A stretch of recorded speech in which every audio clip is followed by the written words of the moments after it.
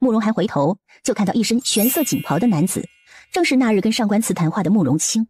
看到慕容清出现，慕容涵冷笑了：大哥出现在这儿，莫不是想看什么好戏？好戏都看完了，二弟的身子骨还是不错的，只可惜啊，这上官慈的小妇人，二弟动不得。他原本还想看看这白青青到底有何本事，谁知看了半天还真是个软柿子。为了不把事闹大，他只好现身。听了陌生男子的话，白青青心里安了半分，幸好对方是熟悉上官慈的，是要保住他的。大哥这意思是要从我手里抢人吗？慕容涵双眼微眯，露出杀意。他这个大哥跟上官慈就是穿一条裤子的。对于慕容涵的敌意，慕容清也无所动容。他手一挥，不知道丢了什么出去，没一会儿便在空中炸开，像是烟花一般。他笑着说道：二弟还是想想找个好的说辞跟父皇他们解释吧。说完，他掠过慕容涵，走向了白青青。莫怕，他一会儿就来。这个他指的就是上官慈。一瞬间，他觉得自己的情绪绷不住了，眼泪瞬间就出现在眼眶里打转。他轻轻地嗯了一声，声音就像是蚊子一样。他吸了吸鼻子，爬起来往回走，去找望宁。慕容清跟在他身后，到了之后去探了探望宁的鼻息，说道：还活着呢，一会儿带回去要太医看看。他的眼泪吧嗒吧嗒的往下掉，过去把望宁抱在怀里，眼神里充满了不安，看得慕容清也是阵阵心疼。二姑娘，上官慈带着人赶了过来，许是跑得急了，气息有些不稳。他找了许久都没有找到白青青，没想到他会在这儿。看着他发丝凌乱，身上的衣服也是凌乱不堪，上官慈蹙起眉头，握紧了双拳。二姑娘。他来到白青青身旁，就看到她一双眸子通红，心里就泛起了一丝痛意。大人，大人！张宁！上官慈喊了一声，便蹲在白青青的身旁。是。张宁上前把望宁从白青青怀里接过去，给抱走了。白青青顺势就扑进上官慈怀里，抓着他的衣襟就哭起来。他是真的害怕呀。上官慈顺手拍着他的后背，柔声安慰着。本座在。他抬头看着慕容清，慕容清只是摇了摇头。当他对视上慕容涵的时候，见到慕容涵露出讥讽的笑意，便清楚了。他薄唇微抿，浑身散发出杀气来。先带他回吧，受了不少惊吓。上官慈冷冷地应了一声，抱起白青青便要离开。离开时，他回头看了一眼慕容涵，冷哼了一声，然后才走的。一路上，白青青紧紧抓住上官慈的衣襟，将头埋在他怀里，发出嘤嘤的哭泣。上官慈知道是他受了委屈才会这般。二姑娘。他开口也不知道该说些什么，看着他凌乱的衣裙上还有斑斑血迹，不由得心里一揪。他清楚慕容涵是个什么德行，他怕白青青受了委屈。无论发生了什么事，二姑娘，本座都在。他不知该说些什么好，只好傻愣愣地说这么一句话。白青青抬起头，双眼通红地看着上官慈。可是，大人方才就不在。大人，我害怕。大人以后都带着我吧，可好？他明知道白青青这是被吓到了，说的胡话，却不知如何拒绝他。好。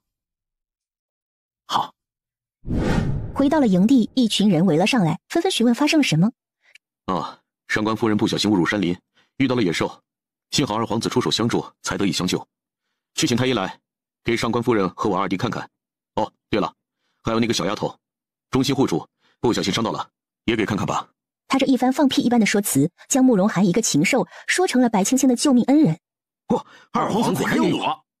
一旁的朝臣们开始恭维慕容涵，而慕容涵则是一副谦谦君子的模样，受着朝臣们的恭维，语气寒暄着。上官慈淡淡看了一眼，转身一手抱着白青青，一手拦住赶来要给慕容涵看伤的太医，拎起了对方的领子，扯着去到他的帐篷。慕容涵握紧了拳头，只好回到自己的帐篷，等着其他的太医来给他看伤。不过他还是很得意的，看上官慈那表情，就知道他现在是敢怒不敢言。自己跟他夫人独处了那么久，他敢说吗？他不敢。这边太医被上官慈拎进来以后，站在一旁吓得大气都不敢出。你还杵在那就是等本座过去请你。这么大一个病人见不到，你那双眼睛是用来喘气儿的。上官慈扭头对着太医劈头盖脸的就是一顿骂，吓得太医赶紧过来给白青青诊脉。由于上官慈的气场太大，吓得他手一直哆嗦。何太医也是壮年时期，怎么手都稳不住了？这双手，何太医若是觉得多余，那本座就命人将他斩了去，如何？何太医也是头一次见上官慈这么得理不饶人，一下子吓得跪在地上，低着头说道：长公大人，贵夫人无碍，只是受到惊吓过度而已啊！老夫给他开点安神的药，吃了就好了。你方才手都不稳，如何确定他没事了？太医冒了冷汗，只好跪在地上低头闭嘴。见何太医半天也闷不出一个屁，上官慈直接给了他一脚，让他滚出去了。大人，我想沐浴。他很不喜欢被慕容涵碰过的地方，哪怕是隔着衣裳，他都觉得恶心。好，来人！待白青青褪下脏乱的衣裳时，他看到原本白皙的后背红肿了一大块。这是……白青青缩进热水里，露出一个脑袋在外面。哼，他想欺负我，我不从，就用簪子刺伤了他，然后他拍了我一掌。白青青说这句话的时候，小心翼翼地看着上官慈，生怕他露出什么嫌弃的表情。听完白青青这话，上官慈心里一揪，却淡淡笑了。日后本座会让人跟着你的，你且放心。好。原本他跟上官慈说过不喜欢别人跟着他，自从吃了今天的这个亏以后，他觉得有人跟着才是幸福的。看着白青青背上的红肿和手腕上的淤青，上官慈忍不住咬了咬牙。白青青见他脸色阴沉，便伸出手抓住他的袖子。大人，我没事。经历了这么一场，他也算是明白了，在这个世界上，权力才是说话的资本。哪怕上官慈现在可以只手遮天又如何？在皇家面前，他还是弱者。放心。上官慈拍了拍他的手，上前替他洗着头发，待将他梳洗干净，把他抱上榻，又去一旁的架子上取来活血化瘀的药油，给他揉搓着。今日之事，本座定会给你个交代。大人，不必了，青青没事，大人也无需因我去与他们交恶。他心里清楚，哪怕权力再大，上官慈也是臣子，哪能因为他去跟一个皇子斗？这不是他想看到的，因为斗不过呀。本来他现在位高权重，就已经有许多人看不惯了。若是再因他去与慕容涵交恶，那上官慈的处境便会更加危险。白青青这话一出，上官慈心里微微有些暖意，他清楚对方是在替他考虑。你无需担忧，替你寻回个场子，本座还是做得到的。本座见你身上带血，可是他伤着你了。他的睫毛微颤，犹如蝴蝶轻轻扇动着翅膀一般，目光里也带着些许怜惜和自责。看得白青青有些心疼，他不喜欢上官慈露出这种表情来，便伸手握住上官慈的手说道：未曾，是我扎伤了他会不会报复？报复？哼，他不报复本座，本座也会报复他的，本座也会报复他的。大人，您不用说的这般直白吧？若是被别人听了去，听去了又何妨？本座不去。他这话说的理不直气也壮，倒是让白青青心里暖了起来。哦，对了，望您那边会没事吧？有太医在，不会有事的，放心吧。上官慈这话刚说完，便听到外面李斯的声音：皇上，贵妃娘娘，您慢点。慢什么慢？本宫胳膊腿就不是萝卜做的，哪那么容易断了？哎呦，这可怜的孩子呀，怎么才一天的功夫就成了这副虚弱的模样？他过去拉着白青青的手，轻轻地抚摸着。瞧瞧，这瘦的都没了，这小手都成干了。白青青抽了抽嘴角，心想哪有那么夸张，才一天而已啊。他想起来行礼，却被高贵妃给摁下了。都伤成这样了，就不用动了。多谢娘娘，还好。他声音有些沙哑，听上去有些难受，这让高贵妃心里就更加不舒服了，幽怨地瞥了一眼皇上。皇上在一旁咳嗽了一声，说道：二皇子说在林子里偶然遇见你，被凶兽追逐，救下了你，伤得如何呀？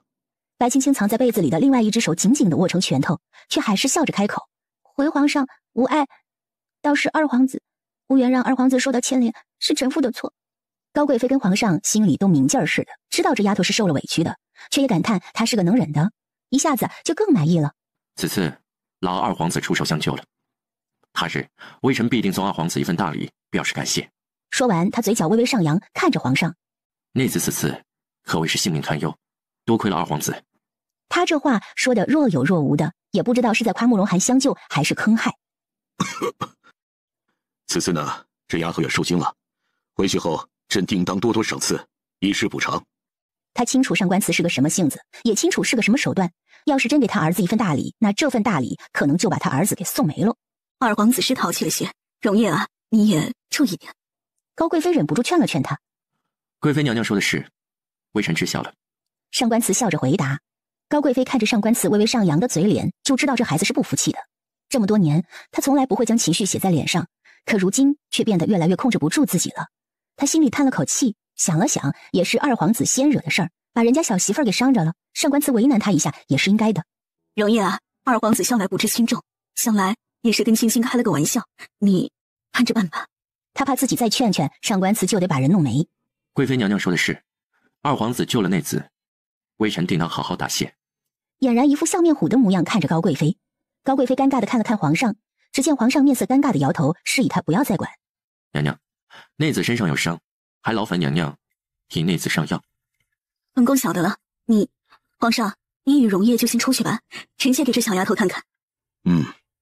皇上点头，看了一眼上官慈，就被李斯搀扶着走了。上官慈看了一眼白青青，也跟着皇上出去了。这药啊，容叶从前一直用的，活血化瘀的好药，你放心，这印子很快便会消失的。他说的这话却让白青青红透了脸。傻孩子，我是过来人，在我面前你无需这般。容叶是个好孩子，只是他身上背负的东西太多了，这么些年也都是一个人过来的，难免有时会考虑不到你的情绪。可他是你的夫君，你也要多担待他一些。白青青不知道为什么高贵妃会跟他说这些，只好乖乖点头，表示他知道了。高贵妃看他也是懵懵懂懂的样子，也就不再多言。到底是怎么回事？微臣不知皇上在说什么。上官慈脸色也拉了下来，站在一旁。不知？你有什么不知的？老实说，到底是怎么回事？你那小媳妇儿为何又会跟老二碰在一起？二皇子说，内子是被凶手追赶着进去的，他恰好出现在那里，救了内子。放屁！你也信？若真是这样，老大为什么又出现在那里？要不是离得远，他得过去给这混小子一顿锤。大皇子路过。那他们可真会赶巧，都赶上你小媳妇遇到危险了出现，是吗？或许吧。上官慈似笑非笑地回答着。好。皇上说了2声好，随后脸上的表情也跟着垮了下来。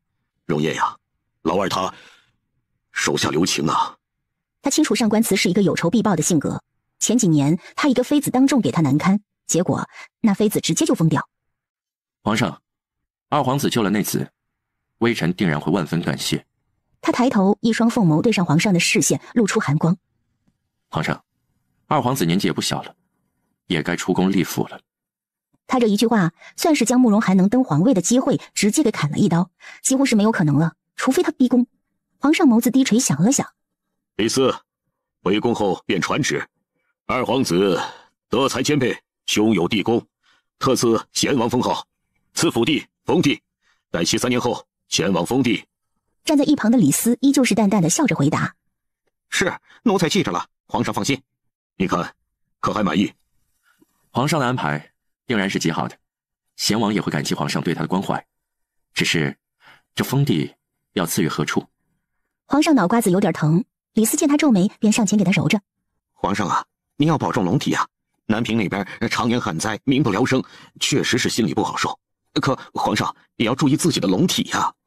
李斯这话看似说起来无心，可听者有意。既然是贤王那边要他去南平吧，好歹也做出点东西来，造福一方百姓嘛。是，奴才遵旨。李斯抬头冲上官慈淡淡一笑，上官慈也承他这个情，便跟着附和。贤王日后定会造福一方百姓。皇上看着这二人一唱一和，呵了一声，他心里有些无奈，却也无可奈何。他清楚自己这个二儿子是个什么性情，他这个儿子与上官慈斗了不是1年2年了，能有机会搞垮对方，就绝对不会留情。想必也是老二想要报复容叶，才会对白青青下手的。也幸好姚家父子被他派去做了其他事，不然这要是被姚家知道，他这二儿子肯定当时就没了。上官慈见皇上面带疲倦之意，便行了礼退下。等他回来时，正巧高贵妃从里面出来。人已经睡下了，须是吓到了，有些睡得不安稳。多谢娘娘。他见白青青趴着便睡过去了，小手还紧紧地抓着被子，模样看起来好似做了噩梦一般，睡得很不安稳。二姑娘，没事了。连续说了几次，才见白青青面色好了些。等白青青醒来的时候，一睁眼便看到上官慈，他晃了晃脑袋，小声说道：“大人，您怎么坐在这儿啊？”上官慈看他双眼通红，就知道他还在委屈里，索性安慰他：“你想安心养着，后面的事交于本座。”大人不必如此的。他似乎可以想象得到上官慈和一个皇子斗的下场，有些怕。二姑娘，你既驾驭了本座，便无需这般小心翼翼的。但凡本座可做的，都不会让你委屈了。有些事这个小丫头不便得知，可她也不需这般，被人欺负了还得忍着。这也是上官慈第一次在外人面前透露出她的手腕。白青青清楚上官慈想要让她安心，可她真的怕上官慈会出什么意外。万一上官慈有什么差池，那她该如何是好？今日这个亏她必须得吃。看着白青青忍让的模样，上官慈似乎见到了曾经的自己也曾这般唯唯诺诺过，为了生计不得不向别人低头，甚至像条狗一样摇尾乞怜。大人这番心意，青青领了，但是大人千万不要因为青青去和二皇子交恶，他是皇子，是皇上的儿子，大人千万不可。本座应你。好，他笑了，双眸恰似夜空里的繁星一般。上官慈嘴上是答应了，让白青青高兴着，可背地里是断然不会这般放过慕容寒的。往后几日，白青青几乎都在帐篷里待着，等上官慈回来了，再带他去外面走走，散散心。望宁伤得不重，只是可能会留下疤痕，这让白青青心里很不好受。这几天下来，也没见他笑过几次。最喜爱吵闹的人突然安静下来，让上官慈也觉得很不习惯。白青青自秋猎回来以后，整个人看起来都病恹恹的模样，脸色始终泛白，这让上官慈看了，心里也跟着疼了他起来。他派季阳去外面搜罗了整整几10箱的女儿家的小礼物给他，也没见他笑过。这日玄霜特意回来，给白青青带了一些新的菜式，要他尝尝鲜。可白青青吃在嘴里还是浑然无味，只能嘴上去夸赞这菜不错。他倚靠在软榻上，望着外面有些失神，就连上官慈来了他都没发现。玄霜冲上官慈摇头，示意白青青一天都是这样发呆的。上官慈朝他摆了摆手，示意他下去。二姑娘，看，今日本座下朝，在路上看见的，觉得挺新奇，就顺手带了回来。其实这小兔子是他从高贵妃那儿也顺手顺回来的。白青青回头看了看，就见到一双红彤彤的小眼睛盯着他。他起来将小兔子接过来，抱在怀里揉搓着，嘴角也扬了起来。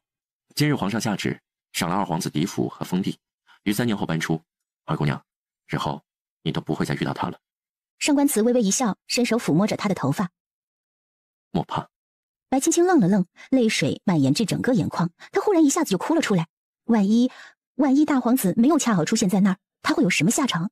想到慕容寒的性子，上官慈也觉得有些后怕。万一他真的出了事儿，自己该怎么办？他越想怒意越深，觉得慕容寒赐了王府还真是便宜他了。大人，您费心了。心情可好些了？他摸了摸怀里的小兔子，又抬头看着上官慈。大人捡这小东西回来是想清蒸还是红烧？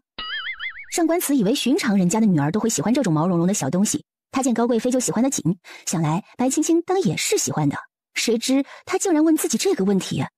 看到上官慈不语，白青青笑了，双眼弯成了月牙状，抱着小兔子在一旁滚来滚去的。淘气。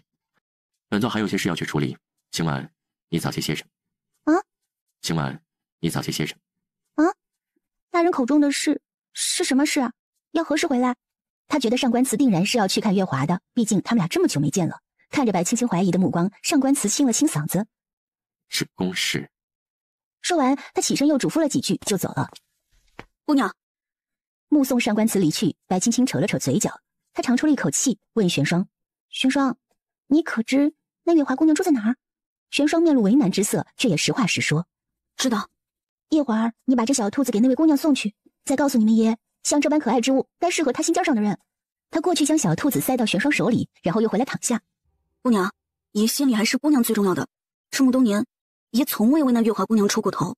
是他从未，还是那月华姑娘说不便？哼，想必那姑娘肯定会说产宫不必为月华操心之类的，对吧？玄霜汗颜，确实月华说的跟白青青说的话都差不多。去吧，玄霜，把兔子送过去吧。他挥了挥手，表示自己累了。是。看什么呢？这一问不要紧，差点吓得张宁掉下去。他回头看到是玄霜，白了他一眼。菜谱。看菜谱做事。玄霜望了一眼坐在一旁凉亭里的2个人，撇了撇嘴。爷说要我找找兔子怎么做才好吃。张宁有些无奈。爷向来呢就不爱吃兔子，怎的今日突然要我找这个呀？你手里是什么呀？张宁忽然看到玄霜手里的兔子。这哪来的呀？玄霜苦笑了一声。他们爷啊，还真是心里不清不楚的，就连自己在意的人都不清楚。没你的事儿，你看吧。说完，他纵身一跃，在空中踏了几步，来到上官慈面前行礼。爷，二姑娘说要属下将这偷崽子送给月华姑娘。她说像她这般珍贵之物，该给爷心尖上的人。说完就将小兔子放下。月华就有些不悦了，不要的东西送给他。月华轻笑了一声说道：这小白兔真可爱，不过既是长工送与二姑娘的，月华怎好夺爱？还是有劳玄霜姑娘给二姑娘送回去吧。姑娘若是不想夺爱，就不该总是留我们爷在这儿，爷也是二姑娘的。玄霜这话说的有些不满，刚说完就遭到上官慈的呵斥。月华心里恨透了玄霜，表面却是伤心的模样。他握紧帕子看着上官慈：长工，都是月华不好。是玄霜口无遮拦，与你无关。上官慈冷眼看了一眼玄霜，又看了看小兔子，把兔子提回去。姑娘说了，都不要。那就丢了，丢远点，别在这碍眼。上官慈大手一挥，将茶盏扫落在地上。长工，二姑娘只是嫌弃月华而已。之后长工莫要来此，免得二姑娘心里不舒服。月华抬起帕子擦拭了一番眼泪，诚恳地看着上官慈。这话说的可把玄霜给恶心坏了。他刚想说什么，季阳火急火燎地赶了过来，对上官慈说道：爷，二姑娘没了。什么？爷，二姑娘没了。什么？玄霜差点没站住，上官慈也是一惊。没了，没了是什么意思？他猛地起身，险些把月华撞倒。你给本座说清楚，没了是什么意思？他打了个冷战，身形有些摇晃地走向季阳。什么叫没了？他一个大活人怎么就没了？二姑娘说想出去走走，结果刚拐弯就被人掳走了。掳走了。上官慈站稳身形，松了口气，反手就给了季阳一巴掌，拍在他脑壳上。掳走了就是掳走了，什么叫做人没了？他还以为人死了呢。季阳也是心里委屈啊，扁扁嘴也不敢吱声，委屈地看着玄霜，想让他为自己求情。结果玄霜瞪了他一眼：这么多年，你也是念过几年书的人，这书都念到了狗肚子里不成？说话没个遮拦。姑娘是被谁掳走的？可曾派人追着？追了，我们追到了姚家，就没敢再追了。走。敢劫他的人，是看他近日平易近人吗？长工，月华紧追着，可他那小身板怎么能追得上上官慈呢？任凭他怎么叫喊，上官慈都没有回头。娘，我听人说你在秋猎上受委屈了，怪女娘不好，让你受委屈了，还找了个没用的男人。娘，大人他尽力了。是啊，二皇子的路都被他断了，也是尽力了。哼，今日来，娘跟你爹一直在想办法进，可是要我们上门勤快了，外人知道了总会说些什么，所以娘就想了这个办法，也让他们挤一挤。白青青汗颜啊，娘，这让人家知道了，会更笑话我们的吧？谁敢？老娘打得他们满地找牙。娘，您对我可真好。白青青窝在姚氏怀里，感受着属于她的温暖怀抱。傻孩子，你是我唯一的孩子，娘不对你好，对谁好呢？娘原本想着等爹娘能够有了功名，好给你许配一个好人家，从此也是夫妻琴瑟和鸣。可谁知竟然这样了。姚氏伤心的哭了出来，她紧紧的抱着白青青道歉：是娘对不起你，娘不该留你一人在那个狼窝里。白青青心里也泛起一丝难过，她心里清楚啊，留她独自一人在白家也是迫不得已的。起初她也怪过姚氏，可后来想想，若是换了她，未必能做到像姚氏这般果断。国家嘛，国家稳定才会有小家，这是姚氏的大爱。娘，青儿过得很好，大人他什么地方都会让着我，府里上下对我也是尊敬有加。只是，娘，你说他为什么就不喜欢青儿呢？白青青轻声呢喃着，这可给姚氏吓了一跳。青儿，你听娘说，上官慈绝非是你的良配，你可懂？他是个宦官，最起码的夫妻之间的人伦，他都做不到啊。白青青想了想，还是将上官慈有些反应的事儿给瞒了下来。娘，我不在乎啊。你看，像你女儿这般，也算得上是数一数二了。不管是容貌还是家世，我也算得上是有头有脸的人物。可他怎么就不喜欢我呢？他就连一个歌姬都比不过。这么些日子以来，他跟上官慈之间坦诚相待也不知多少次了。除了那条界限二人还未曾逾越以外，还有什么是和夫妻有区别的呢？上官慈对他也是极为宠溺，可就是不喜欢他呀。看着女儿沮丧的模样，姚氏有些不知所措。他清楚上官慈的为人，这个年纪轻轻便手握重权的男人，他野心很大，大的姚氏不敢相信。青儿，或许你们是无缘，是否无缘也是本座说了算。上官慈在姚氏话音刚落，便推门而入，略微喘息着。他看着白青青，看到对方红了眼睛，便皱起了眉头。不知白夫人何时喜欢做起了劫人这档子勾当？姚氏刚要跟他吵，就被白青青拦住了。白青青起身朝上官慈行礼：回大人的话，我娘她只是想我了，一时间有些高兴坏了，所以才这般行事。想你？不能去你府上看吗？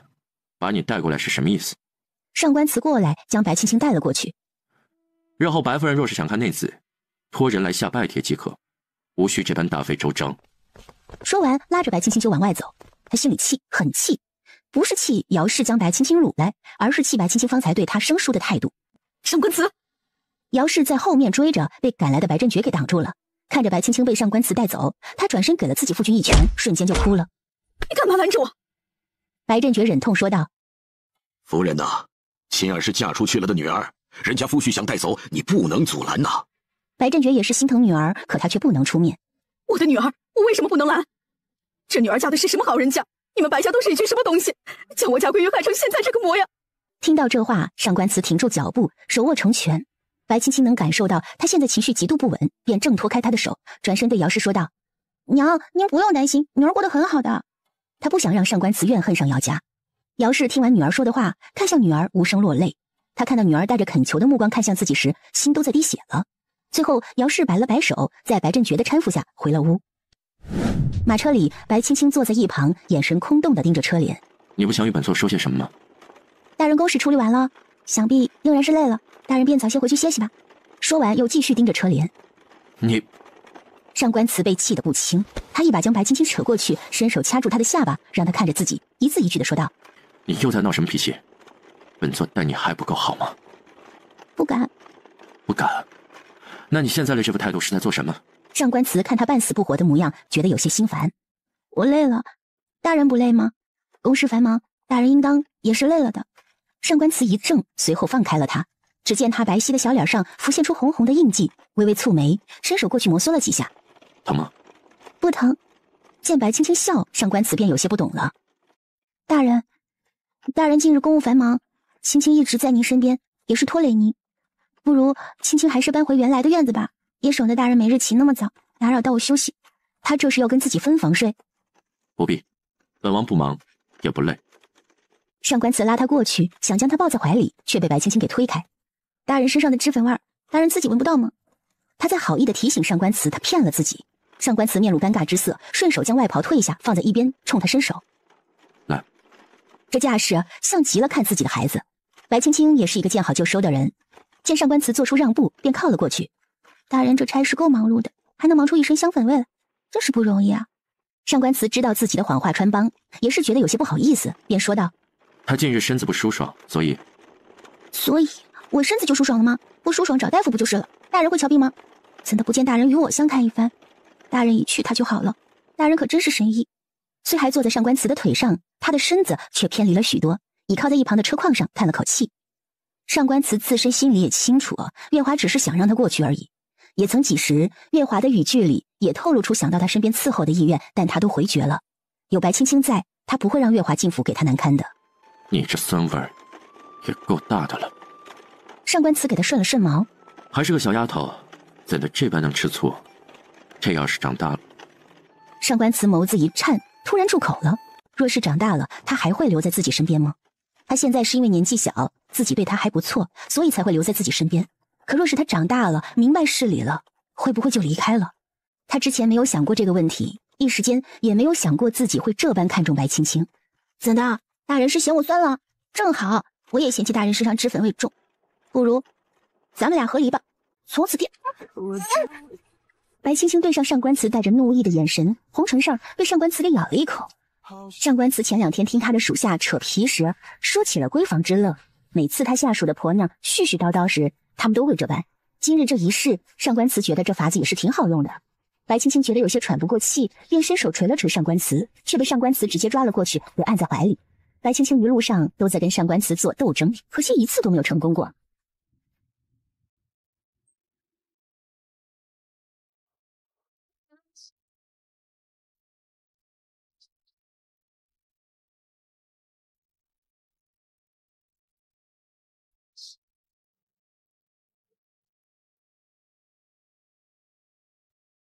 等张宁通知他们到地方时，是上官慈抱着白青青下来的。他将脸埋在上官慈怀里，外人也见不到他是什么表情，看上去就像是睡着了。到了房间，上官慈将他放下时，白青青像是一只炸毛的猫一般，他握紧小拳头，朝上官慈说道：“大人，你若是下次再做出这般登徒浪子的行径，我就去衙门告你。”他也是气昏了头才会说出这般傻的话。上官慈抬手摸了一下白青青被咬破的嘴唇，邪魅一笑：“也去府衙告本座？什么理由？什么罪名？”我……他慌乱间看到上官慈的下嘴唇上顶着一抹红，似乎是鲜血，下意识就把头低下了。上官慈走向他，他就往后退，逐渐把他逼退到床边上。上官慈看着白青青，眉眼都跟着弯了起来。二姑娘，我是你的夫君，这种事衙门是不会管的，哪怕是你告到了皇上的面前都没用。不觉间他觉得有些燥热，看白青青的模样也觉得更加可口了。他上前托起白青青的脸颊，看到那一双恰似春水一般的眸子泛起薄雾，心里有些不忍，抬头替白青青拭去泪珠，柔声问她：“哭什么？就这般委屈吗？”不由得心里一痛，大人也是这般对那位月华姑娘的吗？在这里待得越久，他对上官慈就越放不下，尤其是秋烈时知道他的身体还有恢复的可能性之后，就更放不下了。看着白青青委屈的模样，过了好一会儿，上官慈竟然笑了出来，甚至连眼泪花都笑出来了。你笑什么？白青青气得都哭了，边哭边问他笑什么，最后气得上前抬手捶他，捶了几下，上官慈伸手一揽，将他带到床榻上，随手将纱帐落下。白青青吸了吸鼻子，看着他，显然不明白他要做什么。上官慈望着他说道：“从未。”一句从未让白青青心里泛起一丝甜意，可还是会觉得委屈。他不喜欢上官慈心里装着别人，或许这就是人家说的感情里女孩子总是卑微的那一个吧。你做什么？他看上官慈的手向他袭来，声音都变得软软糯糯的。做什么？问得好。二姑娘想本座做事啊？白青青的脸都红到了耳根子。大人，您保重身子。他好意的提醒了一下上官慈，主要是怕一会儿他觉得难堪。上官慈也明白，只是他不想把这块肉一直放着。本座自有分寸。说罢，伸手去解了白青青的裙子。虽然他此时还做不到，可总有法子去做他想做的事。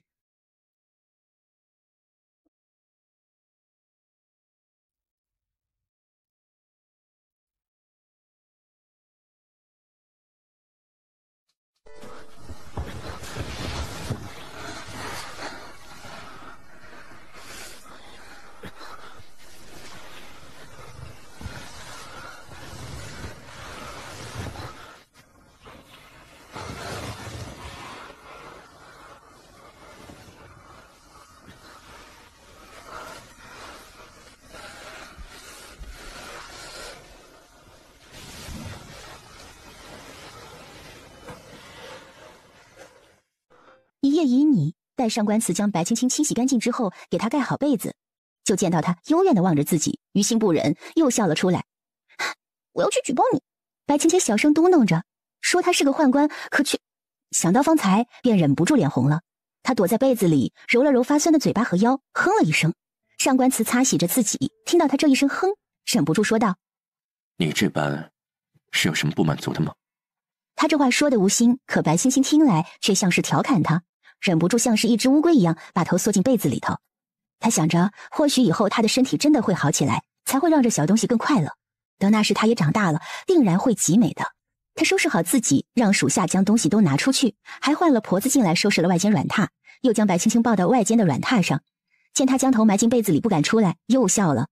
婆子们收拾着东西，心里也是一惊。他们心里都清楚上官慈是个什么身体，但看到这番景象，就开始同情白青青了。好好一个姑娘，却要委身一个宦官。待婆子们收拾完出来，张宁嘱咐他们今日之事不许外传，否则定要了他们的命。婆子们吓得连连答应，恨不得把自己的嘴给封上。人都出去了，你还要做乌龟到何时？上官慈又将她抱回内室，掀开被子以后，看到她红扑扑的脸颊，突然被人掀被子，白青青露出傻笑。她拉住上官慈的袖子说道：“大人，你可是要负责任的。”是了，他们二人发展到如今这一步，已与正常夫妻无异，他可不能再做什么对不起他的事情了。看着他笑得贼兮兮的，上官慈无奈一笑：“你这话说得好，好似本座是那种不负责任的人一般。”大人，若日后再让我发现你和那月华来往，青青是断然不会再理你的。这是他的警告，也是他的底线。上官慈的笑意逐渐消失，他蹙着眉头看着白青青，过了好一会儿才说道：“天不早了，是吧？他这话无疑不是把白青青打入地狱一般，本是紧紧抓着他袖子的手滑了下去。我知道了。他回了一声，转过身子，无声落泪。二人再次一夜未眠。啊，姑娘，这是咱铺子呀，从开到现在的所有账目，请您过目。好。白青青接过账本，开始看起来。他看不懂的字就问孙叔，这样大概断断续续看了1个多时辰才看完。看完以后，白青青心里大惊。他们这段日子里，卤煮赚了2000两，其他的一些菜品1500两左右，那就是3500两的样子，收益嘛倒是挺可观的。白青青欣喜了一会儿，然后看着孙叔，孙叔，过几日我再给您送几个菜谱过来，你们试着做做，你再看看附近哪里有铺面合适，再租下来。哎，好的，姑娘。孙叔应着，又跟白青青学了一会儿字，因为上次他觉得白青青写的字简便，也就跟白青青学了起来。他又教了孙叔一些简单的计算，好用于做账。这一忙就忙到上官祠下朝的时间了。孙叔看外面天色已晚，问白青青是否需要吃完饭再回去，正好也趁着空档给他讲讲他之前说的乘法口诀是个什么东西。白青青答应了，就在账房里等着孙叔来送菜。等候的空档，他将乘法口诀都写出来在纸上，想着一会儿方便给孙叔学。刚写了没一会儿，门就被推开了。他见到黑着脸的上官祠进来，将手里的披风往旁一丢，说道：“我不是跟你说过不用出来了吗？白青青愣了一下，随后笑了：“大人管得真是宽敞，我不来这里还能去哪儿？每天在府上等着大人回来吗？而且大人还不一定会回来呢。”他把东西放好，走下榻来，过去捡起上官祠的披风。大人怎么得空来了？昨夜过后，上官祠的那席话是深深地伤到了他的心。他一时之间不知道该如何面对上官祠。见白青青与他有些生分的模样，上官祠也不知道该如何是好。他不知道白青青为何要这般，明明昨日二人还……他过去拉过白青青的小手，挤出来一个微笑：“二姑娘，是有谁让你心里堵得慌了？与本座说，本座替你做主。”他见上官祠如此的讨好自己，一时心里有些酸涩。谁能让他这般呢？不就是他上官祠吗？没有，是我自己觉得闷了些，想着还有个铺子，所以才来这里看看。怎么说也是我自己的铺子，总该上心的不是？总不可能一直把玄烧放在这里。听了白青青的解释，上官祠松了口气。他还以为白青青不愿意与他做那些个事儿呢。玄霜在这儿就在这了，总归他是你的人，你想他在哪儿，他就该在哪儿。上官祠拉住他的手说道：“与本座回家吧，你不在，府上总是冷冷清清的。”先前府上也是这副模样的，可他自从习惯了白青青的闹哄，突然安静下来，又会觉得不习惯。坐了一会儿，就忍不住迈开双腿过来找他。他想着来了就先去训斥他一顿，哪有女子往外跑，这一跑就是1天的，像什么话呀？可他到了，看到白青青的时候又舍不得了，又怕是白青青介意昨晚的事，所以向他服个软儿。听着上官祠这般说，白青青心里也有些不好受。二姑娘。上官祠看他不搭理自己，便伸手握住他的小手。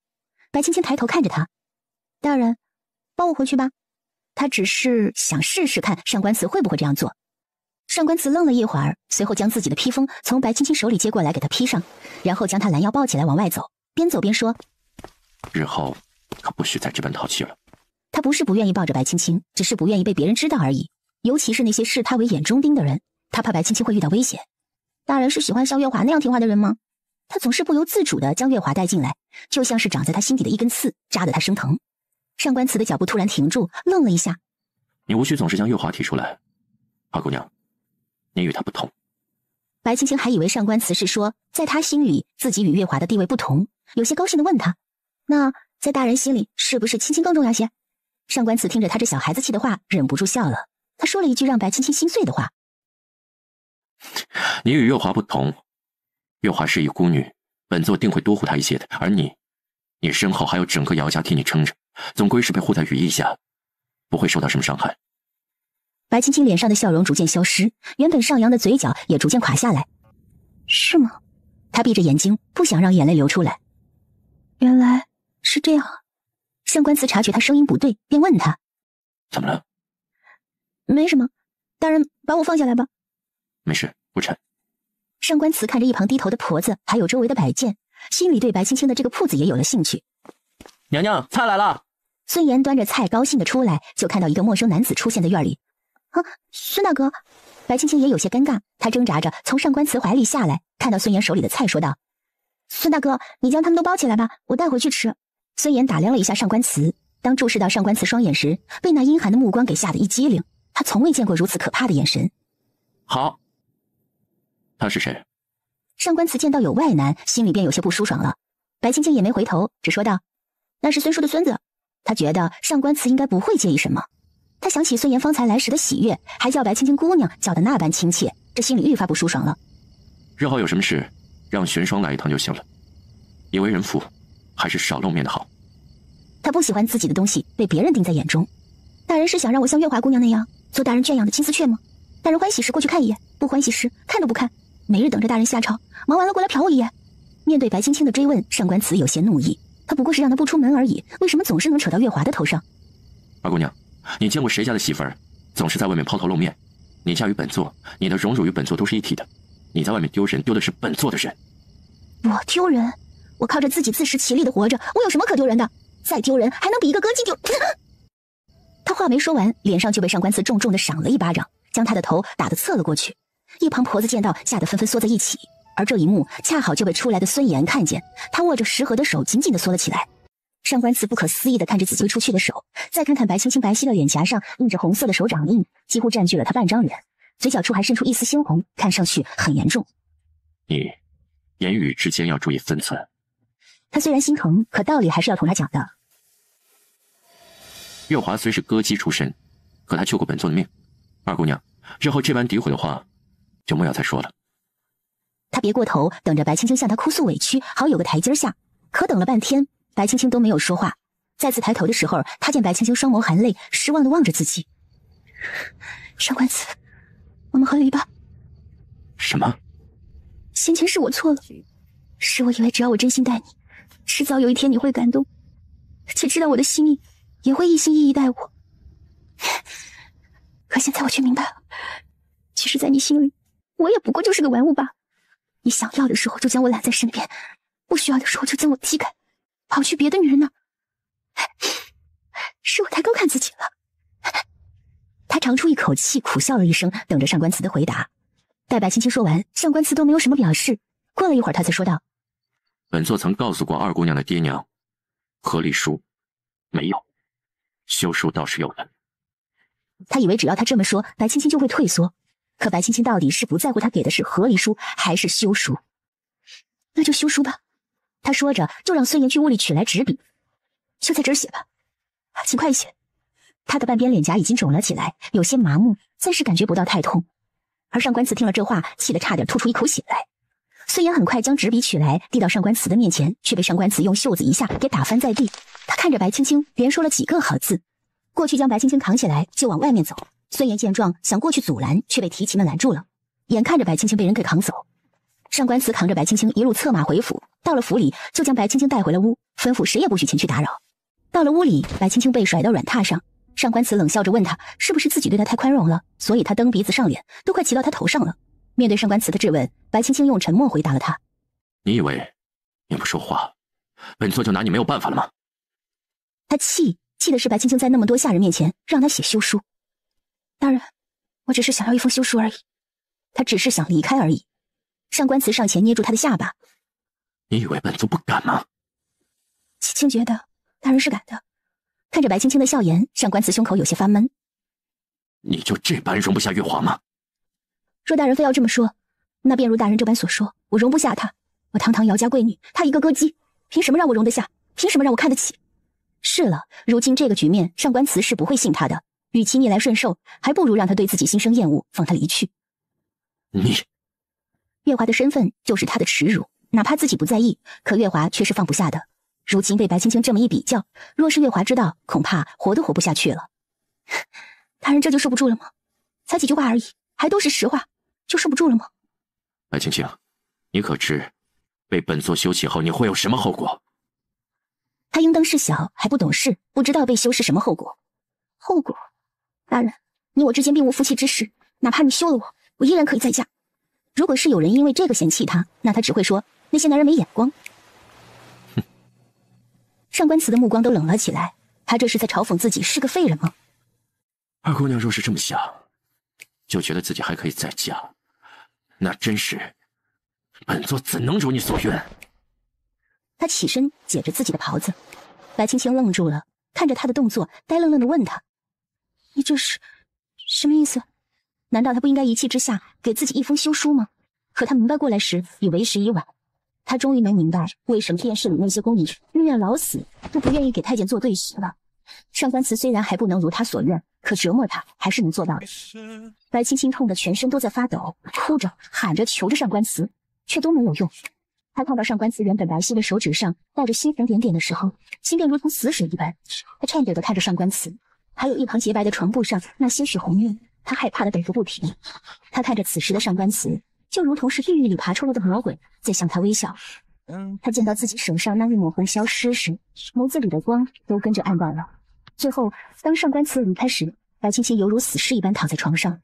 还是玄霜回来时找他，才发现他满身都是斑驳的痕迹，赤裸着躺在软榻上，眼角处都是泪痕，眼神空洞，望着床头。姑娘！玄霜一下子哭了出来，他跑过去拉起一旁的衣衫给白青青盖着，又用被子给她裹得严严实实的，声音都有些颤抖。姑娘，你没事吧？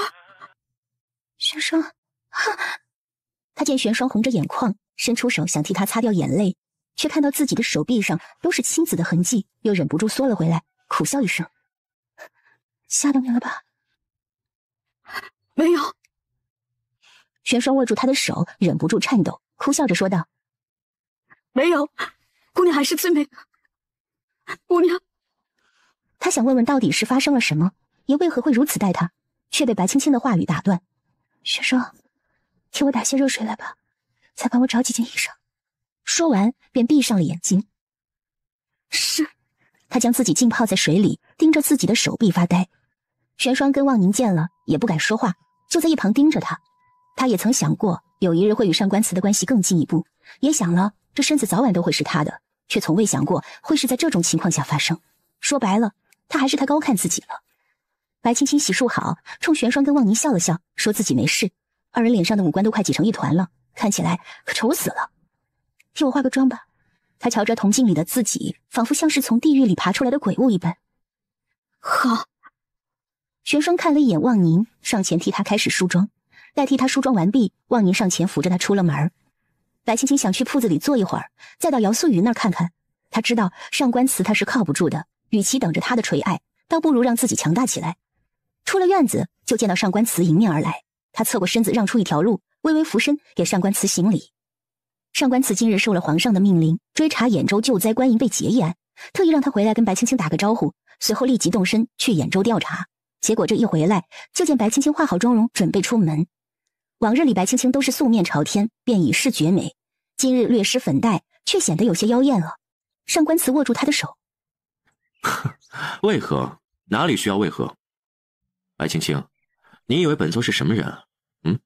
是你想要就要，不想要了就想和离的。”“我何时不想要了？”白青青推开他，踉跄的往后退了几步，带着哭腔说道：“上官慈，你还能不能讲些道理？从我嫁与你到现在，一直以来都是你拒我于千里之外。每次当我觉得在你心里或许有我一席之地时，就会冒出来一个月华。你如今这般对我，也只是因为我说了他那么一句不好而已。”他喊出这些话，觉得眼前这男人真的太可怕了，在他眼里，似乎别人的命都是不值钱的。他头一次见白青青喊得如此撕心裂肺，一张小脸气得通红，往后退了几步，跌坐在地上，无声落泪。“姑娘！”望宁跑过去扶住白青青，跟着哭了起来。上官慈心中动容，想去扶她一把，可看有下人在，又抹不开面子。他承认自己对白青青有了心思，哪怕是用手段也罢，他只想将这个人留在他身边。“上官慈，你若是觉得我碍眼，就放我走好吗？大不了我这辈子都不嫁了，我孤独终老还不行吗？”他觉得自己开始怕上官慈了，他疯起来就真的像个疯子一样不管不顾，包括昨夜，哪怕他哭着求饶，上官慈都没有理会，像极了一朵诱人的花，让人看了便忍不住想去采撷。“你这是又要出门？”上官慈来到他身前，见他往后退了一步，便有些不满。“等弟，本座可是那洪水猛兽，让你见了就躲着。”白青青摇了摇头：“不敢。”“不敢？那你打扮成这副模样是做甚？”“不敢，只是面色有些不好，遮掩一下而已。大人现在回来，是有什么事吗？”“本座要去兖州，你在府上乖一些，莫要去惹事，可明白？”上官慈抬手想去抚摸白青青的头发，却被他给躲开了。只见白青青笑着说道：“昨日与大人商量的那件事，大人可有想好了？”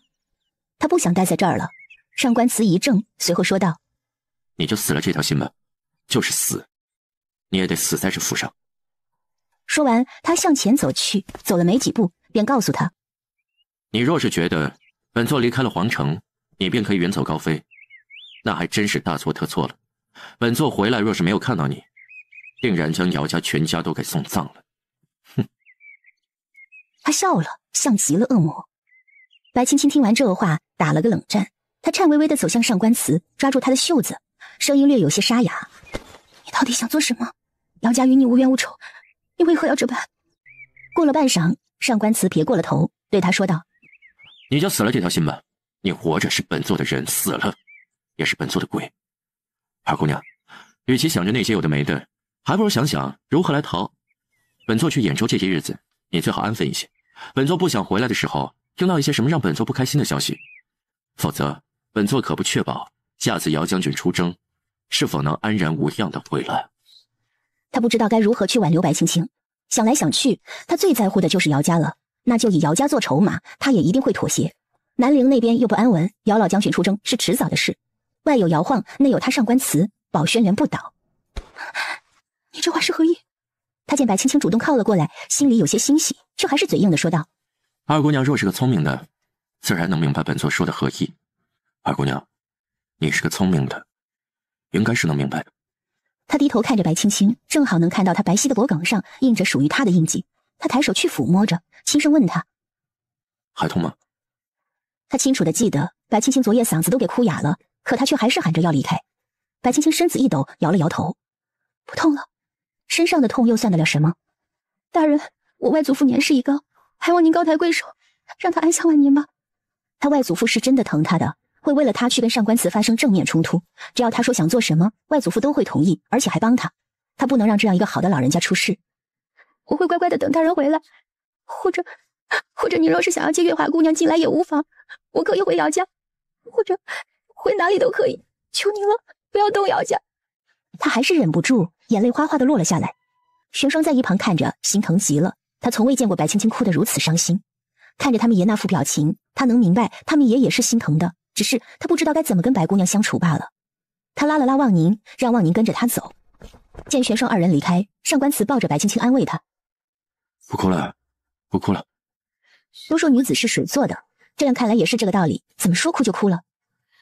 我不会把她接进来的，只要你在，她便永远都不会进来。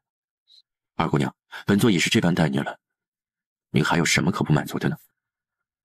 他已经是做到了让步，为什么白青青还要问他那些个烦心的问题呢？我想要一生一世安，一世一双人。大人，你既然做不到，又何必委屈着呢？既委屈了你，也委屈了我。一生一世安，一世一双人。上官慈重复着白青青的话，思绪有些飘远了。会有这种感情吗？若是会有，他娘又怎么会含恨而终呢？男人三妻四妾本是常事，他只有月华一个知己，这丫头有什么好不满的？他当然不明白，如果当年他父亲与他娘一生一世一双人，那他娘就不会死得那般凄惨了。我与月华只是知己罢了。说大人身子好了，又岂会止于知己这一步？大人若是想接他进来，就趁早吧，趁着青青的心还在自己身上，也好放手的彻底。上官慈听到的是白青青的心在他身上，不由将手缩紧了。你说，你的心在本座身上？白青青抬头看着他，觉得有些可笑。现在不在了。你的心只能在本座的身上。他这话说的无比霸道，目光也是带着掠夺性的看着白青青。大人这话说的有些过分了吧？他已经被上官慈突然抱起来给吓了一跳。你放我下去！上官慈一路抱着他进了屋子，砰的一声将门给关上。白青青从他怀里跳出来，一个不小心把脚给扭了，疼得他脸上表情都扭曲了起来。怎地这般的不小心？上官慈扶着他坐到凳子上，蹲下身给他揉着脚踝，叹了口气说道：“哎，你总是说要离开本座，可就你这般笨，离了本座该如何活下去啊？”看着此时上官慈温柔的模样，与昨夜判若两人。上官慈都没发现白青青是他第一个肯主动弯腰的人。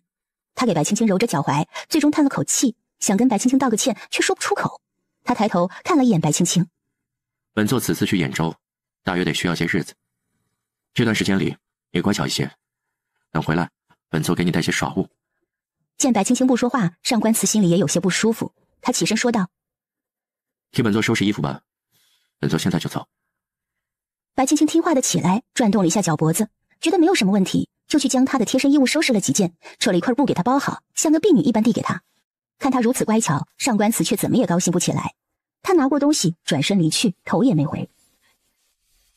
目送着上官慈远去，他动了动嘴角，扯出一个嘲讽的笑来。他转身回到屋里，看着空荡荡的房间，有些发懵。上官慈走了，他心里其实是有些高兴的，可还是忍不住有些失落感。这个家就剩他一个人了。姑娘，大约过了半个时辰，玄霜带着望宁进来，手里还端着一碗汤药，放在白青青的面前，说道：“爷走的时候吩咐了婆嫂了药，说是会让姑娘舒适些。”说着，他将药往白青青面前推了推。他想，这该不会是一碗什么避孕的药吧？不是他看不起自己的这身体，是他觉得就上官慈那个身板，若是行的话，就不会那般折磨他了。他虽然觉得可笑，却还是端过来喝光，苦得他脸都拧到一块儿。玄霜，去收拾收拾，我们准备出去。可是他想提醒一下白青青，上官慈说过不许他出门的，可看到白青青的眼神，便立刻说道：“是。你去找牙婆过来，挑几个伶俐的丫头进来，就放在你手底下调教着。”是。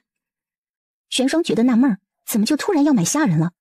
白青青觉得，既然他不能和离，那么绝对也不会让上官慈舒服的。他坐着上官慈妻子的位置，那么就不能白白给浪费。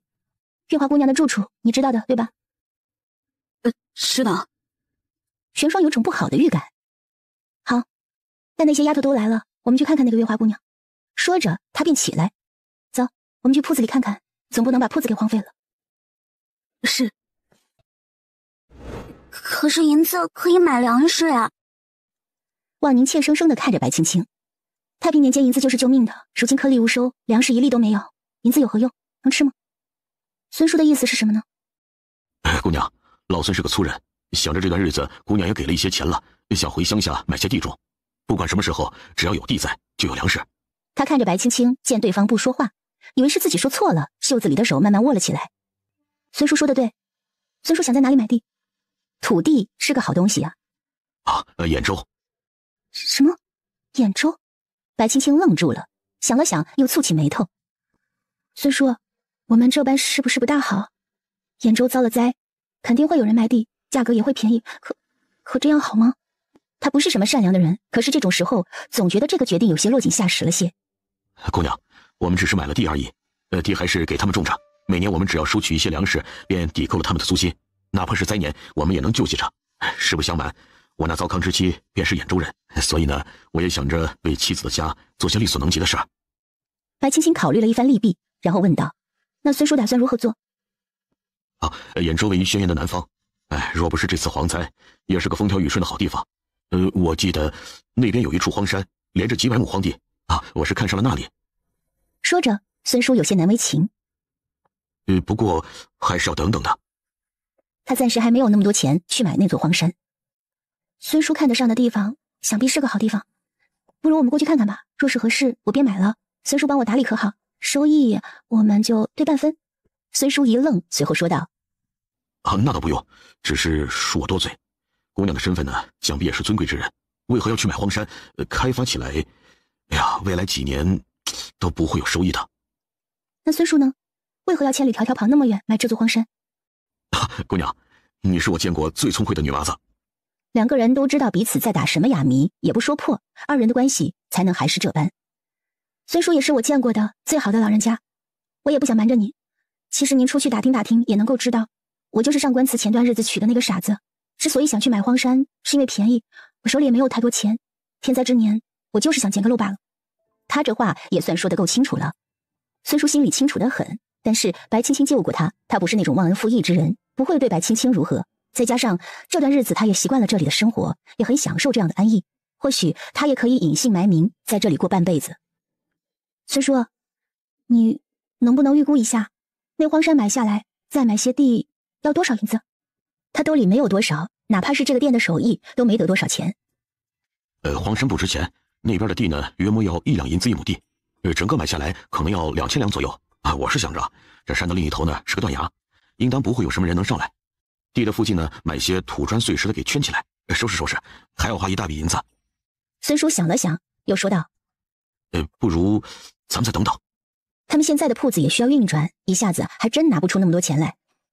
不必，钱的事儿我会想办法。孙叔，你这边准备一下吧，3日之后我们动身去兖州，正好这个时间可以跟上官慈错开。他去的话肯定是在官衙，而他呢，在村子里随便找个地方借住就好了。”好。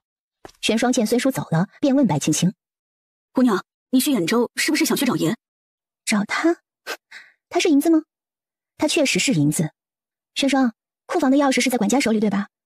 晚上去偷过来，我们偷银子去。他心里不痛快，上官慈啊，你也别想舒服。哪里需要偷啊？姑娘想要的话跟爷说就好了。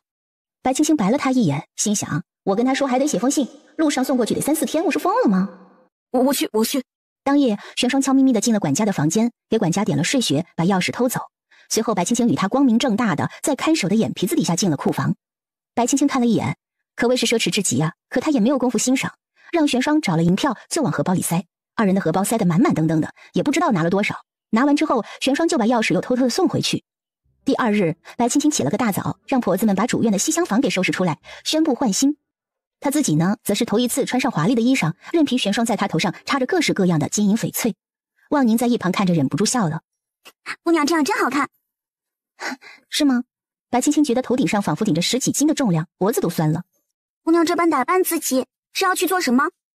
白青青笑了笑：“去接月华姑娘进府。”哐当一声，玄霜手里的紫玉宝石发簪掉在地上。他看着白青青：“姑娘，爷不会高兴的。”他会不会高兴我不知道，但是我会高兴。玄霜，我这也算是做了件好事，成全他们2个，不是吗？他心里总是憋着一口气，根本就做不到再继续忍让。可是姑娘，你明明是瞧不上那月华姑娘，为何还要她进来？白青青放下手里的梳子说道：“是啊，我瞧不上她，可我想知道她到底有什么能耐，能把自己塞进你们家爷心里。与其将这一个个碍眼的东西放在我不知道的地方，还不如放在我眼皮子底下。万一你家爷心情好了肯放我走呢，我还得谢谢他呢。”他这话说出来看似无情，可心里却痛得很。姑娘，其实爷心里是有姑娘的，只是他不肯承认罢了。玄霜从小就跟着上官慈，他也清楚上官慈的为人，他只是自己不知道自己心里有白青青而已，否则早就让他滚蛋了。对于玄霜的这番话，白青青只是笑了笑，没说什么。白妹妹来了，怎的也没让人来通传一声？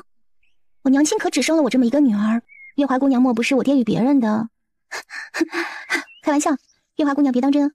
他瞧见月华的脸色都变了，眼眶泛红，就忍不住冷笑起来。你怎的这般说话？我家姑娘哪里得罪你了？你要这般羞辱她？一旁的婴儿看不下去，上前要找白青青理论，被月华给拦了下来。侮辱！你家主子自己想认这个亲，我不过也是说了个事实而已啊。你若是觉得不服气，就先让你主子闭上嘴，别乱攀亲戚。再者，月华姑娘莫非是进府与我姐妹并称？她甜甜的笑了一声。月华身形一颤，婴儿赶紧扶住她，快坐下吧，别一会儿晕倒了，到时候你的厂公可不会来看你了。这是何意？月华心里一惊，难不成是厂公不在，他想把自己给杀了？看月华的表情，白青青忍不住冷笑：“哼，月华姑娘不要多想，是你的厂公大人去了兖州公办，临走前特意嘱咐我来带你回府的。”什么？他惊呼了一声，面色上也带着喜悦，随后又皱着眉头对白青青说道：“白姑娘，我与厂公之间，并非像你想的那般。”哦，我想的那般，那是哪般啊？白青青看他这模样，就没了兴趣跟他浪费时间。既然月华姑娘不愿意，那我便让人去回了厂公，说你不愿入府。玄霜，我们走。说着，起身带着丫鬟便想离开。白姑娘，月华站起来，来到白青青面前，看着这个比自己年纪还小的女子，忍不住妥协了。这是厂公之意，月华愿意去的。看他欲拒还迎的样子，白青青在心里骂了一句：渣渣。既然如此，那便走吧。说完，他头也不回，便径直离去。月华在后面看着他的背影，咬了咬下唇，对婴儿说道：“走。”他跟着上官慈那么多年，今日也总算能入他府了。不管是怎么进去的，只要他进去，他就一定会将这白青青赶出上官府。白青青出来便上了马车，让人走了。月华以为白青青会邀他同坐，谁知白青青压根就没有搭理他。无奈他只好与几个丫鬟一起在后面走着。婴儿扶着月华走着，脸上表情有些痛苦，而月华心里的恨却也无法表达出来，只能暗地里掐着婴儿的手，而婴儿就只能忍着。原本半个时辰的路程，白青青愣是左转右转，转了1个多时辰才到。他忘不了上官慈因为月华打了他一巴掌，该报复的时候他可是不会手软的。月华一进门就就把上官慈留在府里的一些暗卫跟管家给吓了一跳。管家赶紧让人修书一封，快马加鞭去追上官慈。管家冷汗都冒出来了，见玄霜从院里出来，他将玄霜一把拉过去，问玄霜是怎么回事。姑娘说了，也喜欢月华姑娘，所以他就给接进来了。你们都当主子伺候着就行了。反正姑娘是要离开的，要你们早点习惯一下新主子。看着玄霜离开，管家赶忙去吩咐人给月华那边送了吃食点心。他又亲自过去询问是否哪里有不周到的地方。都跟管家说了。说了，管家也去了西厢房了，出来的时候挺高兴的。姑娘，你确定要将他留在这里吗？留啊，不留我带他回来做什么？当花瓶摆件啊？咱家的摆件可是不需要吃东西的呢。你说上官慈他会不会感激我？也算是圆了他的一个梦吧。玄霜没敢接这话，心想爷他会不会感激你我不知道，但是爷知道了肯定会怒的。哎，对了，从这里到兖州需要多少天啊？快马加鞭不到3天。白青青算了算，好，我知道了，明天去把家里的奴才们都叫过来，去给月华请安，告诉他们月华才是这个家里的主子，都注意些。是。玄霜虽然不愿，却也同意了。行了，别不高兴了，你们最好是盼着上官慈与我和离，才是对我最好的。白青青说着，又将二人推了出来。不早了，你们都早些歇息，明日我们还有事呢。听着外面没有声音了，白青青这才走到床边，瘫坐在上面，最后哭了出来。她今天把月华接进来，那她与上官慈也就到此为止了。第3天的时候，他们在官路上遇到一袭人马从对面而来，而对面腾起而来时掀起的一阵尘灰，正好起了一阵风，掀起马车的帘子。白青青向外看了一眼，便看到一抹熟悉的身影蹙眉策马而过，是上官慈。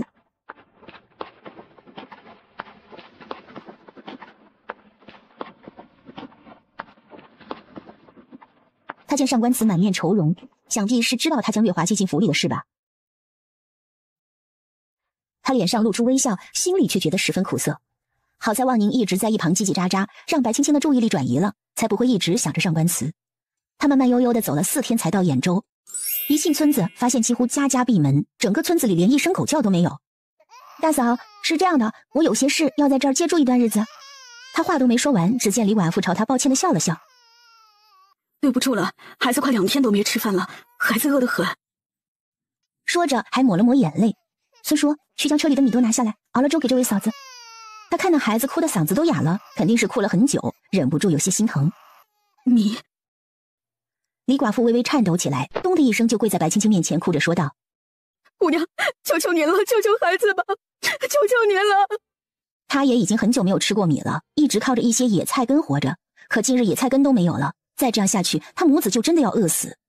哎，大嫂您别这样，玄霜，你去帮着熬粥。白青青把李寡妇扶起来，只觉得李寡妇双臂硌得慌。她扶着李寡妇坐到一旁，安慰她说道：大嫂您别急啊，我已经让人去熬粥了。她蹙着眉头，只是听孙叔那么一说，她还没觉得怎么样。可如今来了一看，这村子里的人剩下的都没几个了，年轻的都出去逃荒，年纪大的基本上也饿死，剩下的妇孺也只能在这儿等死。说是上官慈来这边赈灾了，可他到了这里看到的却是民不聊生。他那般匆忙的回去，也定是怕自己负了月华去吧。望宁，你去把我们带来的粮食让玄霜留下咱们几个人3天的量，其余的都带到李正家，让李正熬了给村里人分一分。他待个几天就走，也不需要那么多粮食。好，我知道了，姑娘。大嫂，我听说上面来人赈灾了，怎么这里还是这般呢？上面是派了几位大人，可这附近受灾的村子太多了，官爷也管不过来。再者，他们带来的都是银子，也未必能到我们手里。就算到了，这银子有何用？李寡妇这话说的有道理，这个时候这些银子跟石头就没什么差别。白青青跟李寡妇又聊了一会儿，玄霜他们端着粥进来了，让李寡妇给孩子喂了一点米糊。吃饱的孩子闹了一会儿便睡过去了，他们又让李寡妇把剩下的粥都喝了。吃了一顿饱饭，李寡妇跪下哭着给白青青道谢，看得她心里有些不舒服。李寡妇将房间收拾出2间给白青青他们住着。刚收拾完，李正就带着人过来，进来几个模样憨厚的年轻人，一进来就冲着白青青跪下：谢谢小姑娘救命之恩，谢谢小姑娘。白青青也是头一次遇到这个场景，一时间不知道该怎么办，看了一眼孙叔，孙叔忙过去把他们都扶起来说道：呀，你们的年纪啊都比我家姑娘大，你们这般不是折她寿命吗？啊，快起来吧，都是穷苦人出来的，我家姑娘也能体会你们的苦楚。想必李正也都和你们说了，要是你们来是帮忙做长工的，除了银子还管饭。孙叔是想在这里找一批能够看家护院的人，而且够忠心。他们这一次不过是举手之劳而已，救的却是他们的命，这笔买卖很划算。知道。姑娘，听说您是买了那边的荒山啊？是啊，怎么有什么问题吗？不，没有问题，只是……那汉子脸红了起来，慢慢吞吞地说道：姑娘，那儿离我家近，我家有几亩地也在那儿，不如姑娘把我一起给买了吧，我给姑娘做牛做马。他家里穷，目前家里还有个老母亲，他知道今天在这儿的这几个人肯定都是大富大贵的，若是能依附他们，那自己跟老母亲可能还有活下去的希望，主要是他们管饭呀。白青青被这个架势给吓到了，他还从来没有买过男人，哪怕是个仆人。孙叔见白青青像是吓到，忙上前一步挡在白青青的身前。这个呢，等日后再说啊。今儿找你们来呀，是想让你们帮着把那边的荒地先给清理了，再叫上几个汉子，看哪里能买到粮，尽管去买，钱呀我们来出。孙叔想带白青青去看看荒地，明日就让他回去。灾年慌乱，他在这儿也不够安全，到时候自己再派人过来收拾就好了。等到什么时候建成了，他再过来看看就行。话说到这里，就全由孙叔去处理。为何这里的草这么多都没人吃呢？白青青问了一句，孙叔却笑了。这个草不能吃的，吃了会坏肚子，不然他们怎么可能还在呢？这话说的白青青脸红，有点不好意思。对了，昨日托几位大哥去买米，可买到了？买到了。不过买的是糙米，精米太贵了，要10两银子一斤呢。这糙米才5两银子，少了一半呢。姑娘给的银子，我们也不能浪费您的银子，不是？那汉子挠了挠头，又继续干活。这一点倒是让白青青刮目相看。他是有买下这个汉子的想法，让他在这里看着也不错，毕竟是土生土长的当地人，很多东西肯定比他熟悉啊。姑娘啊，大致就是这个模样了。到时候我找人把这收拾干净，姑娘再来看看。姑娘出来的日子够久了，该回了。他是怕上官祠发现人没了，会派人来捉拿。白青青倒是不以为然，他想要再等等。这个时候估计上官祠还没到家呢，也不知道他将月华接回了府里，他等等再回。若是上官祠找来，那么也得过个几天才能到，还不急。孙叔，我再待几天，等回去了可就没这么闲了。他这话另有所指，孙叔也能听得出来，就不再多说什么。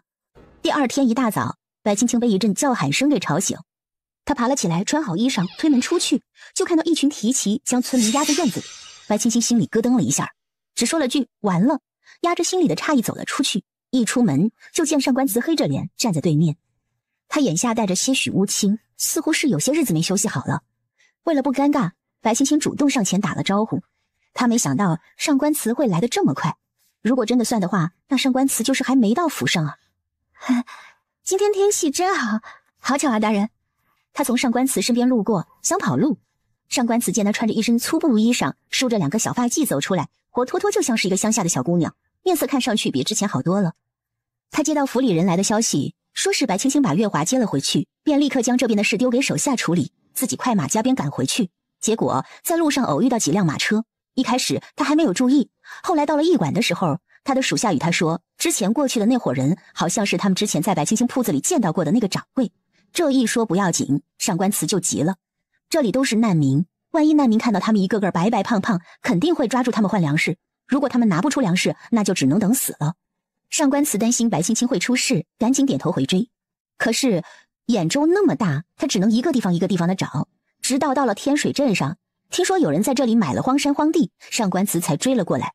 他记得白青青曾经说过，只要自己有钱就会买地买房，万一拆迁那他就富有了。虽然他并不懂拆迁是什么意思，可还是追了过来。好巧，你不该跟本座解释一下，你为什么会出现在这里？上官祠走到他面前，伸手拉住他的手，无奈地说道：你将月华接进府了。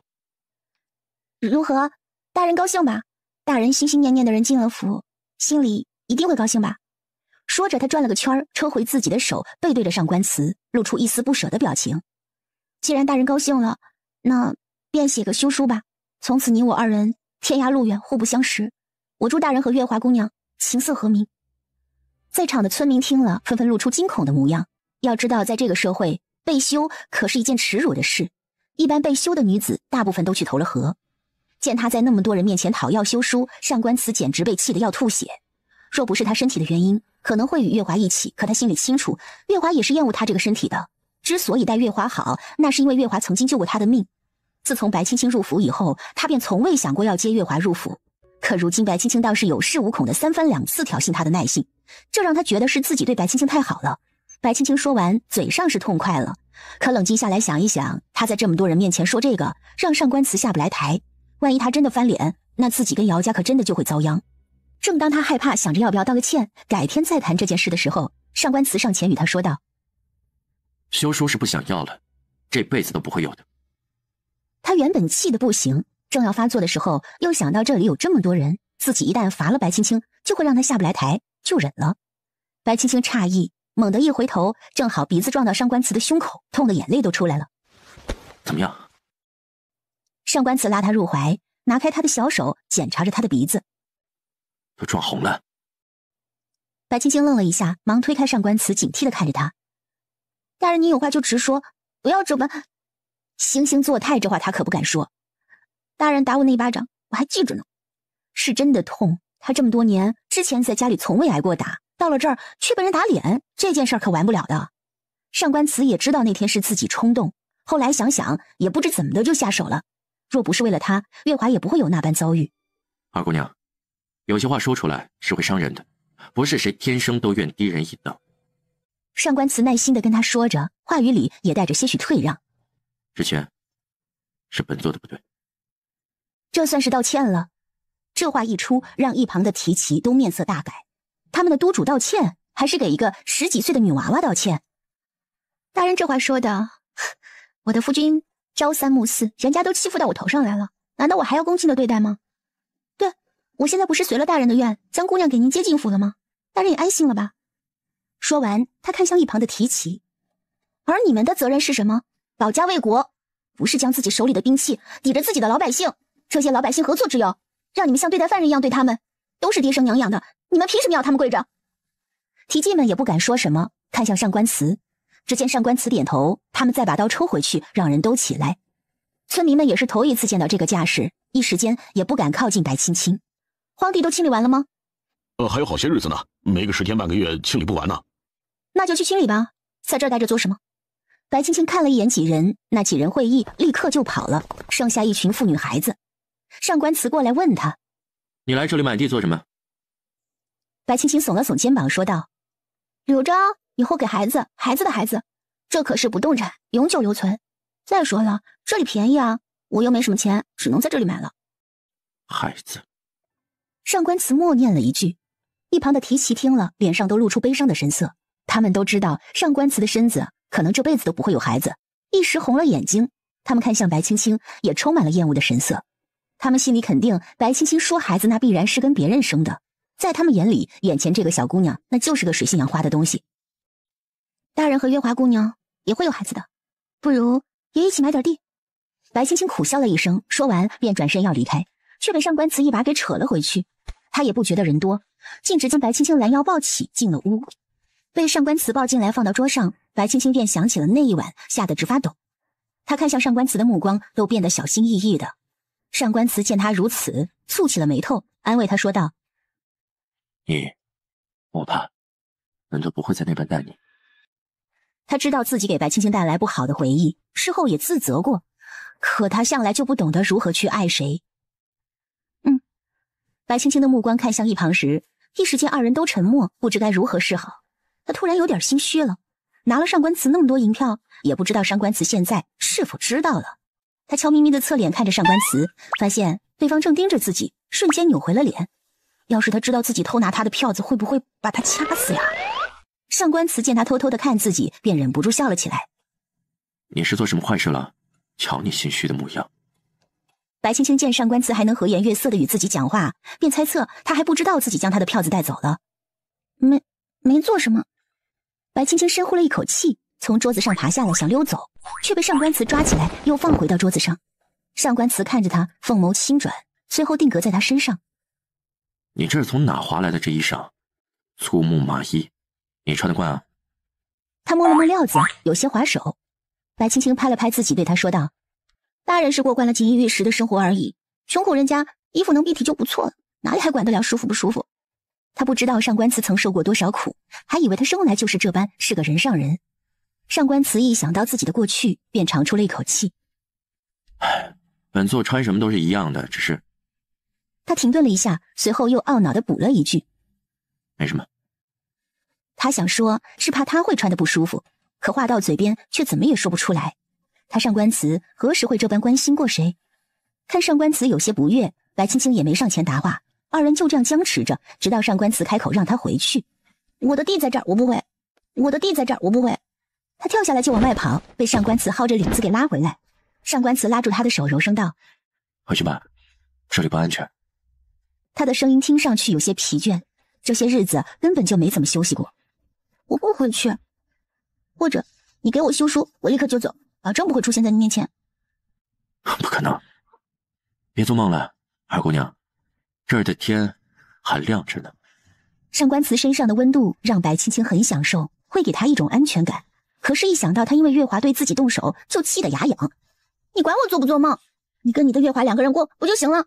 为什么非要我夹在中间呢？肉夹馍很好玩吗？碰完他再来碰我，你不觉得恶心吗？你不恶心，我还恶心呢。上官慈听着这话，越听越觉得酸。他低头看向白青青，过了一会儿说道：小丫头，你不会是酸了吧？酸？我还臭呢。白青青说完就愣住了，随后看了一眼上官慈。我没有。他不会承认的，哪怕他是真的妒忌月华。别闹了，先回去，日后我会与你说清楚。说不说都一样。大人，我们就散了吧。散了。上官慈冷笑，是他太纵容这个人了，让他一而再再而三的来挑衅自己。什么时候轮到你说散了？马上回去，否则本座让人把你绑起来。白青青望着上官慈说道：大人确定是想让我回去？大人就不怕我回去了，找个人下药把你月华姑娘给毒死？我没那个度量，你若是要我回去，我是定然不会放过他的。那你为何还要将他带回府里？上官慈有些看不透他了，明明不喜欢，还要把人带回去添堵。不是你喜欢吗？白青青反问，这让上官慈愣住了。难道是因为自己喜欢，所以他才这么做？见上官慈不再说话，白青青摇了摇头出去了。他一出来，院子里的提旗个个都把视线移到他身上。他没好气地说道：看什么？不是让你们来赈灾的吗？看着我能赈灾啊？外面的人都不知道饿死了多少，你们还在这里看。他在上官慈那儿吃了亏，总得找个地方把场子找回来呀。提旗们虽然心里不愿，却也不敢吱声。他不想看到上官慈，至少自己的气还没消呢。走到一半，他又忽然停了下来，往后一看，正是上官慈带着一队人过来。他突然就慌了，说是被上官慈见了那么大的山河荒地都是他的，肯定会起疑的，因为他根本就买不起。孙叔，劳烦您替我看着点，我想起来自己还有些事务，我先回去了。说完，他扭头就跑。上官慈见白青青向他跑了过来，还以为他会像往常那般扑到自己怀里，便微微抬起了手。结果白青青从他身边一溜烟走了，留下上官慈在原地看着前方。就这么走了？上官慈呆愣愣地看着自己伸出去的双手，空空如也。都督，提旗们看不下去了，说道：要不我们去给您抓回来？上官慈猛然回头瞪了他们一眼，去把各处的难民都聚集起来，看还有多少人在，将我们带来的粮食先分给老弱妇孺，再将人口上报。是。提旗们随声散开了去。待提旗们散去，上官慈顺着白青青消失的地方追去，也不知道找了多少个地方，在一个小溪边上找到了他。看他盯着溪流出神，便走过去问他：在看什么？鸳鸯。上官慈顺着他的目光看去，一对鸳鸯在溪水里面嬉戏，酷似神仙眷侣。他们感情真好啊！你看，他们一辈子都只有一个伴侣呢。白青青有些向往。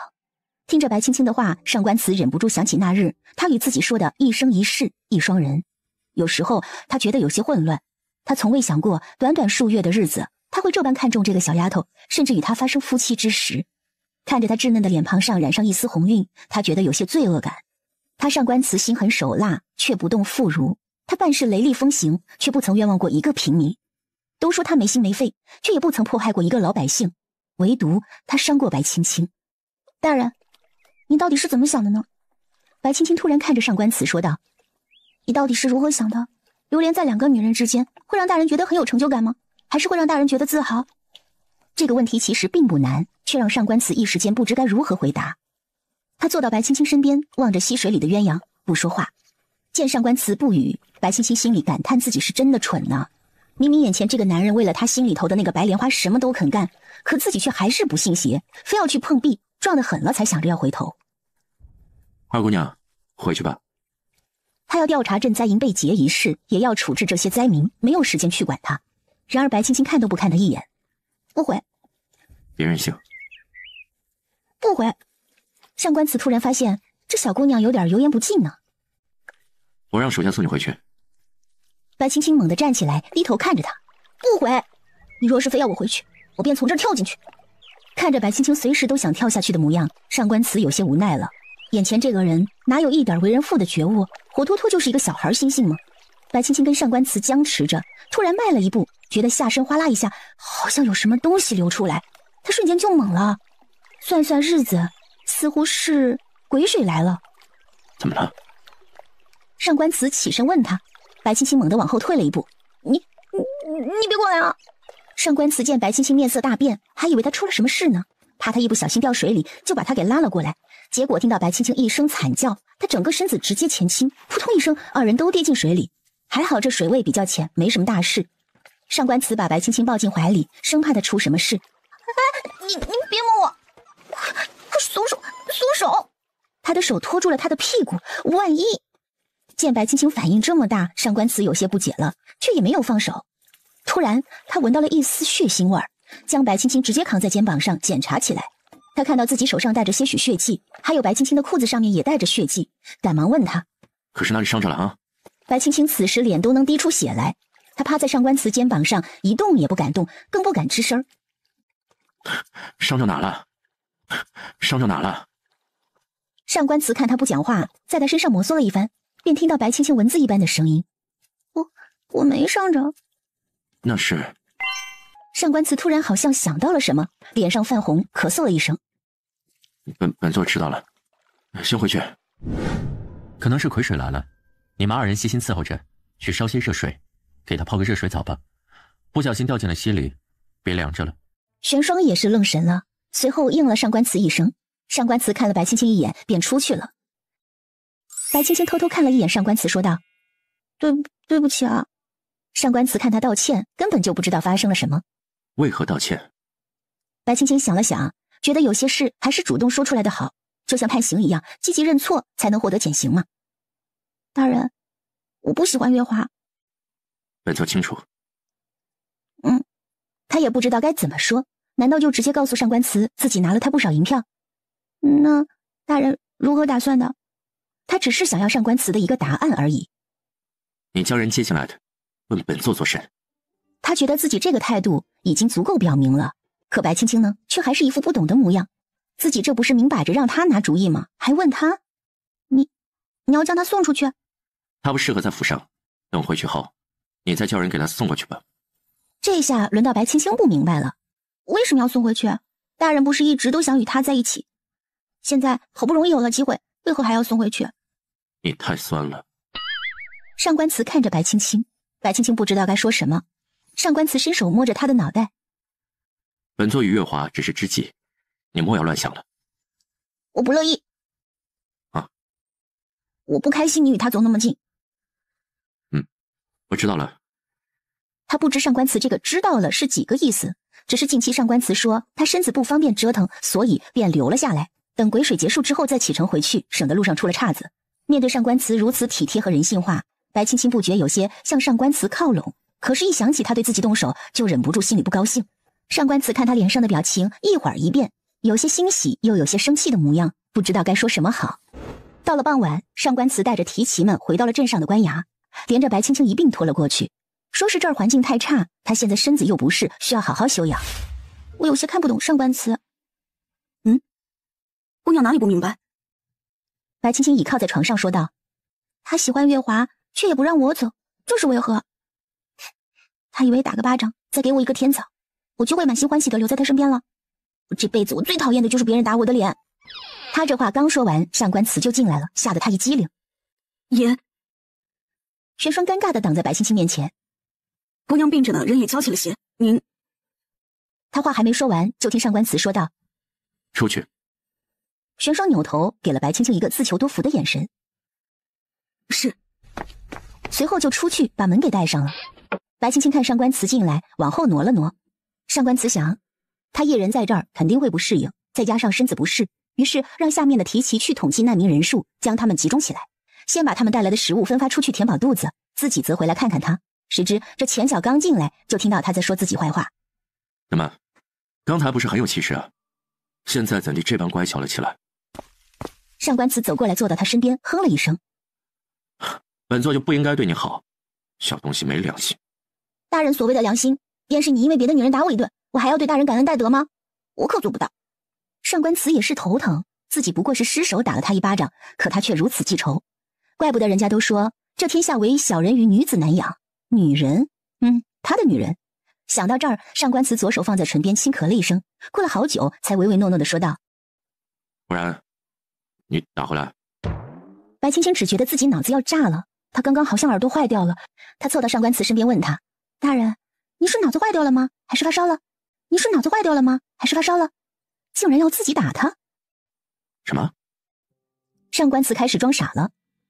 你听到了什么？看他一脸茫然的模样，白青青觉得奥斯卡欠他一尊小金人呢。哼，没事儿，我聋了，幻听了。上官慈淡定的了一声，表示白青青自己听错了。实际上他心里也跟着慌了起来，嘴就是不受控制的说秃噜了嘴。这白青青要是反应快点打了过来，他也不能说什么，主要是非常丢人。白青青也懒得与他争辩，身子还不舒服呢，总觉得胸口像是闷着一口气，想发脾气。最后他问上官慈打算如何处理这些灾民，把自己的注意力给转移了。已经上报给皇上了，无论如何先派人送些粮食来，明日我派人去附近没有受伤没有灾情的地方，先去买些粮食来，给村民多少吃一些，免得更多的人饿死。他觉得有些头疼，这事儿兖州的官员瞒的时间太长，死的人也太多，基本上都快死绝了。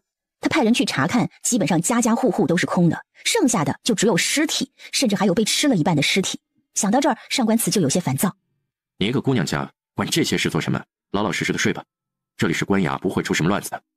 瞧着上官慈心情不好，白青青也不再说什么。借着烛光，他见上官慈愁容满面，下巴上的青色胡渣显得他有些疲倦，气色也差了许多。大人，不早了，该歇息了。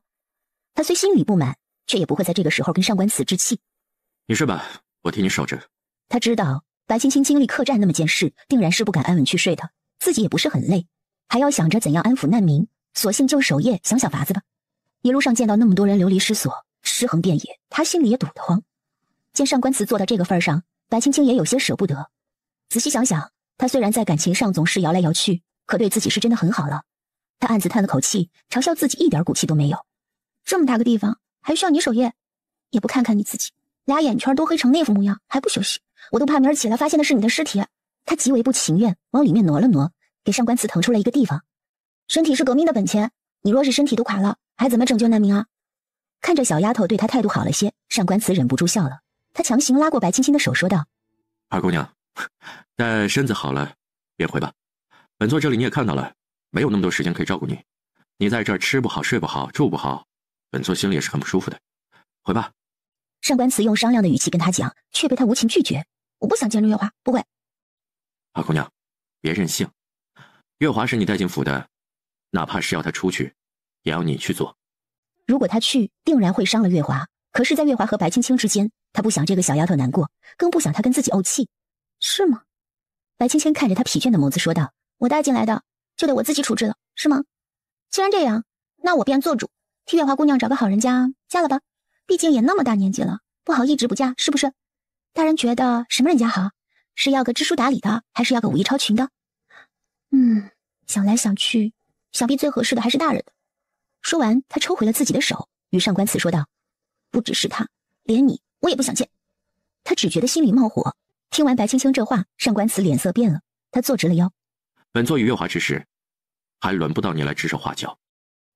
他这话刚说完，就看到白青青露出错愕的神色，随后哦了一声，转身倒头就睡下了。望着白青青的背影，上官慈觉得烦心，索性出去处理公务了。听到关门的那一刻，白青青眼泪跟着落了下来。他到底是没有办法向上官慈低头，做不到的，倒不如惹得上官慈生气，最好放他离开。他等了许久都没见到上官慈回来，于是便独自睡了过去。这一觉睡得都不怎么安稳。半夜上官慈回来时，见到他紧紧地抱着被子，好像受到惊吓一般。他走过去，合衣躺下，感受着身边的人，他莫名的有些心安。等这灾难过去了，他也该考虑一下如何处置月华了。上官慈原本找了一块墓地，打算安葬那些死去的难民，可白青青却与他说道：“活埋，尸体腐烂之后只会让细菌更多。现在这个情况，还是将那些人焚烧比较好。”这话让上官慈与一旁的提奇身体一颤，他们心里人死落叶归根，可若是一把火烧了，那不就什么都没了？这可是大不敬啊！活着的人才算是人，死了的那就是一块肉。人死如灯灭，大人应该为了活着的人考虑。上官慈原以为他只是不懂事，现在才发现他还心狠手辣呀！一时间，他竟不敢让白青青回去与月华独处了。他怕等他回去的时候，月华只剩下森人白骨。看上官慈不说话，白青青也不知道他在想些什么，以为他难过，便上前去劝着：“大人，如果这个时候不做好处理，那么一旦发生瘟疫，后果只会更严重。你忍心看着兖州蝗灾过后，再因为瘟疫人都死光吗？”看着白青青紧张的模样，上官慈眯了眯双眼，打量着他。这白青青之前可是出了名的草包傻子，可自从这丫头进了自己的府邸，根本就看不出来她是个傻子，反而比常人更加通透。怎么了？没什么。二姑娘这番见解，却非常人之会。上官慈说完，白青青就愣住了，心里有些发慌。我出去走走。说完转身就跑了。上官慈见他的身影消失在自己面前，眯了眯双眼，手一挥，一名黑衣人出现在他面前。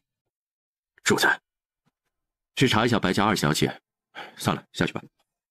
他心里有些烦乱，头一次让他觉得心里发毛。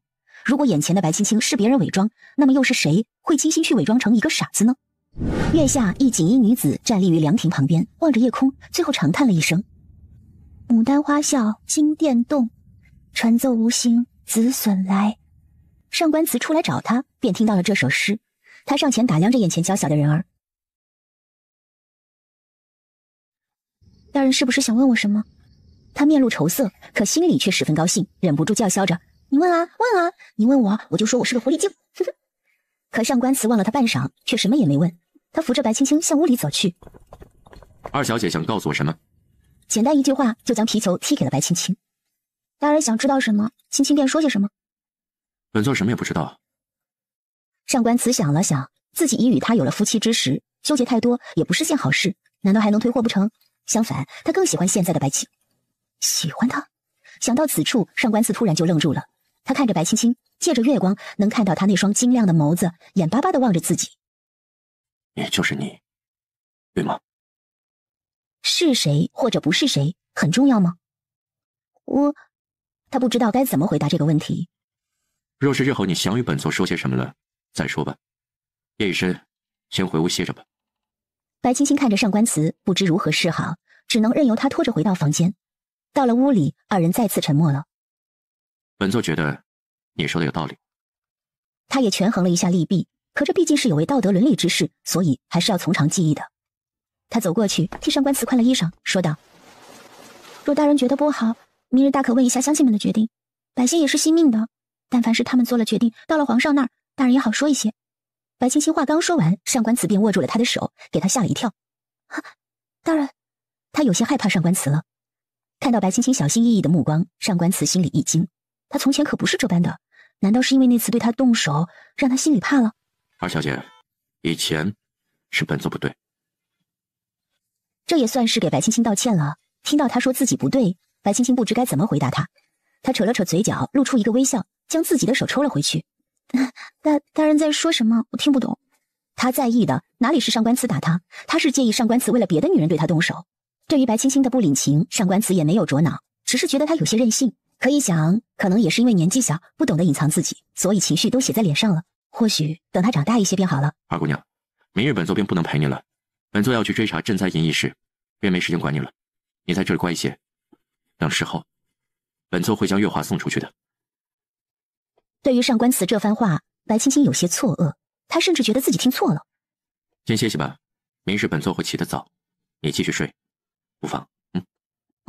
知道了，大人。难民都被安置好了？是的。爷连夜让人又送来了米面，兴许能撑上一阵子。皇上那边说是给拨了粮来，却也不知到了这里还能剩下多少。不管剩了多少，都是粮食。有了这些粮，人就能活下去。哦，对了，咱们带来的那个油锅炸的面放哪儿了？就在官衙内放着呢。你去叫人取来，留下一些都送到祠堂去。咱们这几个人少吃一点也不会怎么样，大不了我们就回去，照样吃饱喝足。我这就去。望宁说完，迈着小腿就跑回去找人帮忙了。白青青要玄霜带着他去了祠堂，到了祠堂就见到许多人都蜷缩在地上，一旁有2口大锅，估计是用来熬粥的。人们的脸上都流露出沧桑与悲痛来。他看到这里都是女人和孩子，还有老人，男人一个都没有，便让玄霜过去问一问。玄霜打听了一番回来说道：说是被提刑们带走了。白青青思虑了一番，听外面传来一阵动静，他望过去，见望宁跟着一名提骑进来，赶着马车来了。姑娘，这位大哥帮我牵了马。他抬起头，就见那少年勾起嘴角，牵着马车走过来，对他说道：都说都督娶了个美人，可总算见着了。小嫂子好，我是少卿，玉少卿。少年露出小虎牙，嘿嘿一笑。眼前这少年看似犹如一张白纸般干净，实际上却是个在墨汁里浸泡的透透的黑纸。白青青冲他笑了笑，道了谢，让他帮忙把马车上的东西都拿下来。你们放心吃吧，这东西都是干净的。谢谢。几个妇女上前与白青青道谢，还擦了擦眼泪。看他们吃得香，白青青也露出了笑脸来。二姑娘。一道急切的声音传了过来，只见一身黑袍的上官慈大步过来，见他没事，方才安心。走到白青青身边，拉住他说道：不是与你说过了吗？让你安心待着，这么乱的时候出来做什么？上官慈听属下说白青青出来了，就将手里的事情交代给青信，便赶了过来。我带了些吃的来，给这里的难民，这东西放的久，我来的时候带的又多，想着暂时用不到，就给他们带过来，大不了我回京城也不会饿着的。可他们却不一样，没有粮食会死的。白青青这一番话打动了在场的难民，就连上官慈也不好再责备他了，只长长出了口气说道：回去歇着吧，你身子不爽，就少出来走动。我知道。他不想跟上官慈产生不必要的冲突，见他过来让自己回去，那自己便回去。他将吃的都留给难民，自己那里也没什么吃食了。出来的久了，他也该回去了。再说孙叔这里收拾荒地的人也需要吃饭，他不回去筹备粮食，怎么让这些人给他干活呢？想到这儿，便对上官慈说道：大人，我想回去了，不如你派人送我回去吧。晚些，本座带你回。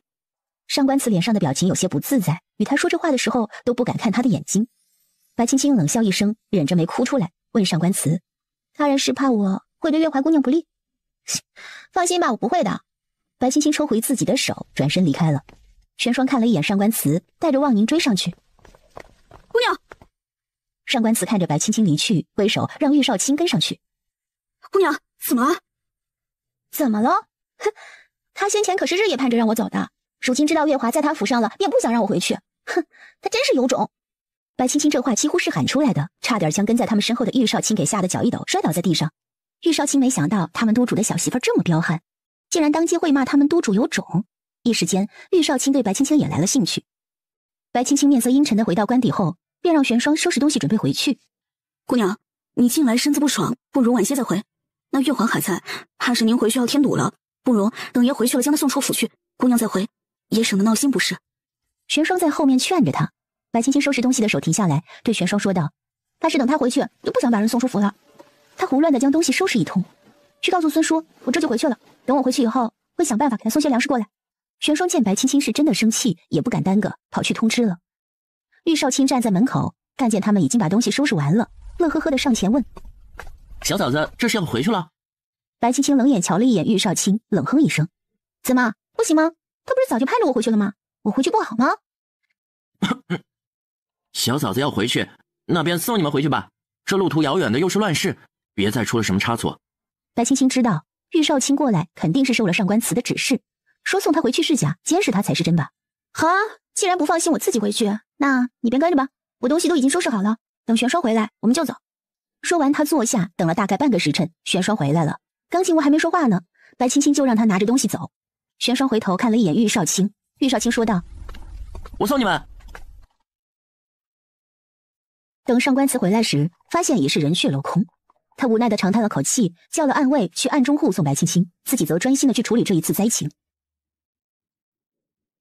管家难道不想解释一下这里发生了什么吗？管家难道不想解释一下这里发生了什么吗？我不过是才走了几日，怎么就变样了？瞧瞧，这院里都放了些什么东西啊？是打算做个花圃卖花，还是打算开个歌舞房？黑琴都摆上了。他清楚这琴自然是给月华的。他话音刚落，穿着一袭紫色金边牡丹花裙，头戴翡翠如意簪子的月华便在婴儿的搀扶下出来，颇有一副主母的架势。月华来到白青青面前，笑着说道：妹妹别恼，是我让管家帮我添置的。自从我搬过来，妹妹就走了，留我一人有些孤寂，便让管家替我将琴搬了过来。这牡丹花也是我让管家淘来的，这院里空落落的，有些颜色看起来也好看些。这牡丹开的这般好看，想必也是出自您家之手吧？妹妹的眼力真好，这牡丹是新培育出来的，开的季节也较长，是先前大人让人特意培育的。他脸上露出娇羞的模样，又悄悄看了看白青青的表情，见对方没有露出怒意，心里便有些不快。白青青之前觉得这月华真的是空有美貌，这花培育出来肯定花了不少人力财力，现在这个时候他将这些花摆出来，万一被谁知道，那可是给上官祠头上扣屎盆子呢。管家，将这花都扔了，院子里也恢复原样。说完起身要回房，却被婴儿拦住。婴儿怒气冲冲地看着白青青，你凭什么扔我家姑娘的花？凭什么？哼，就凭我是上官祠娶进门的，是这个府里的主母，就凭我是白家二小姐，凭我是姚家贵女。管家，扔！他怒吼完了，又冷眼看了一眼月华。月华姑娘若是觉得自己能住进来，变成了这个家的主人，那可就想错了。管好你的婢女，若是你觉得自己管不好，我帮你找人管。哼！他训完月华，便回了主屋。玄霜跟汪宁在后面跟了进去，留下玉少卿摩挲着下巴打量着白青青。有意思。既然妹妹说扔，便扔吧，只是苦了大人这一番心意和花江的苦心。说着又抹了一把泪。管家叹了口气，没再说什么，只是出去找了人来，将花都拿出去扔了。说白家姑娘也忒无理取闹了些，长工赐给姑娘的东西，她凭什么说扔就扔啊？一旁婴儿嘟起小嘴，不满地说着。婴儿不得胡说。月华假意训斥了婴儿一顿，又冲玉少卿点头笑了笑。玉少卿看都没有看他，帮忙把这瓶牡丹全给扔了，连个叶子都没给月华留。他也纳闷儿，为什么他们督主会看上一个连脑子都没有的女人？这个节骨眼儿把这些花摆出来，是想把他们家督主送进大牢吃牢饭？玉少卿叹了口气，心里边也更加偏向白青青了。姑娘，那花都是许多年前就培育出来的了，他现在拿出来，显然就是想让姑娘跟爷产生嫌隙。你觉得我跟你们爷的关系还能比现在更差吗？你以为我不知道他什么心思？他争宠我不在乎，可他也不看看现在是个什么时候。上官祠现在因为难民的事已经忙昏了头，他却把这些不合时节还开着的花摆出来。若是别人知道，你觉得吃亏的是我还是你们家爷？他本来就是刀口上过日子，这次赈灾更是动了别人嘴里的肉。你觉得那些人知道他如此奢靡，会放过他？再说，我跟上官祠还没和离呢，这个家再怎么轮，也轮不到他来指手画脚，真是烦死了。你去看看那些没用的东西都扔了没？我知道了，姑娘，你也别太气了。实在不行，晚上我给他绑过来，姑娘你打他一顿出出气。玄霜蹭到白青青身边说道：“不是说还得给孙叔准备粮食吗？咱们不出去看看？”也是，我都被气糊涂了。哎，王宁，你去烧水伺候我沐浴。算了，烧水吧，你们俩也去洗洗。稍后我们出去我表哥那。去表少爷那做甚呀，姑娘？要饭。我在这儿认识的人里，能弄到粮食的，估计就只有我这个表哥了。行了，快去。小嫂子！我操！啊！吓得白青青往旁边一跳，扭头看到玉少卿在自己身后，便怒了。干什么玩意儿你啊？杵在那儿好玩啊？当门神啊？哦。白青青没好气的瞥了他一眼就走了，边走边说：“真是晦气。”玉少卿一脸尴尬，却也跟上去。上官祠与他说过，要他护着白青青周全，若是有了什么闪失，他就不用回去了。表哥，青儿。玉少卿倒是一愣，他从未见过如此干净的男人。表哥，今日前来。白青青打算直奔主题，谁知姚素瑜说道：“我知道。”啊，表哥知道？白青青不知道该说什么了，顿了顿。表哥知道我是来要饭的。姚素瑜笑了出来，负手而立。你我从小一起长大，你想什么我怎么不知？我听闻你随着上官大人去了雍州，便知道你回来就一定会来找我。粮我已经备好，只是青儿，这粮也是不多，最多够难民撑过半月的。半个月后，我也实在是义无他法。多谢表哥。白青青也没有多说别的，只是对姚素瑜充满了感激之情。白青青与姚素瑜寒暄了一会儿，便找人拖着回到府里，连夜让人将粮食伪装好，护送到兖州。这一天也算是忙过去了，收拾一番，打算好好休息。结果刚刚躺下，就听有人来报，说是月华不舒服。不舒服就去找大夫，跟我说有什么用？我又不是上官祠，能让他立马就好转？那人见白青青不想搭理月华，在门口待了一会儿便走了。第二日就见月华房门紧闭，白青青也没有多注意，想着出去看看哪里有粮食或者是种子，去买了种上，好歹熬过去今年，明年也不会挨饿了。结果他刚出去没多久，就听有人来报，说月华姑娘酒思成疾，想让她寻上官祠回来。这下白青青彻底怒了，她直接回府找了一辆马车，将月华丢进马车送往兖州。月华没想到白青青会让她去兖州，也是一番推脱，谁知道白青青直接让人堵了她的嘴，给绑起来丢进马车里。路上好好照顾着，到了兖州告诉上官慈，人我伺候不了，给他送过去了。由于运的有粮食，他们特意走了小路，大约只用了3天的时间便到了兖州，找到了上官慈。上官慈原以为是皇上派了人过来，结果是自己府中的杂役。长公，白姑娘让我们给您送来了粮来，说是让您先给灾民用着，稍后她会想办法来替长公分忧。当然前半句是白青青说的，后半句是玉少卿让他说的。听到是白青青让人送了粮，上官慈心中一暖，让张宁带着去将马车送进去，分发粮食给难民。等到最后一辆马车时，杂役吞吞吐吐地跟上官慈说道：长公，白姑娘还叫小的将月华姑娘给您捎带过来了，说她伺候不起了。月华。上官慈一愣，又看向马车，他过去掀开帘子，就看到月华被五花大绑，拿着一块抹布堵住了嘴，眼里含泪地看着他。月华。他上前将月华抬了出来，又把绳子解开，扫了一眼杂役，怒斥：谁让你这么做的？长公。他也想跟上官慈温存一会儿，可奈何人有3急，他已经憋了太久了，只好推开上官慈。长公，月华想如此。他这话说出来，可谓是脸都丢尽了。上官慈也愣住了，随后赶紧让人带他去。等月华被带走，他转身望着杂役：谁给你的胆子？长公饶命啊！杂役被上官慈的眼神给吓得直接跪下求饶。是白姑娘将人绑了，说她伺候不起了，要小的给大人送过来。可白青青只要他将人送过来，又没让他绑一路。这杂役也是老实，还真的一路上都没有给人解开，水都没喝上一口。月华能活着撑到这里，也实属不易了。你听着是白青青送过来的，上官慈也不好发作，气得甩袖离开。月华知道自己身份低微，可也容不得他人如此羞辱我。月华哭得眼睛都肿了起来，上官慈也是一番无奈的劝解。在得知白青青为何这般做的时候，上官慈心里的气便消了。白青青这是为了他好，他还是懂的。月华，近日我公务繁忙，没时间陪你，你自己在这歇着吧。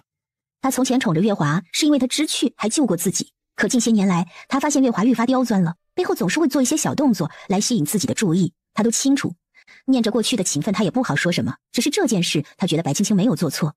走在路上的上官慈抬头看着天空，忍不住勾起嘴角。虽然他气，可心里还是想着自己的。而实际上白青青想的是，万一上官慈被抄家，他也得受连累啊，所以他得尽自己所能的保住上官慈。白青青将月华送走以后，觉得整个人都神清气爽起来，出门开始搜罗各种种子，让姚素玉也帮忙着留一些好种植成熟快的东西。大约过了半个月，白青青就有些坐不住了，因为上官慈还没回来。按道理赈灾一事处理起来虽缓慢，可也不至于这么慢呢。怕是他跟月华在兖州乐不思蜀了吧。越想越气，白青青正好也将搜罗来的东西都备好了，让玄霜跟着去了兖州。到了荒地之处，白青青呆住了，原本荒凉的地方都看不见了，被青石砌成了墙给挡住，里面是什么样子他根本看不到。姑娘这次来可是带了什么好东西啊？一些种子能在这个时节种下的，马上也快冬天了，看什么东西能在下雪之前收了的，赶紧种下啊！我还带了一些麦种，抽空让人种了，来年就不用挨饿了。好，我知道了，我将一些难民留了下来。姑娘不会怪老孙吧？马上快入冬了，若是不管，恐怕是活不下来的。孙叔做的是对的，是好事，我怎么会怪你呢？他既然沿着院墙边盖了一排木质的房子，孙叔留了多少户？总共就10户，签了死契。白青青目光微微闪动，没说什么。他跟着孙叔来到孙叔给他建的小木屋，很是喜欢，还有一些木头雕的小娃娃摆件。哼，孙叔的手可真巧，到底有颗少女心，看到这些小东西他就迈不开腿了。姑娘喜欢就好，您歇着，我让人将带过来的麦种去点上。孙叔说完便出去了。姑娘，既然来了，不去看看爷吗？玄霜见白青青心情还不错，便开口问他：看他做什么？他现在指不定心里多高兴。姑娘，你没来之前可不是这样的，没来之前你可是天天催着来的，说是要来捉奸。玄霜，这话可不能瞎说。你们家姑娘我是那么粗俗的人吗？我怎么可能会做这种事情？我什么时候说了？说完，他侧过脸，脸上带着一抹红晕。姑娘，您昨晚上在马车上还说了，您还说，若是被您发现了爷跟月华不清不楚的，你就给爷上去2巴掌，让他滚蛋。你瞎说，我才没说呢。那万一你不在，月华跟爷之间发生了点什么怎么办？他观察着白青青的脸色，从不好意思变到难看，心里得意了。去派个人通知上官慈，就说我来了。他也不介意上官慈知道他有这么一个庄子，总归也都是上官慈的钱买的。还有，告诉他，要是敢带月华过来，我就把月华打包起来塞进茅坑里去。知道了，姑娘。见玄霜出去，白青青换了一身衣裤出去了。他打算好好看看这里，看到一个黑色的小石头咕噜咕噜滚到自己的脚边，他弯腰将石头捡起来查看，发现自己的手都黑了。狗娃，干嘛你？方卓训斥了一句丢石子过来的小孩子，那小孩子怯生生地说了一句对不起，又害怕地看着白青青。姑娘，您别怪他，这孩子呀命苦，爹娘都死了，就剩下这一个人了。他……方卓还没说完，就被白青青给打断了话头。他过去摸了摸那孩子的小脑袋，没事的，姐姐不怪你。狗娃，你告诉姐姐，这小石头你是从哪儿来的？这哪里是什么石头，这分明就是煤，对他来说那可是个宝贝啊。山腰上捡的。那带姐姐去看看好吗？好。狗娃带着白青青向山上走去，大概走到半山腰，他就看到许多零零散散的这种小黑石的煤块，也是觉得奇怪。等他再走到山背面，就发现了一个洞，在洞口边上，这种小黑煤块就越来越多。他不确定这洞里会有什么，也不敢进去，就拿了一些煤块便回去了。下了山回到屋里，他见上官慈坐在那儿，手里还拿着茶盏。上官慈见他进来，放下手中的茶盏，过去将他揽进怀里，柔声道：姑娘。他声音有些颤抖，听起来似乎是有些欣喜的，抱着白青青的双手愈发紧了，勒得白青青差点一口气没上来。他这是想勒死自己吗？上官慈将他抱起来放到软榻上，说道：这些日子没见，的确是越来越大，都是嫁了人的女子，怎地还如同那孩童般任性？他心里清楚，白青青是待他好的。听了上官慈的言论，白青青一哆嗦：你是不是做了什么对不起我的事了？心虚？他平常可不是这个样子的啊，如今这么好说话，肯定是干了什么坏事儿。上官慈有些无语，他下面的提起说，这女子是最喜欢听这些个甜言蜜语了，怎么到了白青青这儿，什么话说出来都变味儿了？白青青却是尴尬一笑，想了想，行了，我成全你跟月华了。喂，起来。如果他是为了让自己不要为难月华，那他这招赢了。只要月华他不来惹我，我绝对不会去招惹他的，当然特殊情况除外。这跟月华有什么关系？你将他捆起来，整整几天都没有吃喝，就连……他想说就连如厕都没让去，却也说不出来。二姑娘，莫要太任性了。白青青盯着上官慈，眼里带着伤感。上官慈，你心疼他？你心疼他，觉得他委屈？那他明知你已娶妻，还想勾搭你，这算什么？你有魅力？不是，他这叫不要脸。他自己都不要脸面了，我为何还要给他留这个面子？那脸面都是自己争来的，是他自己不要的，你怎么还来怪我不给？本座只是觉得……你觉得什么？哼，觉得我脾气差，没有他温顺是吗？本座……大人来这里也挺久的了，说是没什么事儿就回去吧，现在粮食紧张，这里可没有多余的晚饭给大人。他实在不想跟上官慈废话了。上官慈一连几句话都没说出来，看着白青青一副炸毛的模样，叹了口气。二姑娘，莫要任性。他也知道话是这么说没错，可他又能如何呢？任性？对啊，我就是任性。我不仅任性，我还无理取闹呢。说完，他扯着上官慈就往外面拽。这里不欢迎你，麻烦你离开。感情他到这儿来是想给月华找回场子啊。往日里是他对上官慈太好了吧？看着白青青拉扯着自己往外走，他有些无奈，一把将他拉住。闻闻，本座身上没有别的味道。我闻你妹！你以为我是狗吗？我闻。没有月华身上的胭脂味儿，可是谁知道是不是他来的时候换了衣裳？上官慈忍不住笑了出来，摸了摸他的头，觉得一段日子不见，他好像长高了。本座许你一世繁华，一世心之所愿。你在放屁吗，大人？若是曾经他是信的，可如今上官慈再说这个，他可不敢信。粗俗！月华他不容易，你莫要与他争执，本座也不会亏待于你，你便安心做你的督主夫人。他想，他这番话也算是给了白青青一个交代了。我觉得月华比我更想要坐这个位置，我现在已经没有在你身边的兴趣了。胡闹！不知怎的，这段日子没有和白青青在一起，他总觉得心里空落落。在知道白青青的所作所为以后，他更加满意了，就连看白青青的眼神都柔和了许多。二姑娘你还小，很多事你以后便会知道了。他望着上官慈一双凤眸，轻轻抬手抚摸着他的脸颊。你看，你叫他时从来都是叫名字，因我成亲以后，你从未唤过我的名字。上官慈，这就是差距啊，在你心里重要的还是月华。他笑得苦涩，心里也有些妒忌。见上官慈不语，白青青心里更加难受了。你放开我！白青青挣扎着想让上官慈放开，却突然被这人给抱起来放到床榻上。你干嘛？看着放大无数倍的巨年，他红了脸。青青，面对上官慈突如其来的唤他名字，他有些反应不过来了。还是幻听了吗？这上官慈方才叫他什么？白青青一时间有些无法接受，待了好一会儿，他推了推上官慈，板着脸说道：“你是不是没吃药？有病吧？”突然来的柔情让白青青有些不知所措，她悄咪咪的侧眼偷着瞧了一眼上官慈，见他嘴角微微上扬，认真的盯着自己后，又迅速回过头，捂着自己的脸颊拍了拍。白青青，你在想什么？你眼前这个人就是个大猪蹄子。你这些日子你们是不是住在一起的？官衙没有多余的空房，所以你们俩就睡一起去了是吗？上官慈，怎么你身体好了就开始作妖了是吗？他一下子就忍不住哭了起来，看着上官慈也是越看越厌恶。谁知上官慈见白青青这一副痛心疾首的模样，反而笑了。月华睡在我的房间，我睡在偏房。凭什么你睡偏房，你就不能把他赶走送回去？马都杀了，给难民吃了，没有多余的马车送他回去。到的赈灾粮少得可怜，根本就不够难民的吃喝。什么？为什么还会不够？皇上给了多少？国库匮乏又接连战事，能拿出来那些银子都已经是好事了。就算是赈灾粮，你可知这次护送赈灾粮的是谁？谁？慕容涵。慕容涵与上官慈本就不对付，这次更是会落井下石。他又不傻，自然不会在粮食上做手脚。他只不过是将大部分的粮食分给了别的地方，而我这里只有5担。那能用多久啊？上官慈只是笑了笑，并未说什么。他拉着白青青的手说道：“有你，本座安心。有你，本座安心。”每次见到白青青，他心里总是有种安心的感觉。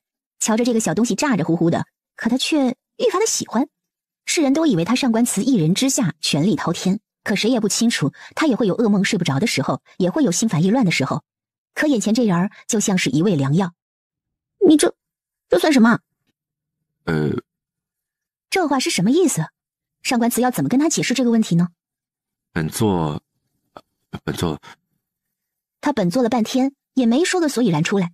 白青青哼了一声，嫌弃的绕过他：“我累了，你回吧。”实际上他小脸通红，忍不住偷笑了出来。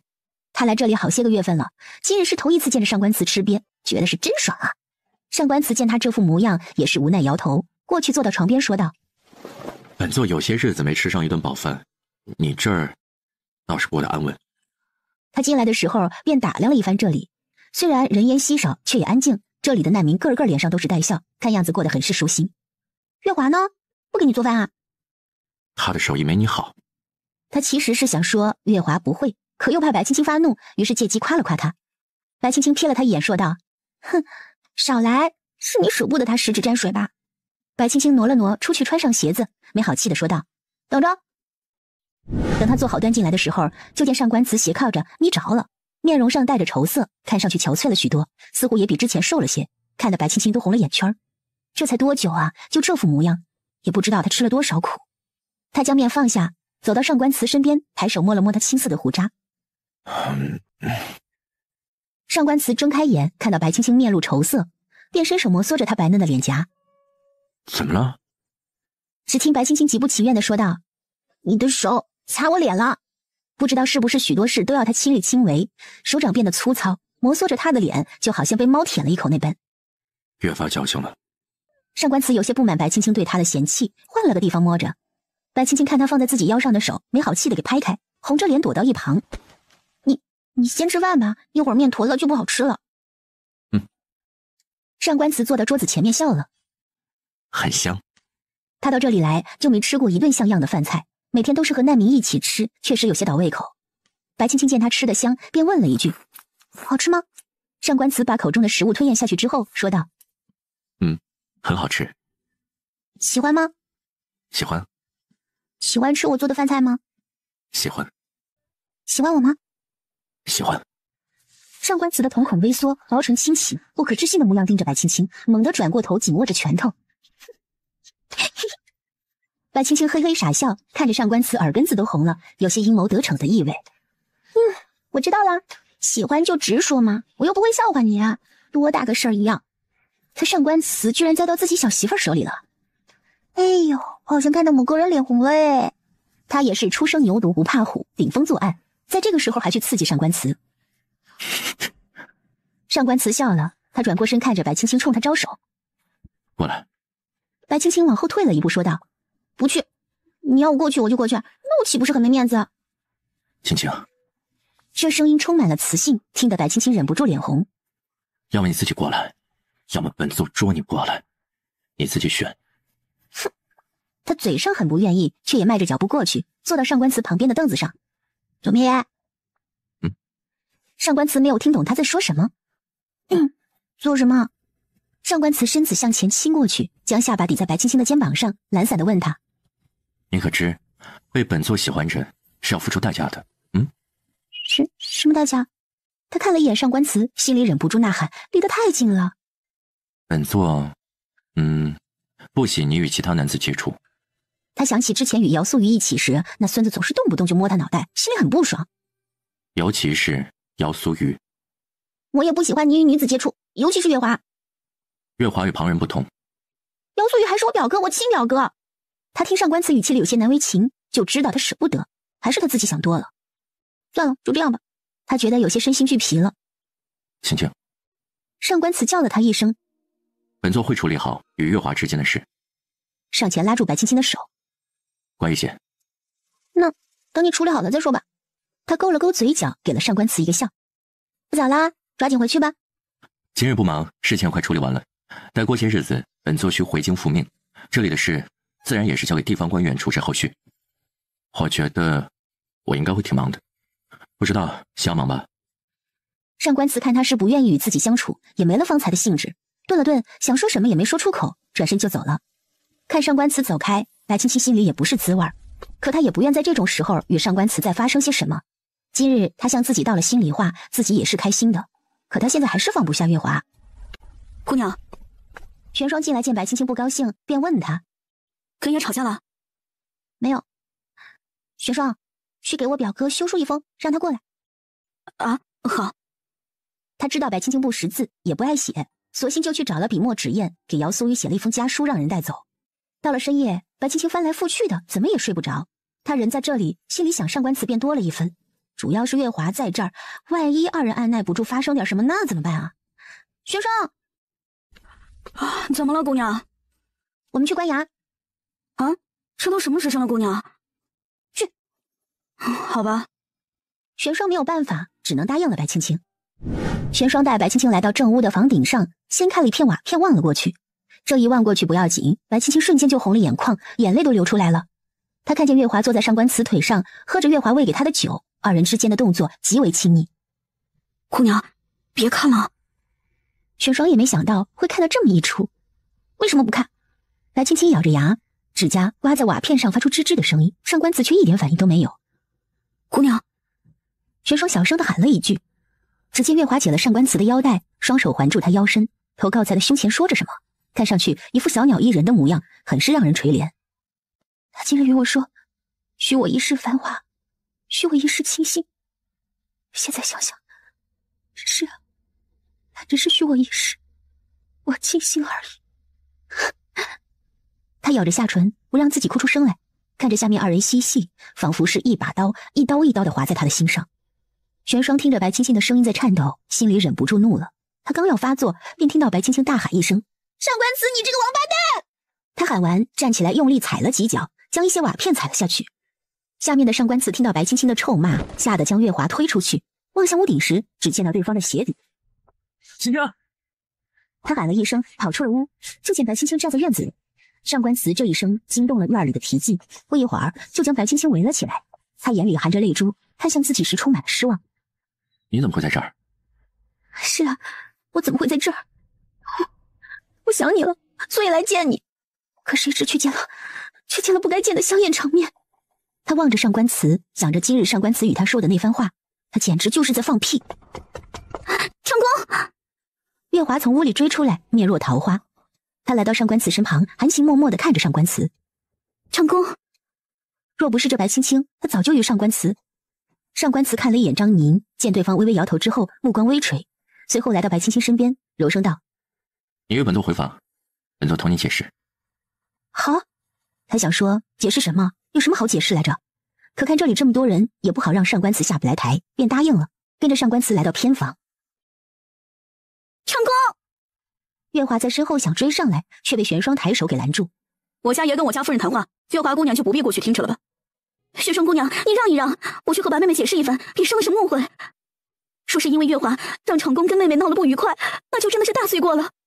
他话音刚落，就听到白青青在房门口大喊：“那你就滚出去！”月华闻声望过去，便看到房门被关上了。你瞧，我家小夫人不喜欢与你说话。玄霜在一旁有些幸灾乐祸。月华淡淡一笑，转身离开回屋了。上官慈拉着白青青坐到一旁，看她双眼通红，心里有些不舍，抬起手替她擦拭着泪水。平日见你都是大大咧咧不在乎的样子，现在今日这般的小心眼了。小心眼？你希望我有多大的心眼？看见你跟别的女人鬼混在一起，我是不是还得给你们俩垫个炮仗，给你们俩庆祝一番？慕容涵派了人来监视，本座也没办法，只能出此下策。我在屋里也有一会儿了，还从未见人来过。上官慈，你这个借口未免太烂了。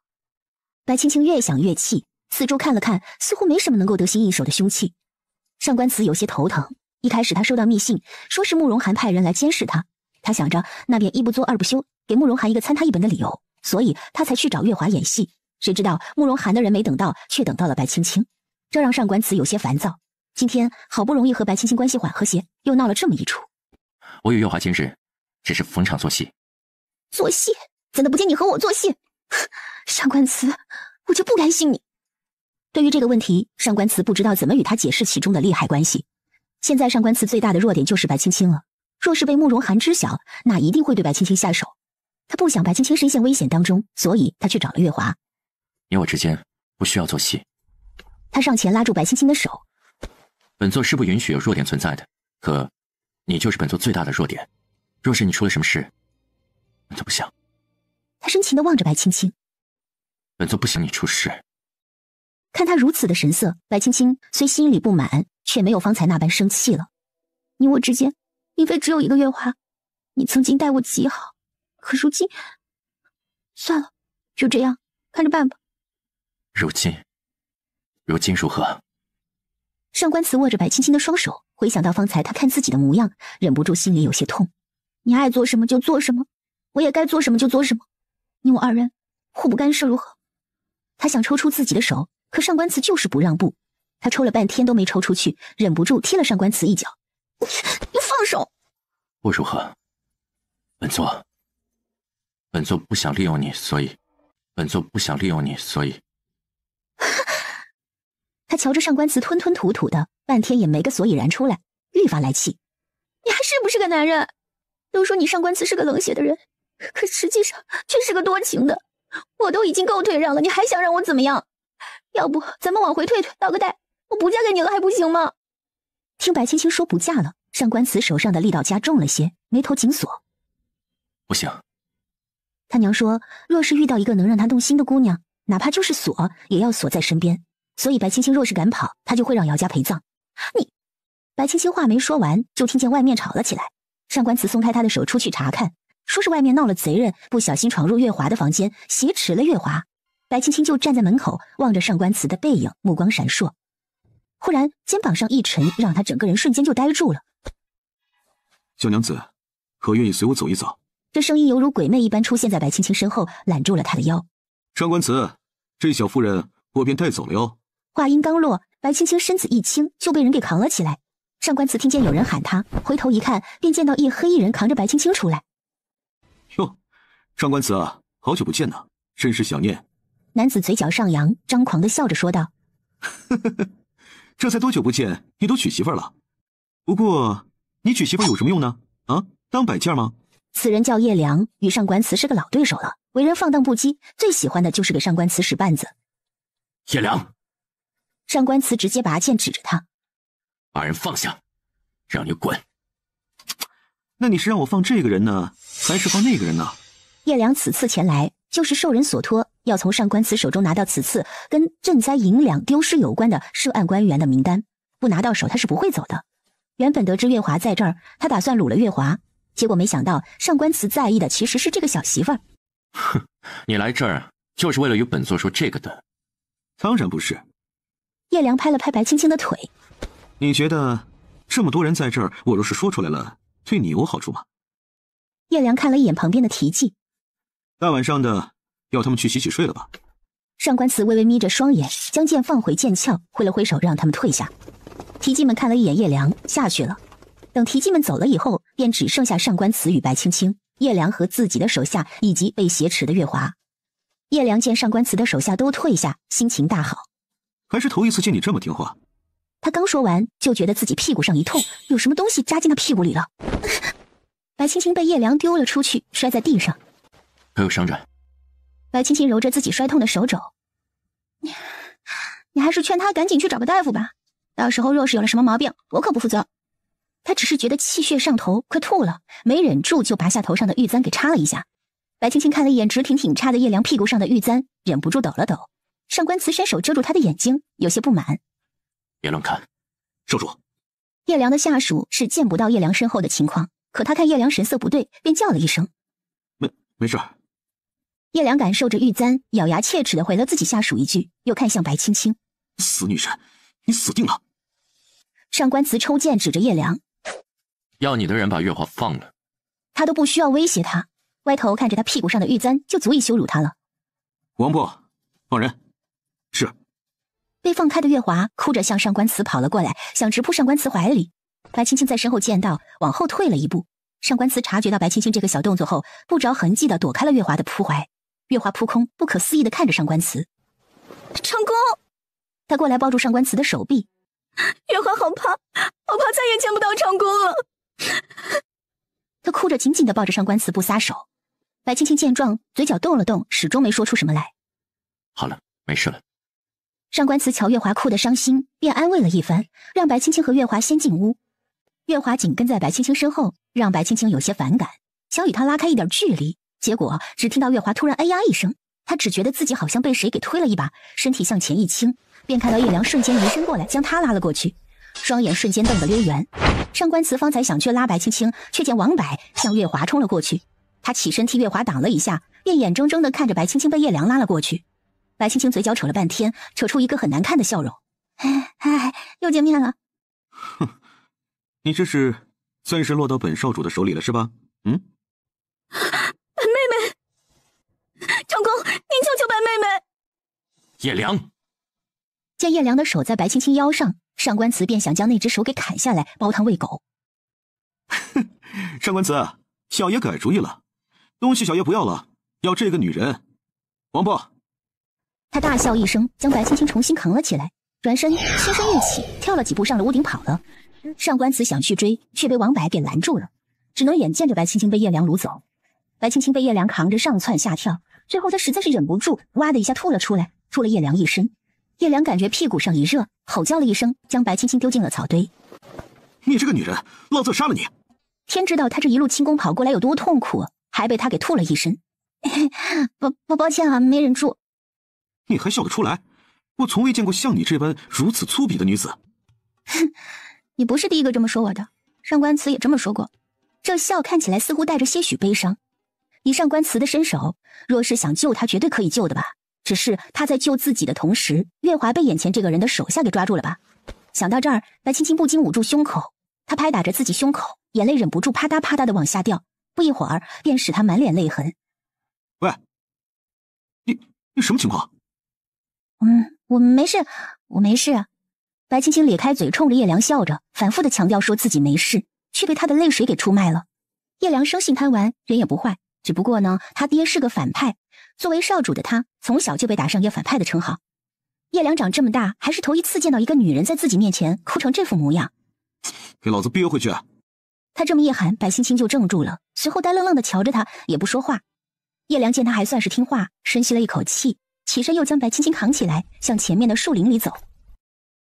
少主，人带来了。扔进来，你们出去。是。手往前一送，将他丢进了池子里，扑通一声，溅起的水花正好泼了叶良一脸。叶良咬紧牙关，缓缓扭头看着四人。让你们丢他进来，不是让你们将他丢进这天池里喷本少爷一脸水的。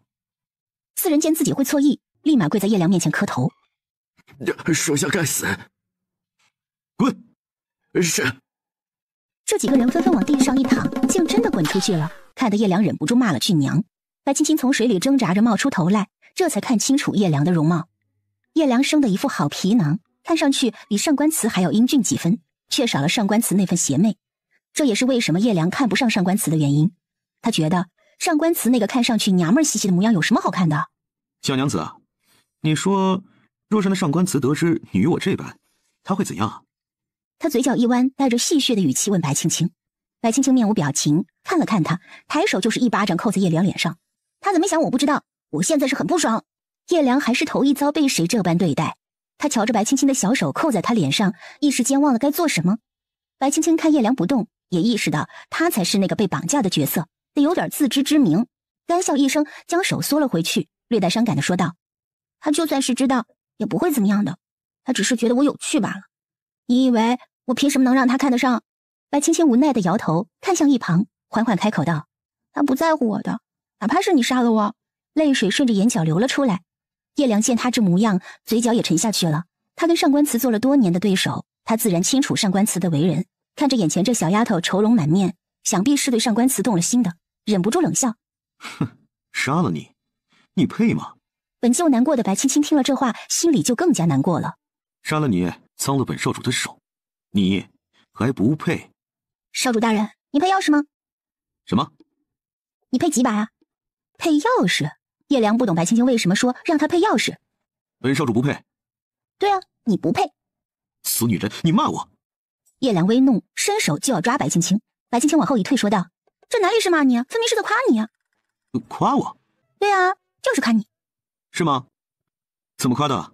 白青青乖巧地说道：嘴夸的呀。看叶良吃瘪，白青青嘿嘿一笑，揉了揉发酸的眼眶，从池子里爬上去了。他蹲在上面看着叶良：你抓我没用的，还不如去抓月华来的有用呢。难道你不应该求本少主放了你，却反而教唆本少主去抓别人？少主大人，求求你去抓月华吧。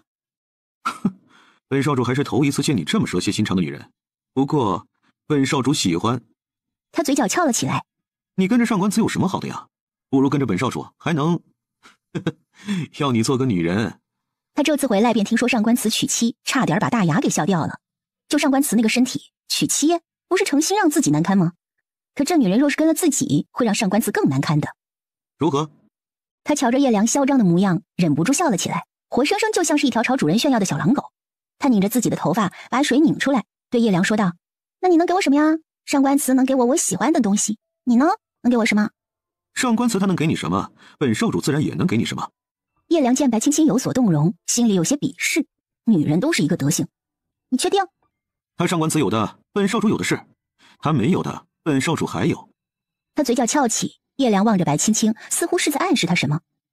行吧，我饿了，我想吃饭。白青青被折腾了这么久，肚子早就饿得咕咕直叫了。也不是叶良不想给他吃，主要是他这里做饭的厨娘前2天不小心掉到南院的蛇窝死了，暂时还没有厨娘做饭。叶良觉得有些尴尬，第一件事就办不到了。换一个，吃饭算什么事儿？金银珠宝，你想要什么，本少主都能满足你。我就要吃饭。若是在城里，叶良还能带着白青青出去吃点什么，可他这庄子方圆几里地都没什么人家，他去哪里给眼前这女人弄吃的？连顿饭都不想给我吃，还说什么会比上官慈强？他在吃的上面从来不委屈我，想来啊，那猪都是整头的买。叶良一听就来劲儿了，从池子里爬了出来。不就是猪吗？本少主让人给你买去。来人！他喊了一声，见方才那4人进来后说道：给老子弄头猪来，要大个的。他突然又看着白青青问：上官慈给你买的是公的还是母的呀？白青青哑然，一时间不知道该如何回答，想了想，母的吧。行，就要母猪，快去。是。几人听到叶良的吩咐，紧张地跑出去了。白青青看着鞋子都跑丢的几个人，有些诧异。他这儿就4个人？怎么，你对本少主的这4个奴仆有兴趣啊？叶良见他盯着自己的仆人，便问。白青青摇了摇头：没有，只没见过这么和你一样的人，去跟弦儿的人呗。什么意思啊？叶良挑着眉头：没什么意思。白青青坐到桌子旁边坐下，问叶良：这些水果我可以吃吗？他说着拿起了一个苹果，擦了擦便啃了一口。很甜嘛。老子说不能吃，你能怎么样？白青青一愣，想了想，嘟囔着说道：要不我吐给你啊。他说吐，叶良就想起眼前这个女人吐了自己一屁股，赶紧往后退了一步，警惕地盯着白青青。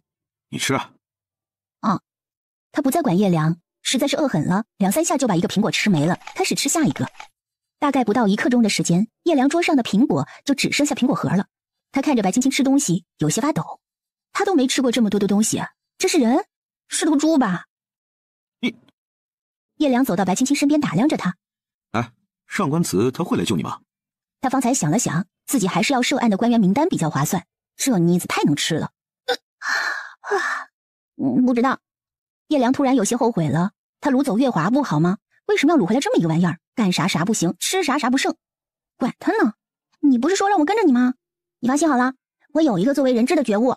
说是上官慈来救我了，我绝对会大声呼救，让他来救我的。叶良觉得自己好像带了个什么不得了的东西回来，他觉得气血有些上头，得找个地方歇息歇息。想到这儿，叶良出去了。半夜，叶良被一声尖叫给惊醒，瞬间爬起来，拿起一旁的外衣向外走。发生什么了？他4个手下看向他，脸上充满了委屈。姑娘凶我们。叶良看着白青青冷哼了一声，问他：老子是不是给你脸了？老子是不是给你脸了？在我的地盘凶我的人。他这几个奴才脑子都不怎么灵光，可却是最得他心的。白青青听了这话，没生气，反而无奈地看着叶良。我要是不凶他们，明儿个你就得看到我的尸体。什么意思啊？说，怎么回事？帮姑娘杀猪，猪死了，姑娘不高兴。你怎么那么多事儿啊？啊，帮你杀个猪你都不愿意啊？女人就是麻烦。白青青抽了抽嘴角说道：呵呵，你问问他们是用什么杀猪的。叶良看向他几个下属，只听他下属说道：奴才找了点鹤顶红，给他吃完了，没多久就死了。姑娘听了就不高兴了。听完属下这些话，叶良无话可说，脸色有些难看，随后挥了挥手，让自己下属将这死猪带走。处理干净了，记住，不许偷吃，谁敢偷吃我打死谁。是。看着手下离去，叶良深呼吸了一口气。白青青尴尬地看了一眼叶良。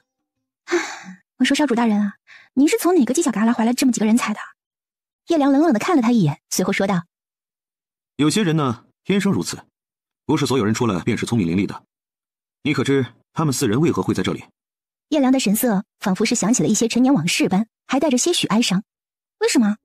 他们在我年幼时便被我父亲买了回来。你可知是买回来做什么？我要是知道还用问你呢。叶良清了清嗓子。他们是被我爹买来做食物的。他的目光望向远方，不自觉地蹙起了眉头。那时我爹养了一匹白狼，日日需要吃生肉，尤其是喜欢人肉。人肉？真的会有人甘愿卖掉自己的孩子吗？他们就是被卖来的，因为吃傻，所以他们爹娘都不想养，觉得浪费粮食。我记得那年他们爹娘拖着他们过来的时候，是用一口大缸拖过来的，就像是准备好的食物一般。他们吃傻，可心眼却不坏。那时我贪玩想去拔狼毛，惹怒了白狼，危急时刻是他们几个替我被白狼咬了几口。那以后我就跟我爹要了他们来，养在了这里。听了叶良这些话，白青青有所触动，他站起来看了看叶良，觉得这人也不坏嘛。行了，睡吧。叶良心情有些不大好，或许是想到了什么往事，他匆匆离开了。第2天，白青青起来开门出去时，发现叶良4个下属就站在门口，见他出来，冲他嘿嘿一笑。姑娘早。几个人看起来憨憨的。早啊。几人一笑，闪到了一边，露出来一头活的小猪崽儿。那给姑娘。原来是他们怕白青青不高兴，连夜又赶去镇子上买猪，结果找不到卖猪的商贩，就去人家里抓了一只猪崽子回来，还不忘留了银子。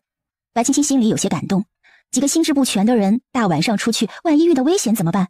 白青青吸了吸鼻子说道：以后晚上就不许出去了，知道吗？知道。几个人还是嘿嘿的笑着，然后白青青心里就泛酸了。他过去看了看小猪崽儿，也还是下不去手宰了。你倒是胆子大，一般姑娘早就吓得哭成泪人了，你可倒好，能吃能睡的。他回头见叶良换了一身黑色锦衣过来，我哭了你就会放过我吗？叶良一怔，当然不会。那不就是了，既然你不会，那我为什么还要哭啊？哼。4人见叶良起来了，跟他请了安便走了。白青青问叶良：你难道不打算给上官慈送个信什么的，告诉他我在哪里，好让他来赎我呀？上官慈迟早会找到这里的，我为什么还要浪费人力去送信呢？这里不过就是我的一个庄子，又不是多秘密的地方。以上官慈的本事，吵到这里来是迟早的事儿。白青青不知道该说什么了，他不明白这家伙到底是想做些什么。叶良打量着小猪仔，笑了：这玩意儿你会杀？不会，像这种残忍的事，我这个弱女子怎么会做？还得是您这位英明神武的少主来做才好啊！呸！方才说残忍，后面就让老子动手？你一个反派还在乎杀猪这种小事残不残忍？残忍啊，但是总要填饱肚子不是？你说我一个女孩子，我怎么好去做这种杀生的事儿？他瞧叶良不满，便吸了吸鼻子，装作可怜的模样。上官慈当时可是亲自替我杀猪的，处理的还很干净呢。老子给你杀！白青青看着这一人一猪离开，忍不住想笑。他原以为这会是一个什么大恶人，没想到却是一个小憨憨。我都没有听到猪叫，怎么就杀好了？你怎么做到的？他看着猪的尸体，诧异地问叶良：“为什么他不叫啊？”叶良瞧白青青惊讶的小模样，心情大好。本少主给他喂了些蒙汗药，又绑了他的嘴，你当然听不到什么声音了。如何？是不是比那上官慈强了些许？他一脸得意地望着白青青，像是个在求夸奖的孩子。叶少主很棒了。那是。叶良心里美滋滋的，终于能强过上官慈了。白青青看着猪：“你干嘛？”“猪这么可爱，不红烧了多可惜啊！”白青青陶醉地看着这只猪：“小宝贝，你放心，我绝对会把你做得香喷喷的。”叶良打量着白青青，头发都是乱糟糟的，身上的衣裳也是乱成团，一点也提不起兴趣。他就没见过这么邋遢的女人，越看心里越烦，索性出去了。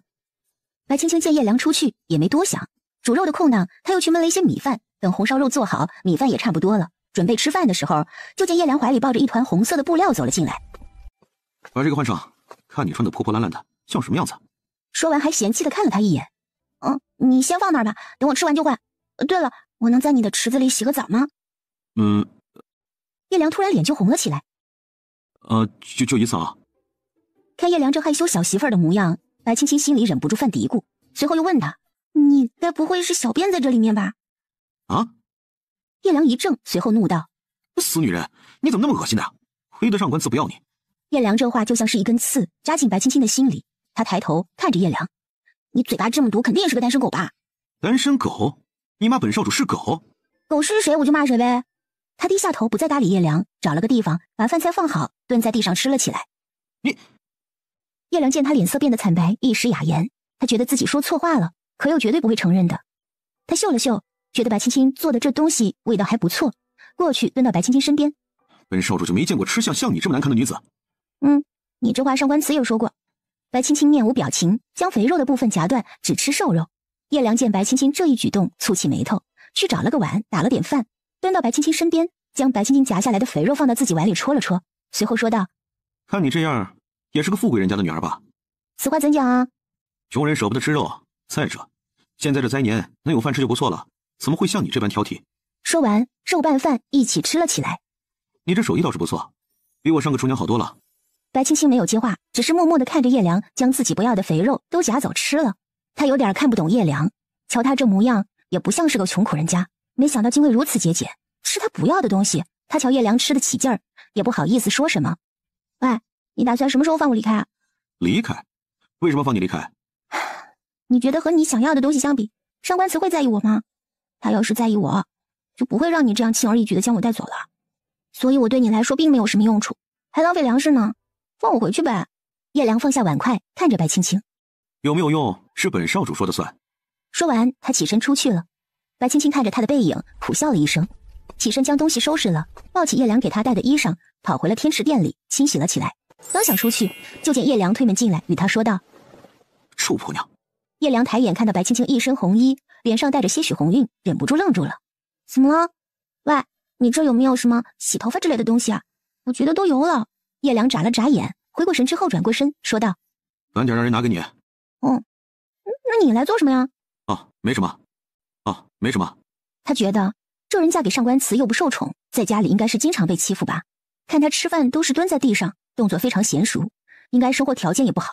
自己既然把他掳来了，那也不能委屈了他，就想过来带他出去走走。谁知就遇到他刚出狱的模样，还真可爱呢。气氛一下子尴尬起来，二人都不知道该说些什么了。最后还是叶良打破了这个尴尬的局面。“你在这里也是浪费时间，与本少主出去走走。”还没等白青青拒绝，就扯过他的手腕，装作凶狠地说道：“你若敢跑，本少主便把你的胳膊扯下来。”白青青看着小孩子气的叶良，不知道说什么来反驳他，任由他拉着自己出去，左拐右拐的被叶良带到一处竹林。出入竹林，叶良带他避开了一些机关，边走边跟他说不要想逃跑之类的话。这里处处都是机关，只要他逃跑，下场就只有死路一条。怎么样，这景色可比那上官慈的府邸好多了吧？白青青打量了一番：“没什么差别嘛。不过你这里安静，哪是个难得的好地方？哼。叶良冷笑了一声，你就在这儿待着吧。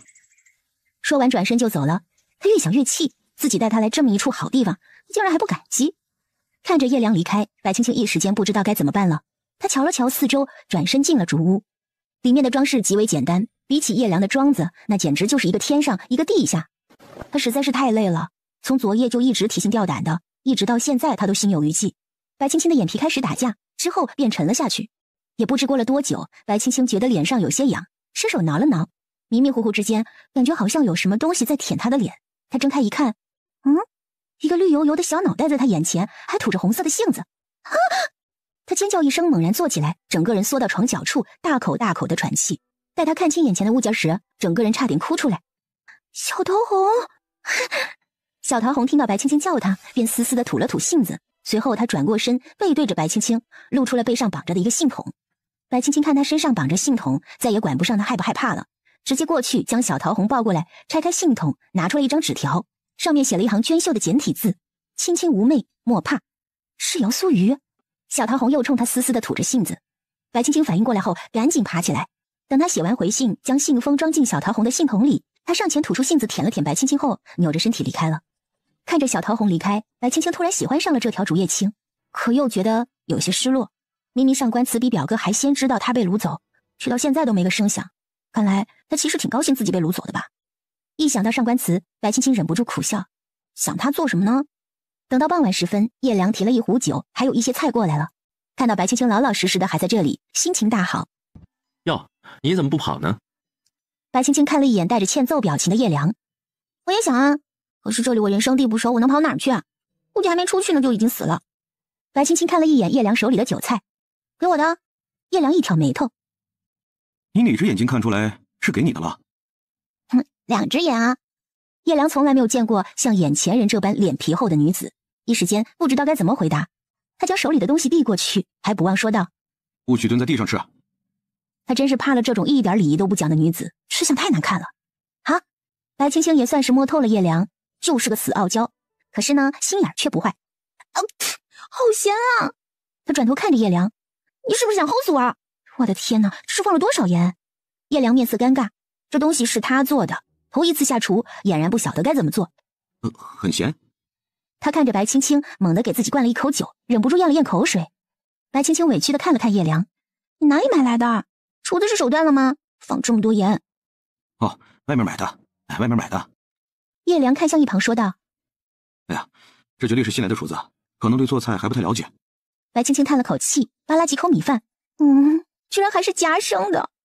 白青青放下筷子，端起酒杯又喝了几口。还好，这酒没什么问题，就当减肥了呗，饿一顿反正也不会死。再说小桃红已经回去搬救兵了，兴许表哥他们很快就会来救自己了。叶良见他都没怎么吃，这心里就有些不快，过去夹起来尝了一口，脸瞬间就黑了。白青青见他脸黑，便说道：你也觉得这东西难吃吧？下次不要去这家店了，把银子给我就好了，我给你做吃的啊，我绝对会比他们做的好吃。谁知白青青说完这话，叶良冷哼一声，端起饭菜出去就倒进水里，连盘子都给丢了。白青青以为叶良是觉得自己的前辈店家白白坑了，心里不舒坦，过去安慰了几句，谁知道话才刚说到一半，叶良甩手就走了。白青青在后面挨了好几声，叶良都没搭理他。白青青觉得有些莫名其妙，不过叶良不在这里，他倒是觉得自在了许多。许是喝多了酒的缘故，他很快便睡了过去。等再次醒来时，是被冻醒的。转眼间看到有一个黑影站在床边，吓得他尖叫了一声。那黑影一个踉跄，差点摔倒，随后出现叶良的声音：死婆娘，你喊什么喊？差点给他吓死了。叶良，你怎么在这儿？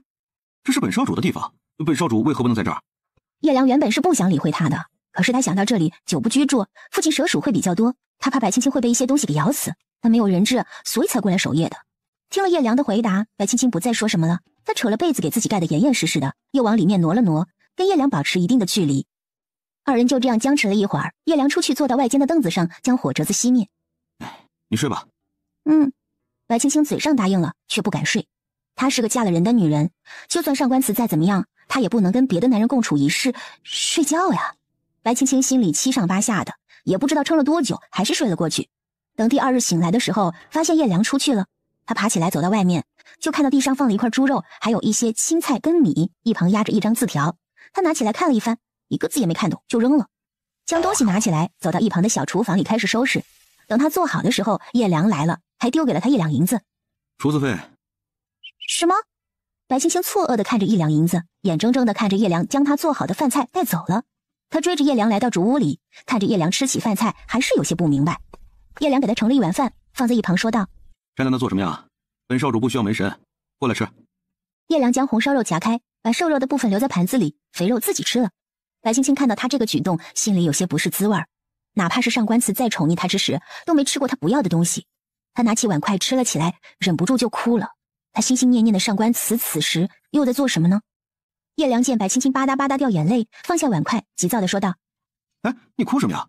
本少主又没虐待你，你哭成这样，有什么不满的吗？他想了想，自己待他够好了吧，没打他也没骂他，怎还就哭了？这女人就是麻烦。白青青扑哧一声笑了出来，擦了擦眼泪：没有，只是想起了一些事。说完，他大口大口地吃着饭，要保持体力才行。叶良看白青青一会儿哭一会儿笑，也搞不清楚这个女人在想什么，只是看她哭的时候，这心里有些堵得慌。吃完饭，叶良跟白青青待了一会儿就走了。到了夜里，又过来替他守在外面。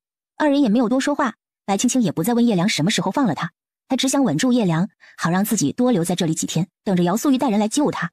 然而日子一天一天的过去，白青青觉得自己都是在煎熬，每天等着姚素玉带人来，每天的希望都落空。反而是叶良每天都会带一些小耍物过来给他，也不知道是从哪儿来的。3日后，叶良给白青青带了一些小点心。若是这几日上官慈不来，本少主便送你回家。为什么突然之间改变主意了？你不是还要留着我跟上官慈去交换东西吗？你把我放了，那东西怎么办？留着你？从我把你掳走了开始，上官慈有消息吗？不仅没有任何人来救你，反而你却在这里吃我的喝我的，留着你，我还不如去将月华给掳来呢。兴许啊，上官慈还能主动点过来。他这话说的漫不经心，却伤了白青青的心。是啊，不如去抓月华呢。他不想承认自己不如月华，可叶良说的也是事实啊。这么些天了，上官慈是一点消息都没有的。所以说，留你在这里也是浪费粮食，还不如……喂，你怎么又哭了呀？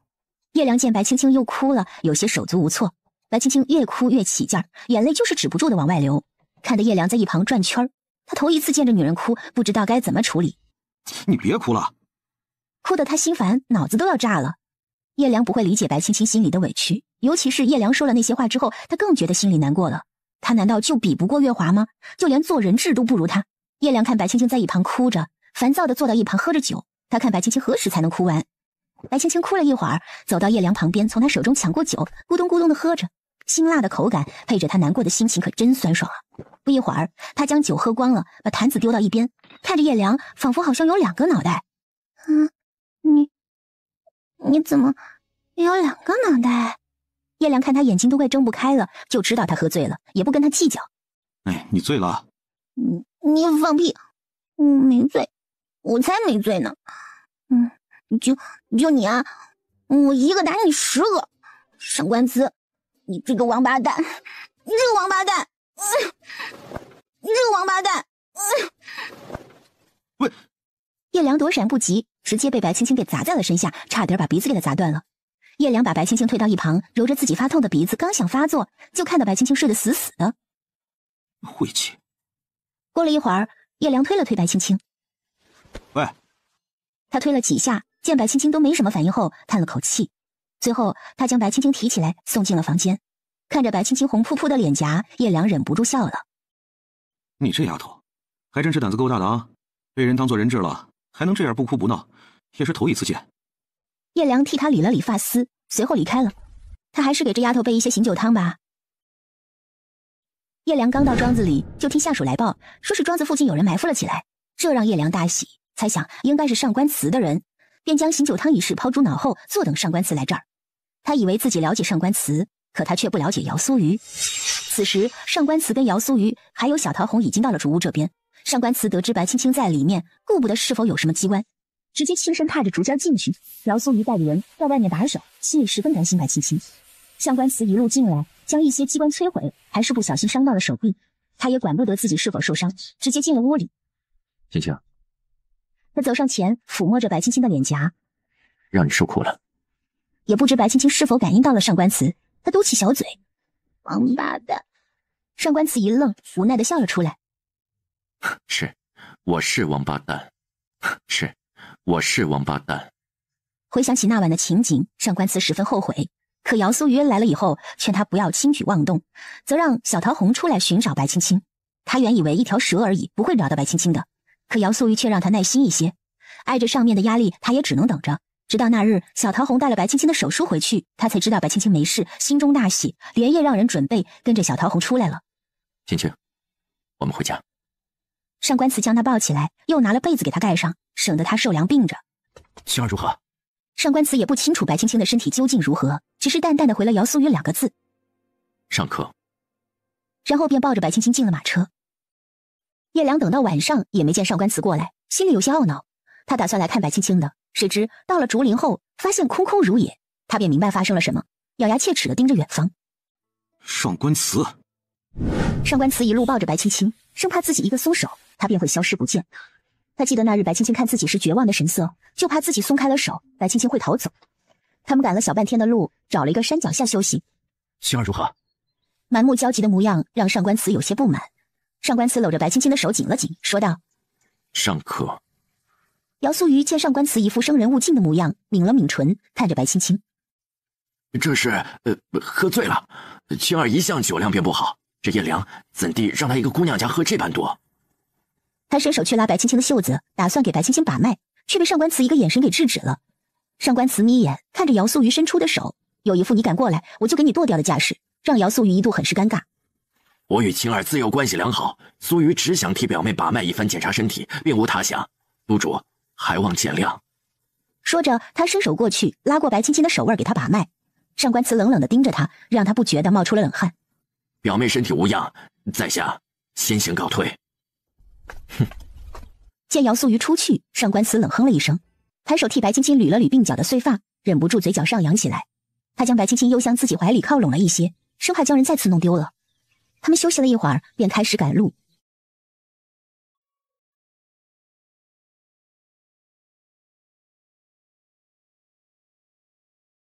到了官衙，上官慈刚抱着白青青下来，就见到月华一身白衣站在门口相迎。他见上官慈将白青青带了回来，躲在袖子里的手紧了紧，立刻上前，声音也有些哽咽：白妹妹可是无碍，若是妹妹出了什么事，月华真的是死不足惜。他这话看似是在关心白青青，实际上是想告诉上官慈，白青青被一个男人掳走了几日，难保不会发生些什么意外。上官慈只是看了一眼月华，什么也没说，便抱着白青青进去了。月华姑娘有心了。哪里？若不是月华走路没走稳，白妹妹也不会被那贼人掳走。姚苏瑜笑了。是啊，所以姚某说月华姑娘有心了。我家妹妹若是没事，那便是皆大欢喜。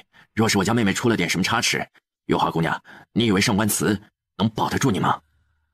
我家妹妹从小便娇生惯养，脾气不好，那是人人尽知的。但是没办法，谁叫我们姚家这一辈就出了这么一位闺女。他这话就是说给月华听的，敲打他。姚苏瑜见月华脸色泛白，说道：姑娘还是进去吧，别一会儿晕倒在了这里，可没人抬你进去。说完手一甩进去了。月华望着姚苏瑜消失的身影，忍不住咬紧下唇，心里愈发的恨毒了白青青。她不就是比自己出身好了些吗？还有哪里比得上自己的？姑娘，婴儿扶你进去吧。月华瞪了一眼婴儿，提着裙裾进去了。他来到上官慈的房前，咚的一声跪下，这一举动将婴儿吓了一跳，他赶紧哭喊：姑娘，您这是做什么呀？怎能这般作践自己？婴儿的哭喊声惹来了提旗的围观。不一会儿，上官慈便出来了，看到月华跪在门口，蹙眉问他：你这是要做甚？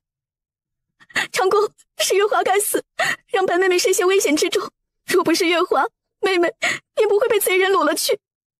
月华说着便哭了出来。你若是真的觉得自己该死，大可去自我了结了，无需在这里说这些。他这话说出来就变味儿了。姚苏瑜，本座的人，还轮不到你来指手画脚。上官慈虽然心疼白青青，可也容不得姚苏瑜在这里训斥月华。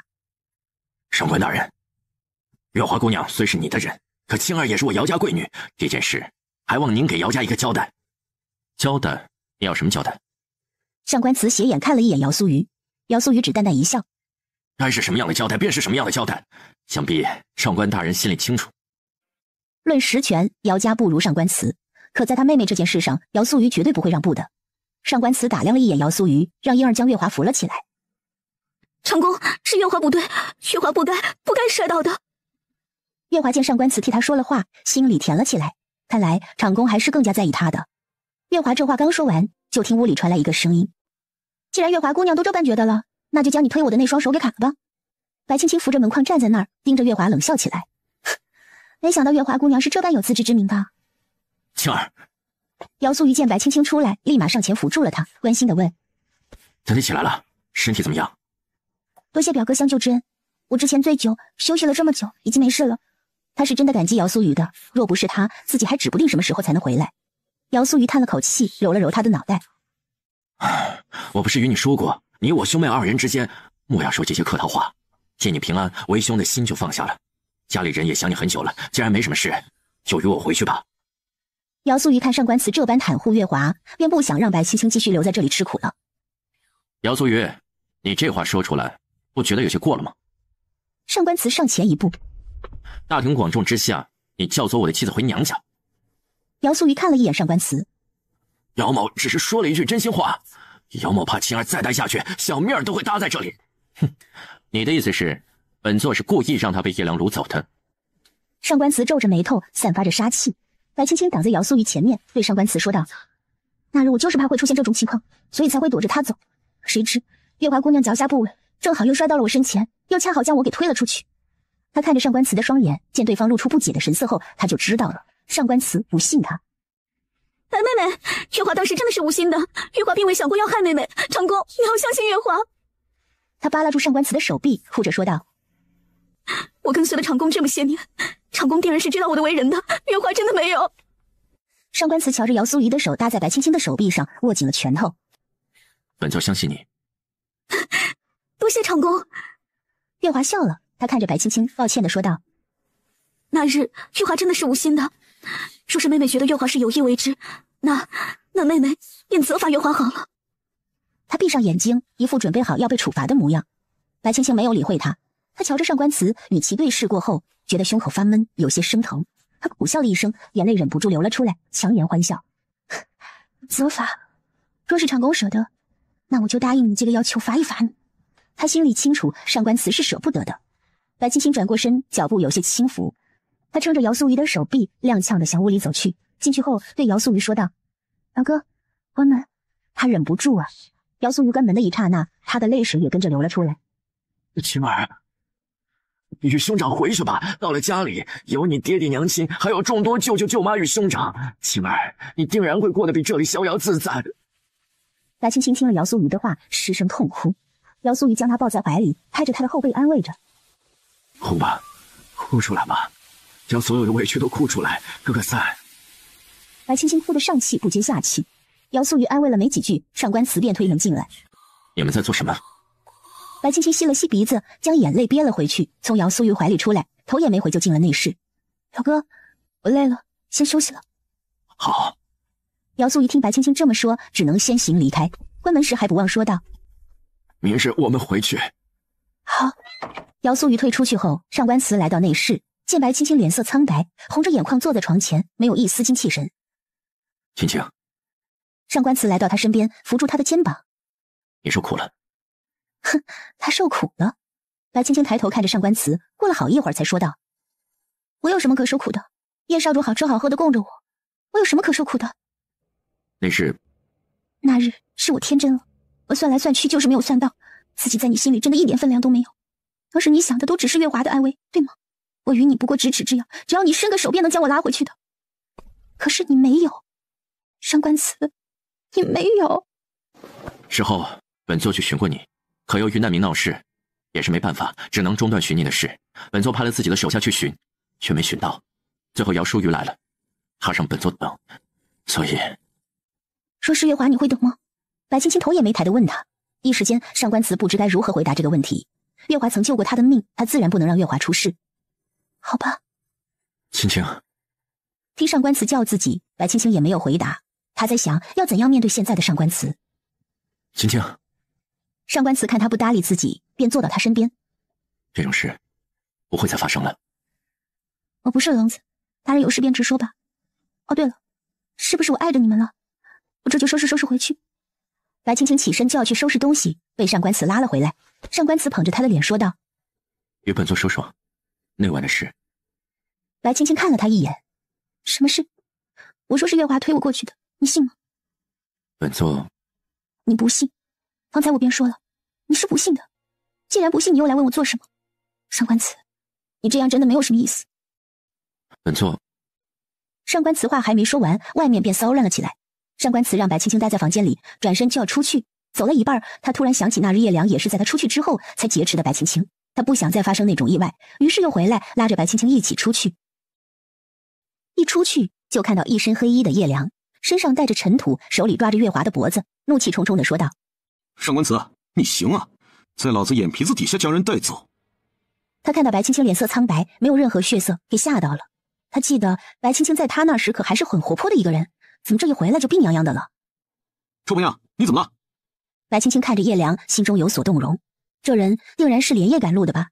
身上沾了尘土，还有些气喘吁吁的。你傻了吗？老子跟你说话，你听不见吗？叶良看他不讲话，心里愈发的烦躁。上官慈上前一步，挡在白青青的身边，看着叶良：“将月华放了，本座放你走。”他清楚叶良此人心不坏，也只是不务正业，游手好闲而已。谁管你啊，乞丐！我问那小姑娘呢，关你屁事？叶良侧过身问白青青：“小东西，怎的你看上去就像是丧夫了一般啊？脸色这么差。”他故意在气上官慈。我很好。对于叶良的关心，不管他是虚情还是假意，白青青都很感激的。他从上官慈身后出来，看着月华惊恐的模样，冷笑了起来。叶良握着月华脖子的手一紧，月华立马露出痛苦的神情。怎么样，要不要赌一局啊？白青青知道叶良问的是什么意思，可他赌什么？人在你手里，看他不顺眼杀了就是了，有什么可赌的？浪费时间。月华听了这话，更是哭喊着要上官慈救他。将我要的东西交出来，我就放了他。长公，您救救我家小姐！婴儿跪在上官慈脚下，哭着求他。你觉得你能将东西带走吗？就算本座给你，你能活着带走吗？上官慈上前一步问他：“你觉得你的这些人能将我留下？上官慈啊，为了一个女人，你敢将东西给我吗？”叶良上前一步与上官慈对视，随后冲白青青眨了眨眼。白青青忍不住笑了出来。这叶良可真会挖坑啊！如果上官慈不出手，那么他将月华带走；如果上官慈将东西给他，皇上若知道了，那月华必死无疑。无论怎么选，月华都没什么好下场。你这人可真是够坏的。他有些庆幸自己跟叶良那几天没有对着干。叶良勾起嘴角，把白青青这话当成对他的赞许。上官慈见叶良跟白青青眉来眼去的，冷哼一声，又将白青青挡在自己身后。这一举动惹来叶良的不满。哼，你个子高了不起啊！本少主对你没兴趣。乞丐，别挡着我的视线了。大晚上的，本来光线就不好。本座让开，你要看什么？他直接挥剑指着叶良。放人。放人？可以啊，要他来换。叶良一指白青青，邪魅一笑。上官慈还没开口，婴儿便爬到白青青脚边，哭着说道：“白姑娘，求您救救我家姑娘吧！求您救救我家姑娘吧！”婴儿一边磕头一边哭着：“你家主子被抓，我家妹妹如何相救？”一旁姚素瑜上前将白青青拉了过去。她一个弱女子，怎地去救你家姑娘？看她这小胳膊小腿的，难道你要她上前去跟这人打一架，好将你家姑娘抢回来？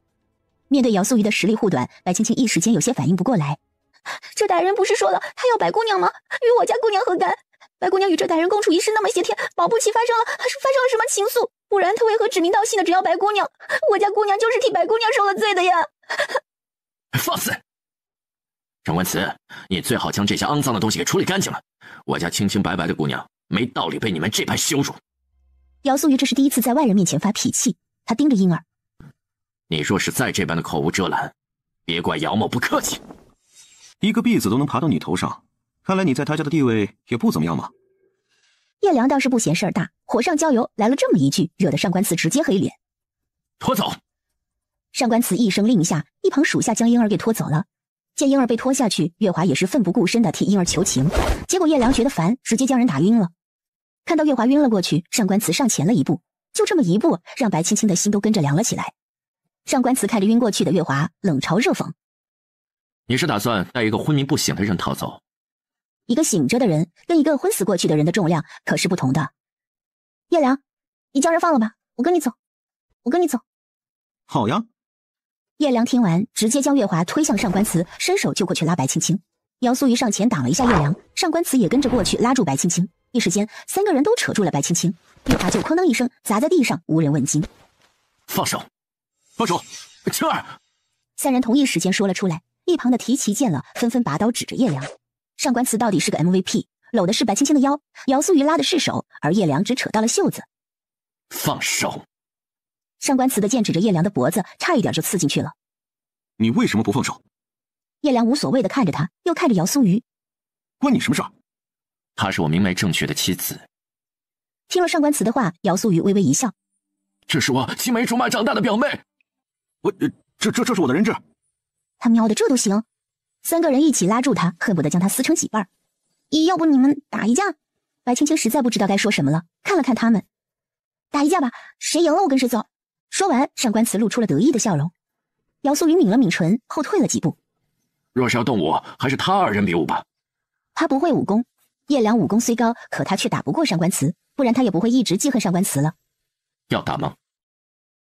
你松开他，本少主与你打。你当本座傻吗？本座一松开，你就将人掳走。上官慈说完，剑一挥，将白青青的袖子斩断，一转身将她带到自己身后。他瞧着被叶良抓在手里的袖子笑了。叶少主若是喜欢我夫人的袖子，便送你了。不可，这也算是吴家贵女贴身之物，叶少主是吧？还劳烦您归还。他双眸含笑望着叶良，看得叶良一愣。叶少主，若是没什么事了，回吧。多行不义必自毙，像这样有损德行的事，叶少主还是少做为妙。上官慈劝了一句叶良，他也清楚叶良只是想与他作对才会来抢这名单的，可这种闹剧也该歇一歇了。他已经准备回京，将这涉案人员名单禀明圣上，对相关人员做出决断。他们这次害了太多人的性命，该受到惩罚的。听了这话，叶良也改了方才那一副玩世不恭的模样，沉思了起来。这一路上，他也见了太多的难民与饿死异乡的尸骨。若是说心里不难受，那是假的。权衡利弊，他也不该这么做的。可是，他看了一会儿上官慈，说道：“把这个女人给我，这件事就此了结。”听到这里，白青青心里一紧，双手交握在一起，露出紧张的神色。哼，一份名单而已，给你又如何？说完，他从怀里掏出来一个信封，甩向叶良，转身看了一眼白青青，温柔的笑了。本座不会将你交出去的。说完，一把将他拦腰抱起，向房里走去，边走边说道：“姚素瑜，找人将月华送回房。”喂，叶良并没有接名单，对他来说，这东西本就是可有可无的，他只是想要让上官慈做个抉择而已。姚素瑜见上官慈将门给关上了，摇了摇手里的扇子，对叶良说道：“姚某告退。”说着转身离开。至于地上的月华，他也没有管。走到一半，他突然转身问叶良：“不如，你将这女人给带走，找个深山老林，就给埋了吧。”你想借刀杀人？没有，姚某是明着跟你说的，你意下如何？瞧你一副文人的模样，心地怎么这般的黑啊？姚素瑜只是笑了笑，没有多说什么，转身离去。上官慈将白青青放到床上，拉起她的手，看着破碎的袖子。明日我们便动身回去，到了京城，让人给你做几身新的衣裳。看他嘴角带着弧度，白青青有些不知所措。她不清楚这个男人到底在想些什么。原本以为他会救月华，谁知他就让月华躺在地上了。你不去看看月华？叶良不会将月华怎么样的。既然他的目标是你，那你绝对不会对月华有什么想法的。这几日你也累了，好好休息。上官慈扶着他躺下，给他盖上了被子。那东西你不去拿回来吗？不要了。上官慈理着他的碎发，柔声道：“那东西本座不稀罕，他要拿便拿去便是。可你只有一个。”他说到这里，耳根子红了起来，随后避开白青青的目光。他们以为名单不在了，本座便拿他们没办法。可，本座想抓人，需要给他们理由吗？只要本座愿意，什么都会是理由。听完上官慈的话，白青青突然意识到这个男人惹不得，难保他不会瞎找个理由来把他给咔嚓了。怎么，不舒服吗？看他脸色有些苍白，上官慈担忧地问他：“没有，只是你不去看看月华吗？我累了，想休息了。他躲进被子里，想着他赶紧离开。听白青青这么说，上官慈有些难过。为什么现在他总是盼着自己离开呢？你不愿意见到本座吗？不是，他该说什么呢？只听上官慈一声叹息过后，屋里的烛火熄灭了。等了一会儿，上官慈进了被窝，将他揽进了怀里，想了想，那份名单不及你重要，那份名单不及你重要。名单没了，本座总有法子惩戒他们。可若是你没了，本座就再也找不到了。他想着，他这般说，白青青应该是能明白他的心意吧。可他等了许久，都没听白青青说话，也不好意思去问。两个人就这样僵持着，直到上官慈听见白青青均匀的呼吸声后，无奈的摇了摇头，睡了。而外面，叶良看着地上的月华，气不打一处来。烦死了！他将月华提起来，轻身来到屋顶上，他找了个地方坐下，盯着上官慈的房间，直到月亮渐渐隐匿而去时，他才开始闭目养神。会变得温柔，是透彻懂了，爱情是流动的，不由人的，何必激动着有力？相信你只是怕伤害我，不是骗我，很爱过谁会是。第二天，白青青醒来时觉得身上凉飕飕的，直到见到一旁的上官慈赤着上身，才猛地坐起来。你，他掀开被子看了看自己，松了口气，就听头上传来上官慈的声音：昨日你在本座身上扒来扒去的，将本座的衣裳都给扒没了。他一脸幽怨地看着白青青，好似受了什么委屈一般。白青青脸都快绿了，她瞥见上官慈肩膀上都是抓痕，一下子红了脸。他干了什么？难道他昨日梦游把上官慈给吃干抹净了？可他为什么都不记得了呢？上官慈瞧他一脸茫然，忍不住笑了。其实昨日是他将他扒了个干净，只不过找不到什么好的借口，所以便这么说了。白青青心里十分懊恼，甚至有点想哭。他什么时候变成了这般饥不择食了？好了，本座晓得你不是故意的。他坐起来看着白青青，一缕长发垂了下来，挡在二人之间，伸起手捧着白青青的脸，认真道：我们回家吧。他昨夜想了许久，尤其是叶良的出现，让他莫名的有一种紧张感。要知道，他横行霸道这么多年，从未有过这种感觉。看着白青青，他承认白青青是他见过的女子里最美的那个，就像是一朵含苞待放的花朵，让人忍不住想去采摘。这样娇嫩的花儿，他不想被谁多看上一眼。昨夜他也想了一番关于月华的事，确实，他心里更在意的是白青青。白青青低下头问他：是我们回家，还是我们带着月华一起回家？上官慈目光闪烁了一番，说道：月华她一人无法。青青，他话还没说完，白青青从床上滚了下去，鞋子都没穿就往外跑。到了门口，他打开门，大骂了一声：上官慈，你这个王八蛋！这一声叫骂惊醒了在屋顶的叶良。他见着白青青穿了一件藕荷色绣着白牡丹的肚兜站在门口，一下子脸就红了。谁知下一秒，他又见着赤着上半身的上官慈将那小丫头给扯了过去，砰的一声把门关上。叶良脑子里顿时出现了一些画面，立刻轻身跃下，直奔上官慈的房间过去。放手！白青青被上官慈按在桌子上，动都动不了。上官慈被他方才的举动给吓到了，这丫头就这样出去，被别人看见了怎么办？你……话音刚落，上官慈只听哐啷一声，见门板飞了进来，他赶紧扯着白青青起来，将她丢到床上，放下纱帐遮挡。转身，只见叶良进来问他：你在做什么？你来做什么？上官慈气得脸都快黑了。上官慈啊，她还是个小丫头，你这么做是不是有些过了呀？啊，人家不愿意就算了，你何必强求呢？再者，就你这身子骨，行吗？叶良笑了出来，他这话说的露骨了些，却也是说的实话。与你何干？上官慈忍了叶良许久了，探手上去和叶良打了起来。一时间，房间里的器具无一幸免，全被二人震碎，木屑乱飞。二人从屋里打到外面，足足打了半个多时辰，直到白青青裹着被子出去，上官慈才停手，向他飞身而来，一把将他带进怀里，看了一眼叶良，滚！骂完，带着白青青回了屋。你这副模样出去像什么？他去一旁散架的柜子前面翻找着，找了一套衣裳拿出来给白青青。穿好。白青青看着衣裳问：月华的？你的。上官慈怒气值开始上升。本座来时救了一逃荒的绣娘，便要她给你绣了衣裳。白青青愣了一下，是唯独为我做的，还是月华也有？他过去拿过衣裳打量了起来，绣工好不好他也不知道，反正嘛料子很舒服的。唯独你有。上官慈说完便离开了，来到门口处，盯着外面的叶良冷哼了一声。白青青笑了出来，无奈的摇头，将衣服给换上。刚到门口，就听到一声尖叫，随着声音他望过去，只见月华跪坐在屋顶上，吓得直发抖。上官慈见月华在屋顶上，蹙起眉头看着叶良。长公，我救救月华！月华吓得花容失色，大声喊叫着：“快救救月华！”上官慈啊，小美人喊你救她呢。叶良双手环胸，依靠在一旁。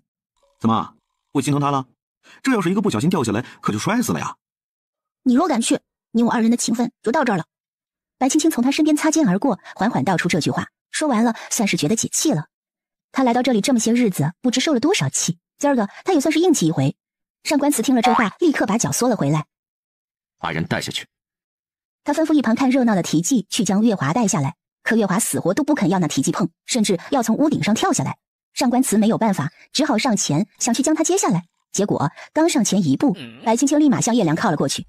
小梁子，我饿了，走，我们去你那儿吃饭去。成。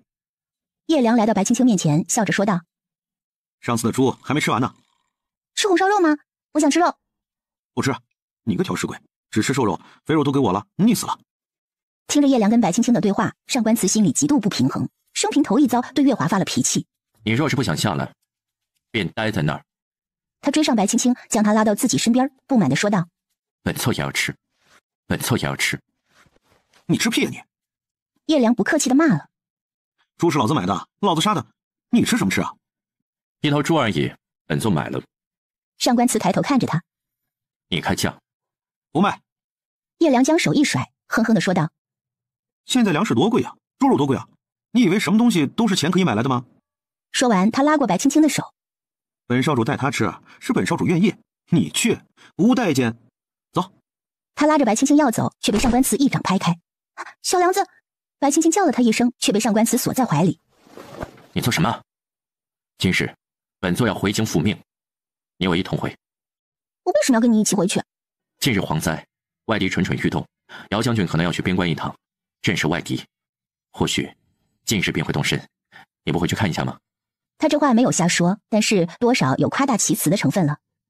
祖父，白青青想起了摇晃，皱起了眉头。回吧。他不知道摇晃什么时候出征，可在出征前，白青青想陪摇晃一段日子。只要摇晃出征，他父母定然会跟着去的。若是此去他们出了什么问题，他这辈子都不会安心的。小丫头。叶良不懂他为什么突然要跟上官慈回去了，这死太监有什么好的？白青青看了看叶良，一笑：“叶良，谢谢你，我知道你心地不坏。当时虽说是辱了我，可也未曾亏待于我。以后我希望你能走上正道。”他不知道叶良祖上3代也曾做过开国大将军，之所以会自立门户，只是因为当时皇帝昏庸无道，他们不得已才出来自立门户的。你一定要回去吗？回去有什么好的呀？不如跟着本少主带你游山玩水，好不快活呀。白青青也曾向往过自由，可在自由与亲情面前，姚家那上下几十口的人才是他放不下的。既然他做了现在的白青青，就该对得起姚家那些将他捧在手心上的人。若是有机会，我倒是真想去看看这大好河山。他垂下眼眸，转过身：“上官慈，我们回吧。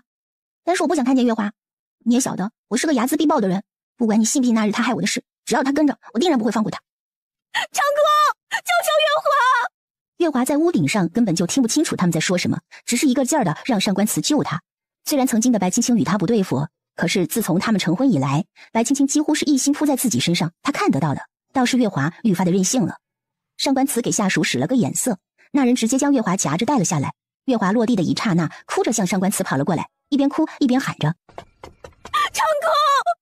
快到上官慈怀里时，上官慈一侧身便闪开了。他看着月华说道：“今日你也受到了惊吓，便在此处安养些日子吧。”他话音刚落，就见白青青向一旁走去，迎面过来了姚苏瑜。“表哥，我们回家吧。”姚苏瑜看了一眼上官慈，见对方没说什么，便答应了。“好，外祖父若是知道您想回家，定然会高兴。”路上，白青青向上官慈问了玄霜的情况。他说，玄霜近日一直在他的庄子上忙碌着。玄霜与他说，他家姑娘一定会回来，他要在姑娘回来之前将庄子收拾好，才是对得起他家姑娘。听上官词这样说，白青青心里满意了。玄霜是懂他的。走到半路，他突然觉得有些不适，开始反胃。上官词赶紧叫停马车，白青青从马车里跑下来，到一旁呕吐了起来，看得一行随行的人都愣住了。上官词的提骑们纷纷看向他，给了他同情的眼神。难道他们督主头发变色了？姚素瑜看向上官词的时候也有些同情，不过他想，反正上官词不能生育，若是他表妹有了，那上官词还是捡了个便宜的。反正生孩子他也帮不上忙，捡现成的不是挺好的吗？可他怎么觉得一旁的提骑目光有些不善？他看了看提骑们的视线都聚集在他身上。这姚某未曾帮忙。他跟表妹可是清白的。滚！上官词骂了一声，随后又想起那日他与白青青，难道……一时间上官词不知道该用什么表情来面对白青青了。他瞧着眼前人儿的小身板，最终将视线落在他平坦的腹部，眼神里逐渐有了期待。小丫头，你怎么了？叶良不知道从哪里冒了出来，来到白青青身边，递给他一个水壶。谢谢啊。可能这几天累到了吧，觉得不大舒服。叶良想说带他去看看大夫，结果话还没说完，上官词就过来把人抱走了。他只能眼巴巴地看着，无法反驳。白青青被上官词小心翼翼地放到马车上，奇怪地问他：“你做什么？”上官词满眼都露着柔情，小心翼翼地递给他一盘水果。你多吃些。啊！面对突如其来转性的上官词，白青青一时间不知道该说什么了。这个人明明一开始是讨厌他的。你好好歇着，若是哪里不舒服，与本座说。上官词扶着他靠着，又替他盖了一层薄被。姚素瑜跟上马车见到这一幕，也是一脸茫然。他没想到平时那个冷面阎王也有这般柔情的时候啊。表哥，我们多久能到？白青青找了个借口跟姚素瑜搭讪。姚素瑜看了看上官词，想了想说道：大约10天半月吧。就现在这个速度，10天半个月能到就不错了。啊，不是，来的时候不也是才3、5日，怎能回去就要这些时日了？姚素瑜不知道该怎么说，反正方才他们上来了，马车的速度就变慢了。走得慢一些，省得你不舒服。所以马车现在走得跟爬一样，是为了让他舒服点儿。可他这几天本就不舒服，又在这狭小的空间一直待着，时间久了会更不舒服呀。面对上官词的好心，白青青又不知道该怎么拒绝，索性就由着他了。这一路上可把他给折腾坏了，没有怎么进食，颠簸了一路，胃也不舒服，吐了好多次。每次他下去，提记们的脸色就变得怪异起来，还用一种同情的目光看着上官词，让白青青觉得莫名其妙。原本几日的路程，他们一行人愣是走了半月有余。途中，皇上曾派人半路来询问，上官词找了个理由给搪塞过去了。等到京城的时候，白青青下了马车，第一件事就是想吃肉。他这一路上吃的全都是干粮，他觉得自己都快成干粮了。站在上官府门口，吧唧了2下嘴。我想吃肉，简直要哭出来了。他现在就是想吃肉。青儿是要去你的馆子里面吃，还是回姚家？我让阿娘给你做乳猪蹄。姚素瑜上前问着，他还是想找个没人的地方，问问白青青到底是怎么一回事。这一路上，上官词手下的提骑就差没把他瞪个窟窿眼出来，让他很是委屈。他也做不到啊。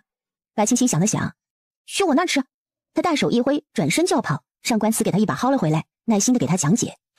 你待着，本座让人去买回来给你。本座让人去买回来给你。不，他脑袋摇晃的跟拨浪鼓一样。你买回来浪费时间，我自己去。上官词回来先要去进宫复命的，根本就没有时间去陪白青青。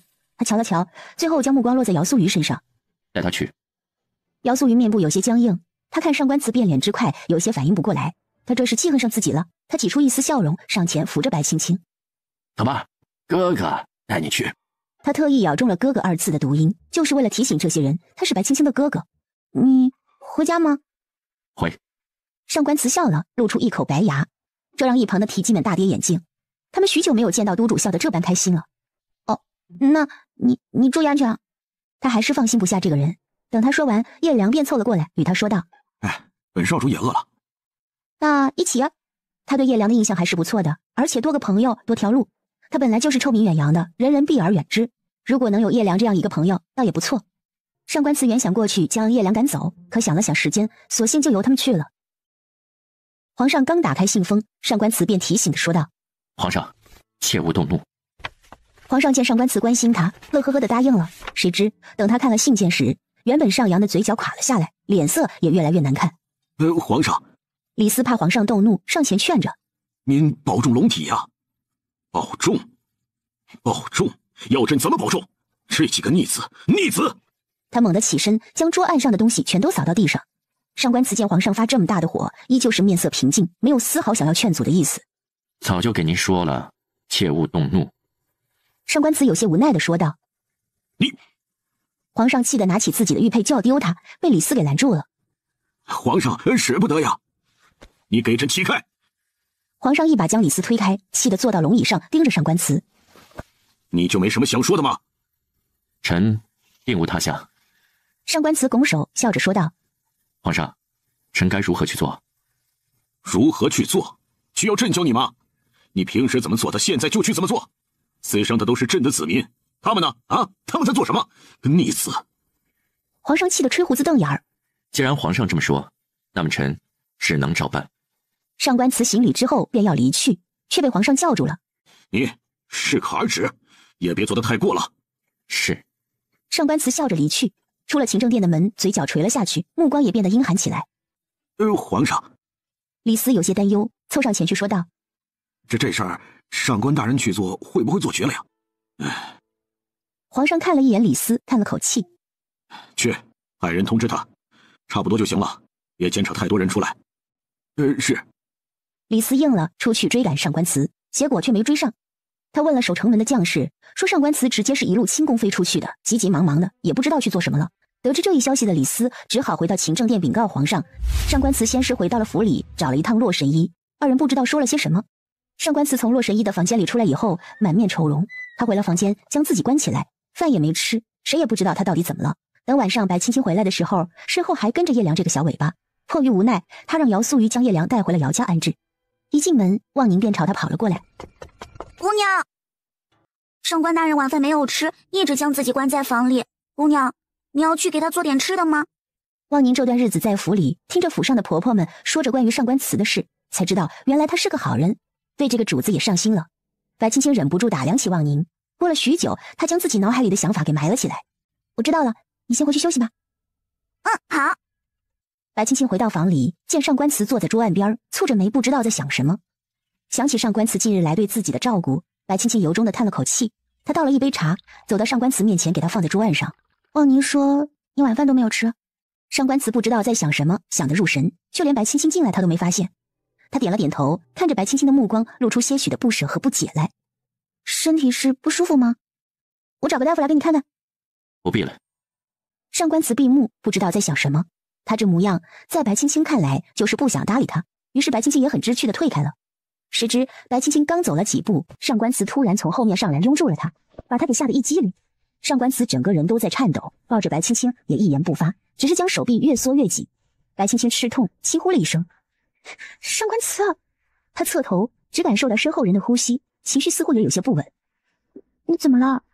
究竟是发生什么了，能让上官慈的情绪波动这么大？大人，他轻轻叫了一声，拍了拍他的手。但凡是他能忍的，都不会是现在这个样子。究竟是发生了什么，能让上官慈这样一个情绪自律的人变得手足无措？他不知道该怎么跟白青青说，甚至不知道该如何开口。他的手无意间碰到他平坦的小腹，忍不住摩挲起来，最后握成了拳头。没事，只要你还在府上，便没什么事。啊？对于上官慈说的这些话，白青青觉得莫名其妙。没事了，今儿折腾了一天，你也累了吧？我让人进来伺候你沐浴。说罢，他松开白青青出去了。白青青看着上官慈的身影消失在自己面前，也不明白究竟发生了什么。夜已深，他简单的洗了一番，便让人将东西撤下去。又等了大概2个时辰，也没见上官慈进来，心想他该不会是出了什么事儿吧？他看书房还亮着，便走了过去。刚推开门，便闻到了一股刺鼻的酒味儿。他伸手捂住自己的鼻子进来，发现满地的酒坛子，上官慈还在举着酒杯喝着小酒。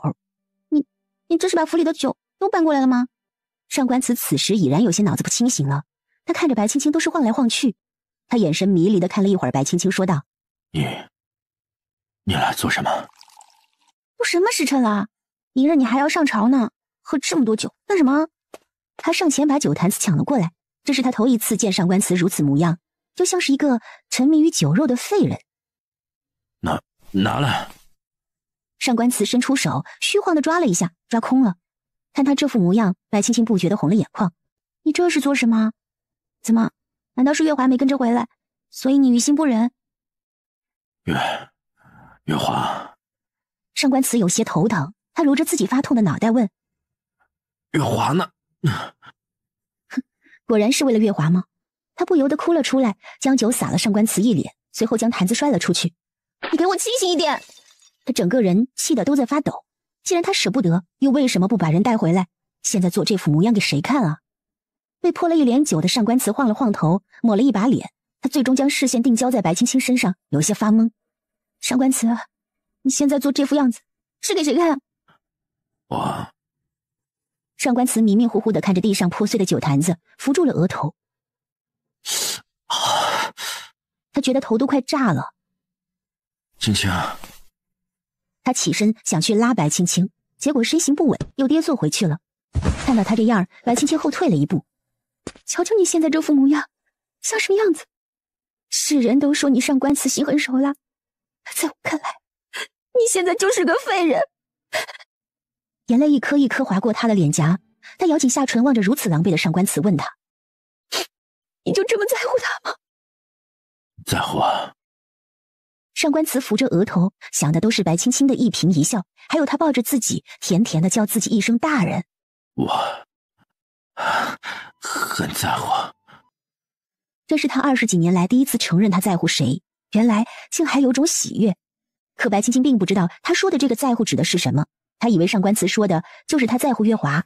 他闭上了眼，苦笑一声，觉得这一切都该结束了。他转身要离开，上官慈猛地起身，直接向他扑了过来，二人应声倒地。不管这孩子的父亲是不是本座都认了。什么？白青青只觉得自己大脑嗡的一声，便一片空白。你认识什么了？还有孩子又是怎么一回事？他看着埋在自己胸口的上官慈，感觉到胸口有些湿热。啊，你哭了？他哭了。白青青，不管这孩子是谁的，本座认了。孩子，他认了。他这意思莫不是他跟月华之间有了孩子？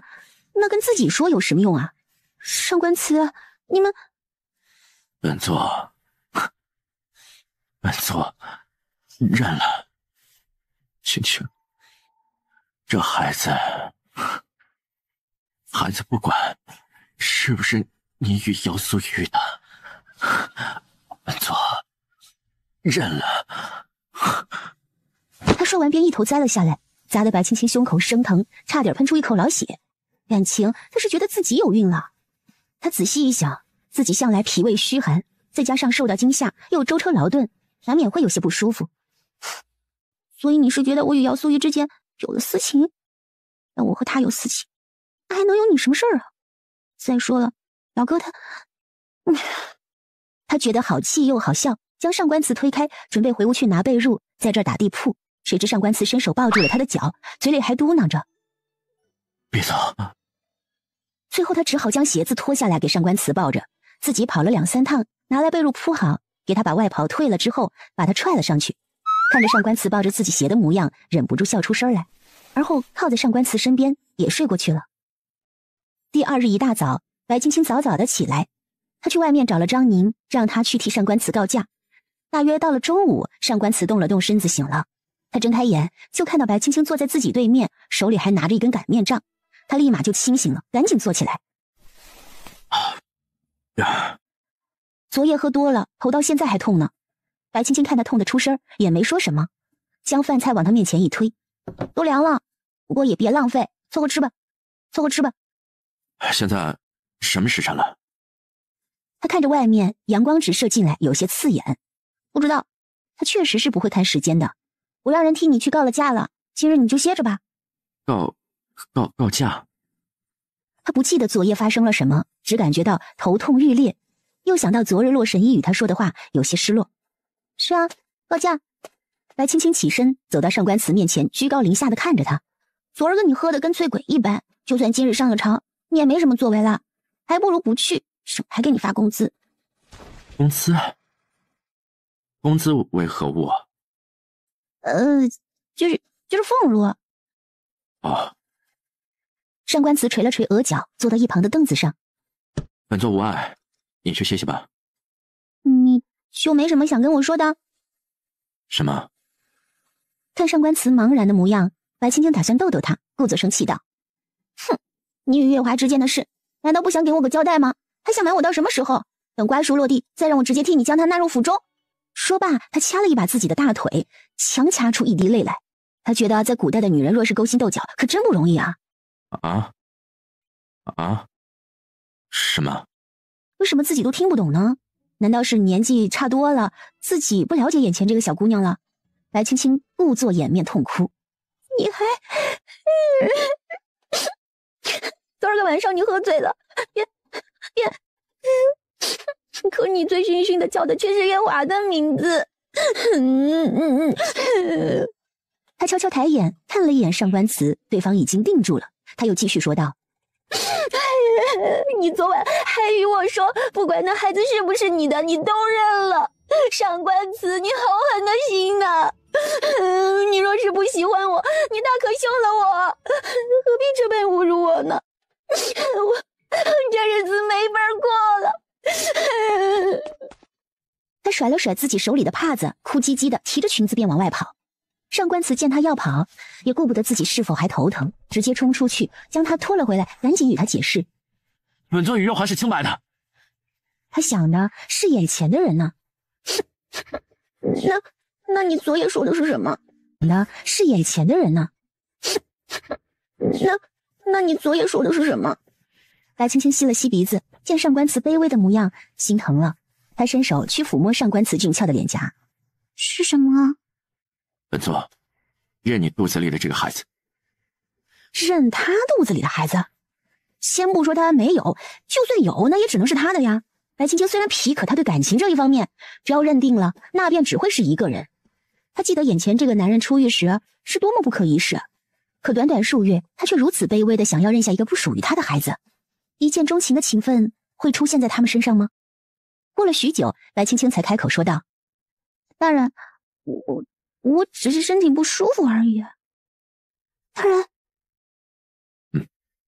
本座清楚。大人，我是说，我没有身孕，你也不需要这般委屈自己。平时这男人也挺聪明的，怎么现在就变得有些傻了呢？上官慈却完全怔住了，他低头看着白青青的肚子，不知道说什么。1刻钟后，上官慈带着白青青来到了洛神医处。洛神医替他把了脉，白了上官慈一眼：“哈，他哪来的什么身孕呢？因为湿寒，又是舟车劳顿引起的身体不适而已，休养一番便好了。不过他这身子骨不错，也适合生养。”这话还没说完呢，上官慈就拉着白青青走了。一路上，上官慈似乎捡到宝贝一般，笑得合不拢嘴。“大人，你为何不直接给我把脉呢？”“你会不高兴。”白青青停下脚步，看着上官慈，以为自己听错了。“什么？”上官慈叹了口气：“哎，本座若是直接与你把脉，日后你晓得了，定然会不高兴的。”原来是怕他不高兴了。嗨，这一下白青青会高兴的睡不着了。微风拂过，吹起了她的发丝，白皙的脸蛋上染上了桃花色。她瞧着眼前的人，一双凤眸微颤，似乎是在等着一个答案。“大人，等您什么时候处理好和月华之间的事，我们再谈一谈吧。”他不想把话说死。好。二人间露出笑颜，一起走到前院后，上官慈问他：“你喜欢什么？”他到现在为止都不清楚自己的小媳妇儿有什么爱好，或者是喜欢什么。白青青想了想：“我这个人呢，比较俗气，我喜欢银子。”看他眯起双眼，露出狡黠的笑容，像是一只在卖乖的小猫。上官慈笑了：“晚上，本座让管家将库房钥匙给你保管。”啊？他不是不喜欢，而是他想起来自己那时去库房里拿了一点闲钱，这若是交给他管，那必定会清点库房的。到时候要是发现少了点什么，那该怎么办啊？这就不必了，还是交给管家吧，毕竟我也不会。见他推脱，以为他是不好意思。你不必担心，我会教你如何管家。担心？他简直是要被吓死了。这要是被上官慈知道自己打劫了他的库房，会是什么下场？他笑了笑，不再说话。傍晚时分，宫里传旨唤上官慈进宫。等上官慈走了以后，他让管家备了马车去了姚家。乖女，娘亲看着姚氏，他突然就红了眼眶。乖女。姚氏将白青青抱在怀里，泪如雨下。娘听你苏哥哥说，你被歹人掳走了。娘，你看女儿一切都安好。若是你出了什么事，你让娘怎么活呀？夫人呀，青儿好不容易能回来，你就莫要再哭了。女儿回来的时间不多，就不要给孩子添堵了嘛。你我不日便要去边境了，这些日子呀，就好好与他叙旧吧。爹爹和你娘亲呢，对不住你的地方太多了，可唯有大国安宁，小家才会安宁啊。青儿呀，爹爹与娘亲也想陪你长大，可是爹只有护着轩辕不倒，才能让你安乐无忧啊。白振觉清楚自己欠这个女儿太多了，可他也没有办法呀。心里有多少愧疚，就有多少不满上官慈。若不是这个阉人，自己的女儿也会过得一世琴瑟和鸣。女儿都明白，爹爹和娘亲放心去，女儿会等着您二位回来。好，好啊。白振觉红了眼眶，坐到白青青身边，握住她的手。乖孩子呀，若是他对你不好，你便回来，哪怕是爹娘不在了，你几个舅舅舅娘哥哥们也会替你出头的。凡事不要委屈了自己。等这次父亲若还能回来，定会进宫禀明圣上，让他赐你和离书。听到和离书，白青青眼眸垂了下去。先不说他若和离对自己的名声有什么损失，这姚家脸面上也会挂不住的吧。虽然他们不在意，可自己却不能让疼爱他的这群人蒙羞。爹爹，大人他待我极好的，除了月华，上官慈对他确实已经算是很好了。哼，他若真的待你极好，又怎会让你被歹人掳走？若非叶少侠相救，你，唉，叶少侠，你就不要替上官慈开脱了。昨夜苏玉带叶少侠回来时，便已然将情况说明，我们都知道了。白振觉握了握拳头。他一个阉人，倒是对女人有不少的想法。那月华是个什么好胚子呀？啊，一个军妓也敢欺辱到我女儿的头上。爹爹，表哥他是怎么与你们说的？你表哥只是叙述了一番，你也莫怪。白振觉看女儿脸色不好，以为她生气了。其实昨夜姚素玉带叶良回来，便想了个借口，说他是白青青的救命恩人。可这个谎话一出，就得圆回来呀。结果三言两语下来，叶良就成了那个从恶霸手中救回白青青的侠义之士。叶良也是没想到，他活了20几年，还做了一次英雄。姚家上下都把叶良当作救命恩人一般对待，赶紧给安排了上好的客房招待。而白青青差点一口气没上来。爹爹，那位少侠此时在何处？你几位舅娘觉得那少侠不错，现在在花园里拉着他说话呢。哎，青儿。白振觉话音刚落，白青青便冲了出去。不知这位少侠哪里人士？家中可还有什么人在？兄弟姐妹几个可曾娶妻啊？叶良双眼眯成一条缝，一手接过大娘子递来的茶盏，一手又接着二娘子递过的点心，像极了一个乖宝宝。谢谢几位舅娘。他倒是不认生，一口一个舅娘，将几位娘子叫得开心的合不拢嘴。哎呦喂，瞧这小嘴儿甜的，跟抹了蜜一样。三娘子又递给叶良一碟果干，快尝尝这个。谢谢三舅娘，舅娘给的果干真甜。逗得三娘子又是开怀大笑。白青青看到这一幕，怎么看怎么都觉得奇怪。叶良自昨夜入了姚府，才晓得上官慈娶的是谁。原本姚家祖上与他们叶家也算是有所交集的。当年叶家遭遇大难，是姚家老太爷冒死将叶家嫡子偷天换日给带出去的。叶良看着眼前几位妇人，他们的眼里都露着真心，与他家那位可不同，他喜欢这种被宠溺的感觉。白青青抽了抽嘴角，他向前走了一步，咔嚓一声踩断了一截树枝。叶良跟他几个舅娘闻声相望，笑了。小姑娘，一副温软如玉的模样，看得白青青打了个冷战。青儿，几位舅娘，给舅娘看看有没有伤着。我家乖女都瘦了。乖女啊，那段日子都没吃好吧？瞧你瘦的。你等着，舅娘们去给你做吃的去，多吃点。几人结伴一同去了厨房，给白青青准备吃食。白青青来到叶良身边，瞧他吃得香，便问他：喂，你心里不亏得慌吗？他坐下拿起一块肉干吃了起来。明明就是你绑的我，反而以恩人自居，你脸不痛吗？真没良心的！你在我那的时候，我可虐待过你啊？怎么在上官慈面前，你怎么没这么硬气啊？是本少主太宠你了？青儿。此时，姚素瑜拿着一笼包子过来，快尝尝我娘做的。快！白青青接过包子，倒了好几次手。哇，好烫，好烫啊！包子就是烫的才好吃。姚素瑜爽朗的笑了一声，小口小口的吃着包子。叶良见他吃得香，自己也拿了一个吃起来，3两口便吃完一个。他拿第2个的时候，看着姚素瑜说道：“看你吃个东西跟个娘们似的。”他这话一出口，姚素瑜差点噎住。白青青在暗地里踢了他一脚：“吃东西还堵不住你的嘴！”本少主说的就是事。哎呦！他脚上吃痛，直接跳了起来。瞧你个大男人还怕痛啊？哼！姚素瑜笑了笑，没说什么。他还是小口小口的吃着包子，时不时的和白青青聊上几句。大约过了1个时辰左右，姚家几个儿媳妇便做好了一桌子菜，一大家子加上叶良一个外人吃完了这顿饭。叶良被白家几个孙子拉去切磋了，白青青则跟着何氏来到房里，听姚晃与姚家的几位长辈讨论关于这一次前去边境之事。父亲，此行去边关，粮草可足？姚家三爷问着自己的父亲，他最担心的就是今年蝗灾一事，国运气损，到时他父亲的粮草都会被克口，马上便入冬了，这要是没有足够的粮草，恐怕又是难熬。姚晃沉思了一番，错开了这个话题。马上入冬了，家里的炭火可备好了。他前些日子见了皇上给他们备的军需，着实是不想让孩子们担心，所以干脆不谈这个问题吧。姚家大爷叹了口气：“哦，都已经让人备着了，柴房放了部分，别院的酥鱼也备好了，反正够家里用的。”他们的对话让白青青想到了自己的庄子，不知道那边炭火备了没？还有就是那座山，怎么会有煤矿呢？就算是煤矿，那也应该在地下吧？青儿那边我们也给预备出来了。他突然警醒，瞧着他四舅舅，随后连忙推辞：“四舅舅，青儿不要。若是府里有多余的炭火，便给外祖父带去吧。边关偏远，想必冬日会非常寒冷的。外祖父比青儿更需要这些炭火。